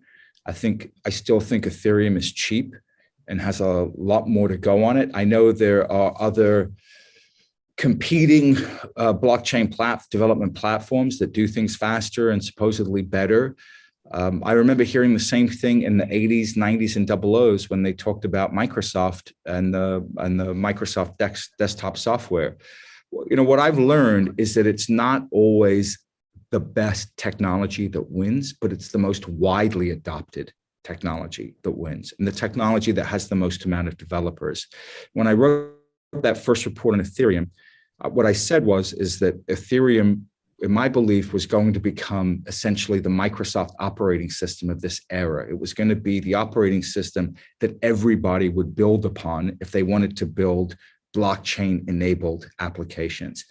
And that's come true. And I think that will continue on that path. It's not to say that these other projects, won't get traction, won't get value, but you'll notice that all of these other projects didn't start aggregating a lot of value until they built interoperability with Ethereum, right? Because Ethereum is the lodestone of liquidity. If you want to have a project and you want to have liquidity, you want to have buyers, you want to have sellers, you want to be able to create a market, you either have to launch it on Ethereum or you have to have interoperability with Ethereum. And Ethereum is kind of this mass. As it gets bigger, it just attracts more and more to it. So my bet is that Ethereum will continue to be the premier, preeminent place that developers will go to when they want to build blockchain apps. Cool. By the way, for about 2 weeks or a week now, I have been checking out CoinMarketCap to see what's going on with Bitcoin. I was thinking in my mind, by the time we get to have this interview, Bitcoin would be at 65, but as we know today, it's well over 65, clocking $66,000. So that's just something to put out there. What other altcoins are you interested in, like, for the value which they create and perhaps the projects which they're working on, aside from? Sure. I normally don't talk about coins outside of Bitcoin and Ethereum because I have 600,000 paying subscribers that pay me for my opinions and research on crypto coins. But I will talk about one coin that I think is very cheap. We've been in it for a long time, so I'm okay to talk about it. And just to be clear, at my newsletter, I only invest in Bitcoin and Ethereum for myself. I don't invest in anything that I recommend. So, which is just a very important distinction. So I would love to buy this, but since I recommended it, I can't. But I think Uniswap is criminally undervalued at this price. When you look at the amount of trades that they that go through that protocol and that system and the ease of use, I think Uniswap should be significantly higher than what it is right now. Okay. Are we in bubble mania territory right now? A crypto goods company called SoRare, a French company, just raised around $680 million, which puts it at a unicorn status. I have no issues with companies being unicorn status, but what happens is if everyone is talking about what we're talking about today, other companies doing great and important things get left behind, which is unfortunate. Well, that's true no matter what world we're in. I'm sure when the automobile was taking off, there were some other incredible companies maybe in the building space that didn't get the funding they needed. But that's the nature of how funding works, right? It goes to the hottest area of the market. And yes, I would say when it comes to private equity investing, we've been in a crazy bubble for years. But so long as money is cheap, and it is, that bubble will continue. The great things about bubbles is really some amazing technology and some amazing companies can be born from bubbles. And the way that I've always tried to make money from bubbles is by really focus on the players that I think will survive from one business cycle to the next. And that's why I went so heavy on Bitcoin back in 2016 and Ethereum. I analyzed and I said, okay, yeah, there's definitely a big bubble going on right now. It'll pop, but when it comes back, who are going to be the survivors? So is there a bubble going on right now? I would say in crypto, it's kind of a rolling bubble. You know, Shiba Inu and Dogecoin. I mean, that's crazy, right? That doesn't make any sense. But I'm not going to get in the way of that train because the one thing I've learned about bubbles over the last 30 years is they can get way, way bigger than you can imagine, way bigger than you can imagine. But what I do is I focus on projects that I think can create long-term value, that are being used in the real world, that are creating third-party use cases with big blue chip companies that have vetted the project. And even when you do all that, you can still have a project go down 90%. So I wouldn't be necessarily so scared that things are getting bubbly because, like I said, a bubbly market can last a long time. But just you want to focus on places that are adding value. But in terms of private equity, yeah, that's nuts. I can't even $600 million just because they have the word crypto in their name is a little nuts. Yeah, they have this cards which they do for Manchester United and some other big European football leagues out there. So I've just received the note which you sent. We were meant to end this at 6 p.m. Eastern time. And I heard you have been generous with your time and we're going to go for another 15 minutes. Is that true? Yep, that's true. That's true. Thank you very much. We'll just have a few more questions and then we'll end this. So thank you very much for everyone watching out there. If you could possess one superpower, what would it be and why? I would love to be able to sleep 8 hours a night. I would love to be able to sleep 8 hours a night. That to me, the people that can do that, that's a superpower. If I get 5, I'm throwing a party in the morning. I generally sleep 3 or 4 hours a night, and then I can't sleep anymore. So that would be my superpower, being able to sleep.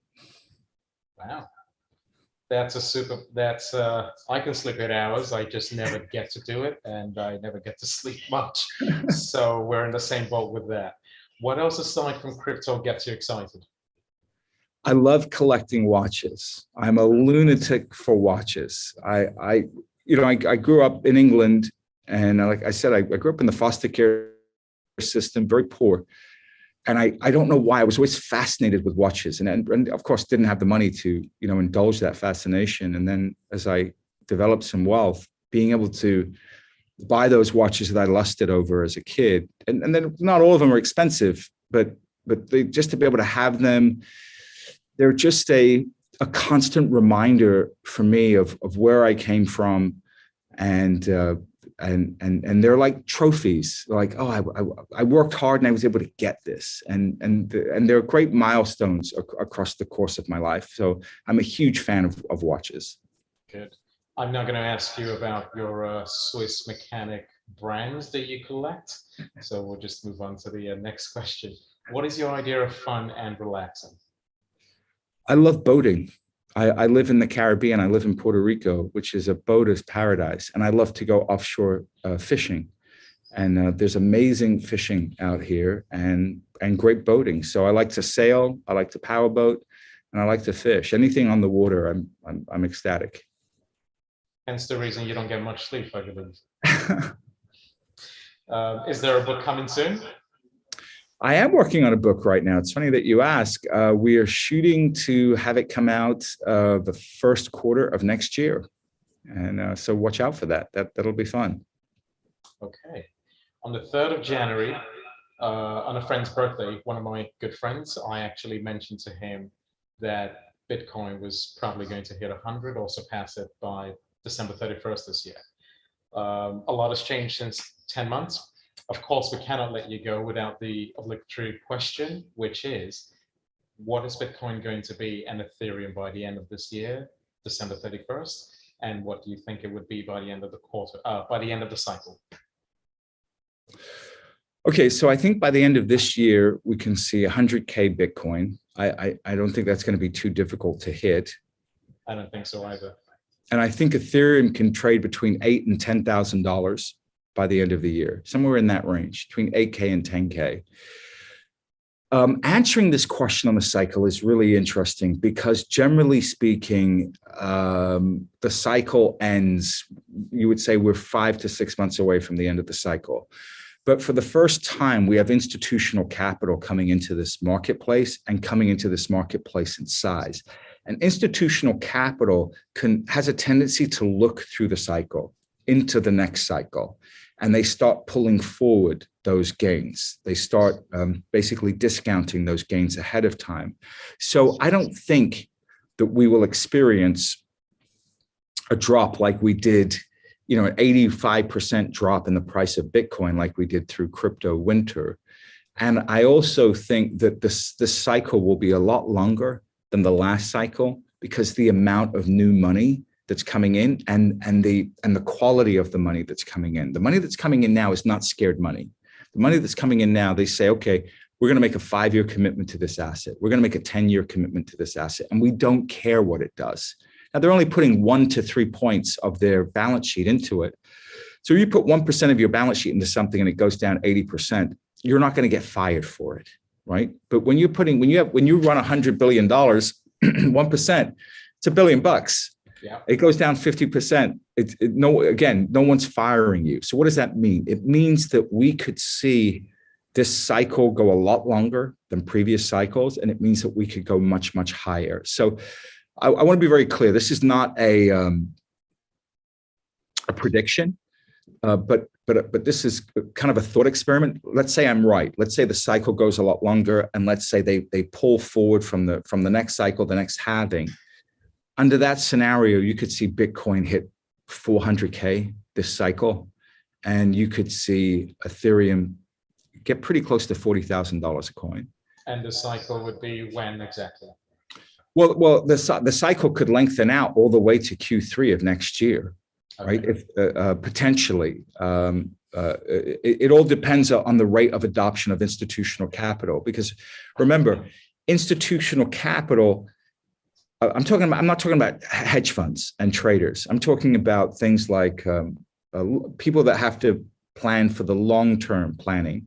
So that's insurance companies, large family offices, corporate treasuries, right? They need to plan for 5, 10, 15, 20 years in the future.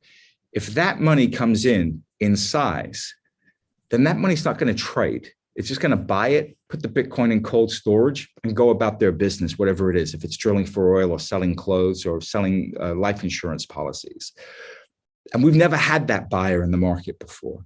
And that has not been modeled into anybody's valuation model for Bitcoin or Ethereum. And that's exciting if that buyer comes in this cycle.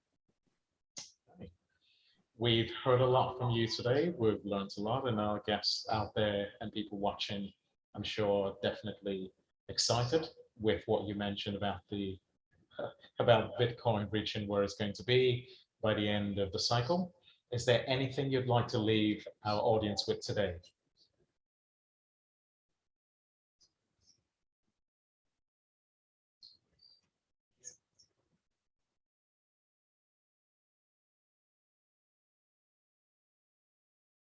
frozen, but I believe he may. I heard his back.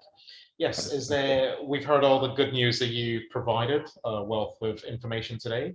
Is there anything you'd like to leave our fans and audience with out there that are listening? Yeah, I would say if you're thinking it's too late to buy Bitcoin, how can I put this delicately? That is a decision that could impoverish you. That you are wildly, wildly wrong if you think it's too late to buy Bitcoin. And you need to be open to that idea that you might be incredibly wrong if you think it's too late to buy Bitcoin. Everyone watching this should own some Bitcoin. Even here at 66K, 67K, 70K, 80K, 100K, just dollar cost average in. Make it a cornerstone of your wealth building philosophy and do it automatically. You can go to Vanguard, and I have no relationship with Vanguard. You can go to Vanguard and just have 10% of your pay put in GBTC every week or every month or every quarter and just automate it and just go about your life. It doesn't matter if Bitcoin drops 50% tomorrow or goes up 100% tomorrow. We're playing the long game. This is your life. That time will pass whether you buy Bitcoin or not.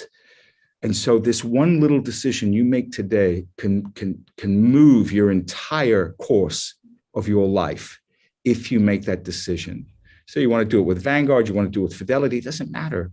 Just set up some type of automated buy program so that you're automatically every single week or every single month getting some exposure to Bitcoin, and then just leave it alone. Go enjoy your life, build a family, build your life, build your business, whatever it is, and then let your savings take care of you. Let time do the heavy lifting. And I believe it will transform your financial life. Yeah, and that was so poetic in the nicest way possible. Well, the truth is hard to swallow, but you just gave it to us. Ladies and gentlemen, it's a pleasure. We've heard from Tika Tawari, one of the foremost individuals out there, foremost minds in cryptocurrency and in Bitcoin. It was a pleasure speaking with you. We look forward to connecting with you again in the future. Thank you very much for your time. Thank you very much. Thank you for having me. Wow, that was such an incredible conversation. I feel like I've said that all day, this entire day. If you've made it to the end, if you've been with us all day, we have made it. That is officially a wrap for Strategic Vision Conference 2021. So I'm curious, how was today for you? What did you learn? What will you take action on? Drop it in the chat if you're live with us on YouTube, or even if you're on the replay sometime at a later date. We sincerely hope you have enjoyed this incredible content today, all of the learnings. I hope you go and invest in some Bitcoin. And please make sure to join us next year in person as we will celebrate our 3rd year anniversary with tons of surprises to come. Remember about how people love stories and how important they are to your brand. I mean, that was kind of talked about all day, right? Authenticity. Please share your entrepreneurial journey on stories with us and tag Strategic Vision Conference. Do you have a message that needs to be heard? We invite you to go to www.svcworld to apply to speak for 2022. Speaking slots are being confirmed now. Again, today has been a full day of incredible insights and value. We give such a heartfelt thanks to all of our speakers, our moderators, our incredible tech team here in-house. We're so grateful for you. And a big special thanks to our very own Samuel Bazua. Without Samuel's vision, none of us would be here experiencing the magic that was SVC 2021. And most importantly, maybe most importantly, thank you to you for watching and participating with us. Your time is valuable, and we deeply, deeply appreciate and value the fact that you shared it with us. Have a great rest of the year, and we will see you at SVC 2022.